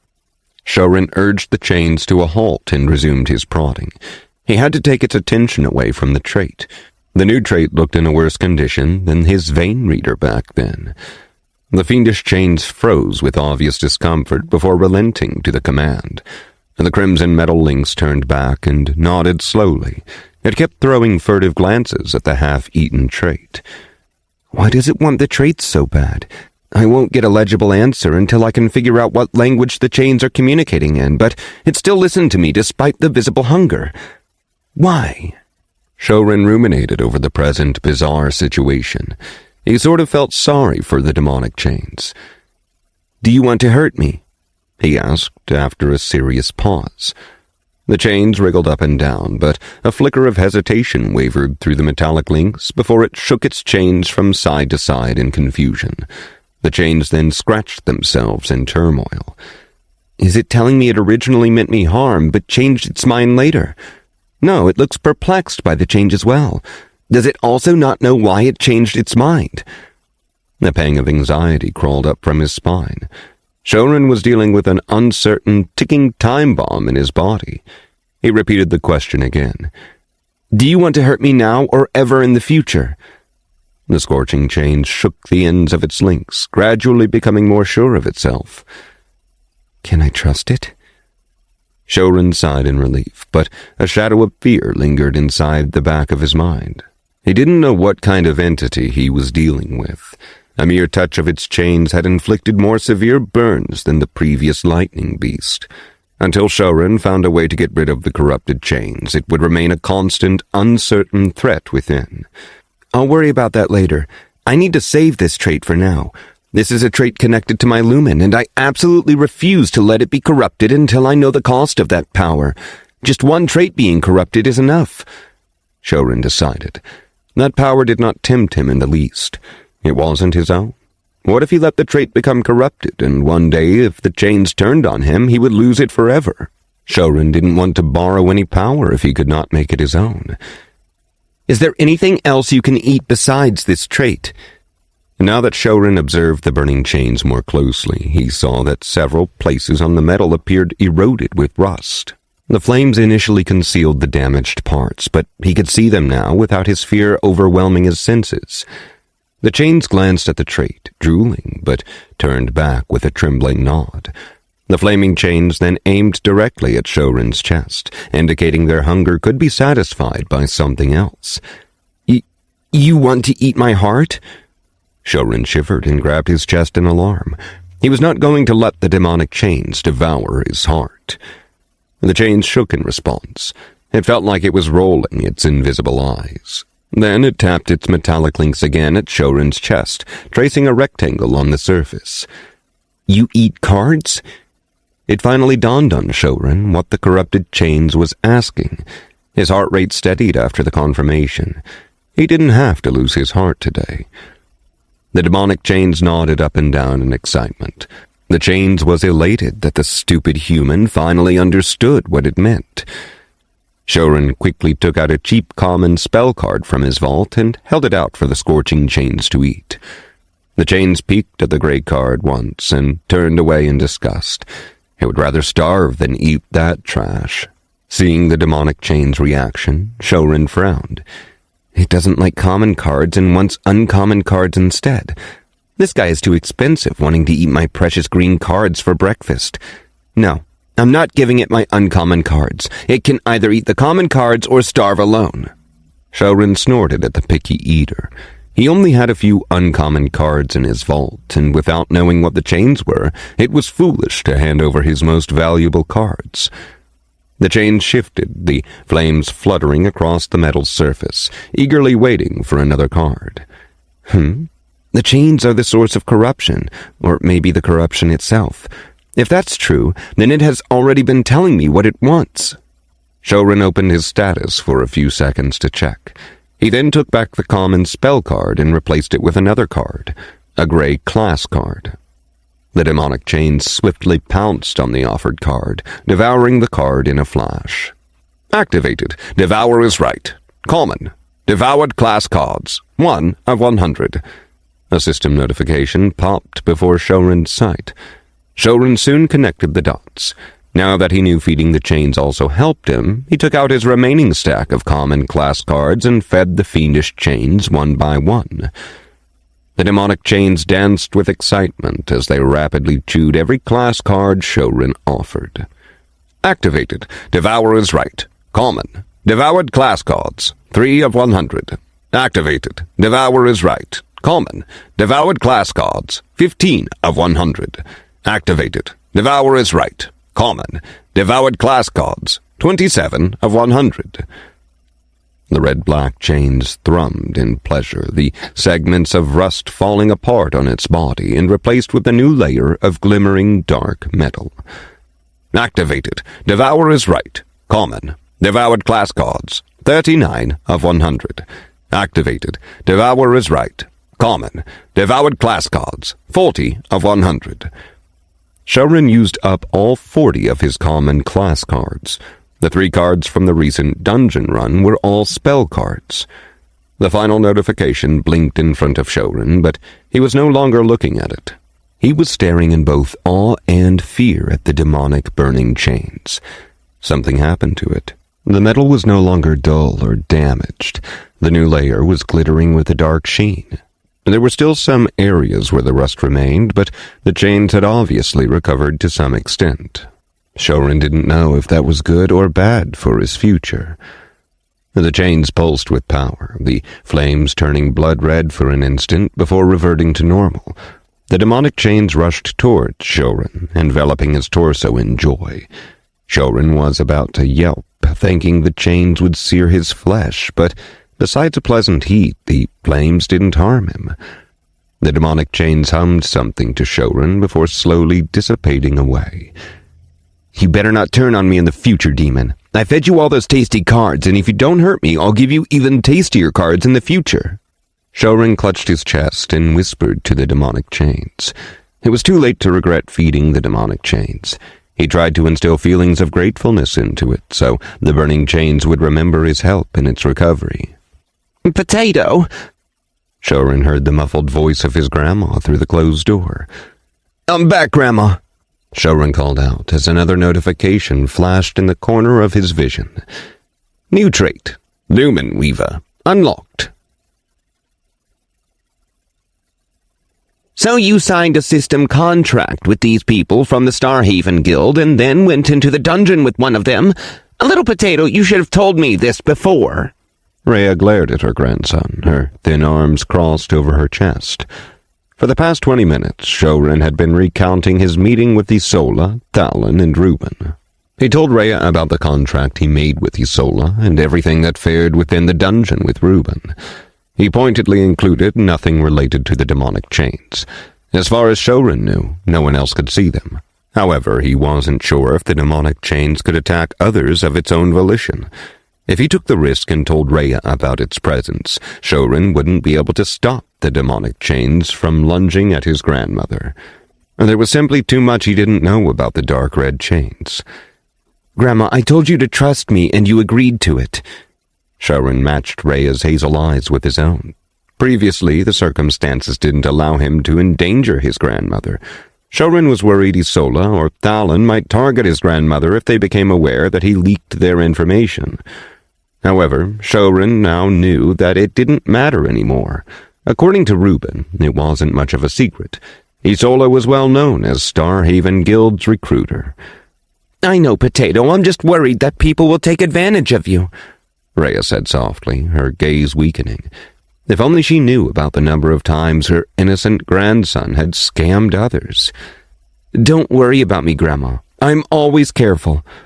Shouren confidently patted his chest. He wasn't always careful. "All right, forget about that. Now, tell me about the contract you signed with this Isola. Did she ask you where you found your card recipe?" Rhea gestured for Shouren to sit down. She then went to the back of the room and returned with 2 glasses of water for each of them.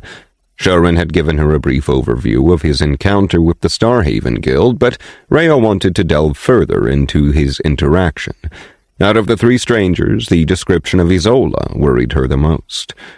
Shouren might not be aware, but the title of a recruiter for the Starhaven Guild was no ordinary role. If Rhea's hunch was correct, Isola wasn't just a Tier 2 cardist. I don't think she really cared about the card recipe in general. Now that I think of it, Isola quickly lost her interest once she saw my common class card. Shouren replayed the memory in his mind. Isola had started off being very inquisitive about Shouren, but her interest waned considerably the moment he revealed his common class card, a palpable shift in her demeanor. "Good, Potato. If you can avoid it, never meet that woman again, especially if you ever upgrade your class card in the future." A strand of Rhea's white hair fell across her serious face. She didn't need to explain to Shouren what she meant by her words. Indeed, Rhea was right in her assumption. Shouren slowly nodded in understanding. He trusted Reuben the most. Reuben was the only one willing to help him despite his lowly class card. To Isola, Shouren was currently just an afterthought, not worthy of her full attention. He only had 1 card recipe, and it was a Tier 0 common spell card, a card at the bottom of the power hierarchy. It was unusual for a young teenager like Shouren to possess a card recipe, but it wasn't unique enough in the grand scheme of the world. "Should I stop forging cards for her?" Shouren asked his grandma, his brows furrowed. There was no clause in the contract he signed with Isola that stated he had to continue to forge the spectral threads cards for her indefinitely. The agreement only stated that for every 10 spell cards, Isola would trade 8 common class cards or an equivalent amount of kronas if she couldn't obtain them. Meaning, as long as Shouren didn't offer the cards to her, the contract would be dormant, except for the first 10 spell cards, since Shouren had already accepted class cards from Isola as prepayment. However, after that, Shouren didn't necessarily have to trade with the auburn-haired woman if he didn't want to. "No, little one. If you suddenly stop, it will make that woman curious. Besides, you need the common class cards for now. It's not like you can buy the cards en masse at the market. That would draw too much attention from the merchants. No, keep forging the cards for her until you have the 100 class cards you need. After that, you can stop." Rhea took a small sip of the water, her eyes crinkling with pride at her grandson. The Shouren of the past would have impulsively dived into danger without thinking. Rhea was aware of her grandson's old desire to have a combat class card. However, the present Shouren could reconsider his strategy if there was an alternate. He was still impulsively reckless sometimes, but Shouren was beginning to channel his thoughts more into his decisions, a characteristic all cardsmiths needed. Rhea wondered who Shouren would become in a few years. Shouren didn't know the thoughts surfacing within his grandma's mind and broke the silence with his following words. "Are you ready for your birthday present, Grandma?" Shouren smiled impishly. Rhea snorted mirthfully and raised her eyes at the cheeky teen. What mischievousness was he up to now? "If you don't want it, then let's forget about it. I thought you would want to unlock a trait as well, but I guess I was wrong. I'll just go to sleep then." Shouren sighed teasingly and pretended to get up. Rhea yelped in astonishment. Her grandson would help her unlock a trait. Shouren had narrated what had happened inside the dungeon with Reuben, but he had purposefully held back on sharing the details of his 2 new traits and how he unlocked them. It was a surprise he wanted to give Rhea. "Oh, I forgot to check the new trait." Shouren once again forgot to check for his latest trait. It was becoming a habit at this point. He quickly opened his status and went straight to the traits section. Lumen Weaver, common. You can manipulate your lumen into fine threads, allowing for precise control over the lumen flow. Trait upgradable. Current threads, 2 of 10. It's different from the vein reader. It's actually letting me know what I need to do in order to upgrade the trait. Is it because it's a common rarity? Shouren didn't care that it was only a common trait, as long as it helped him forge better cards. He figured the 2 of 10 was the current number of threads he could summon at present. If he raised it to 10 in the future, the trait was likely to upgrade then. "If you don't want to be turned into crispy potato chips, sit down and tell me." Rhea laughed as she pulled her grandson's small arm, her present laughter causing Shouren to burst into a fit of giggles as well. After an intense session of tickling, Shouren finally relented and told Rhea about his first trait, Vein Reader. Shouren quickly wriggled out of Rhea's clutches the moment she froze at the trait's description. Shouren continued to describe to his grandmother how he unlocked the trait amidst his sharding process. He then excitedly relayed to her the differences between the shards once he used his trait on them. Rhea silently listened to her grandson, one sentence after another. How Shouren discovered the different aspects of a card, its frame, veins, and the wisps. Rhea's hand quivered slightly the more she heard Shouren tell the story, cheerfully animated. "Little Potato, what's your current synchronization?" Rhea's muted voice shook Shouren out of his telling of the events. I think it's at 41% now, Grandma." Shouren just looked at his status a few minutes ago, so he already knew the number. "It's too fast. Even with the shards, his synchronization shouldn't be rising this much." Rhea paled at her grandson's alarming synchronization rate. It had only been a few days since Shouren's awakening, and he was already halfway to Tier 1. It didn't make any sense. There was nothing in the corrupted abilities that indicated it could affect the synchronization. What was fueling the synchronization, then? An abrupt thought sparked inside Rhea. Potato, have you felt someone's presence around you recently? What was his grandma talking about? Did she believe the house was haunted? Well, the house could use some fresh paint and a new door. No, I don't think so. Shouren scratched his head in confusion. Rhea sighed in relief. She was just being paranoid. Her mother, Shouren's great-grandmother, had forced her to remember all the ancient stories of the past, just like her mother before her. The history of the family's legacy was always passed down to the first daughter of the generation, while the sons inherited the skills and techniques of their clan. The last male inheritor of their clan had vanished centuries ago, taking with him the last vestiges of the clan's legacy. Only the daughters remained, the last remnants of their clan's history. After the heir's disappearance, the clan instilled a single rule. All members of their bloodline had to become cardsmiths. Rhea recalled a certain ancient history, but dispelled it once Shouren confirmed nothing was unusual. It's most likely related to his E-ranked intelligence. Little Potato was always an exceptionally smart kid, even before his attributes. Rhea shook her thoughts and engaged back in the discussion. All right, little one, show me how the vein reader trait works. Rhea smiled, ignoring the flicker of a dark shadow behind her eyes. Status. Name. Shouren. Tier. 0. Synchronization. 41%. Class. Cardsmith. Common. Spell card slots. 1 of 1. Dimensional Vault. Rare. Newman.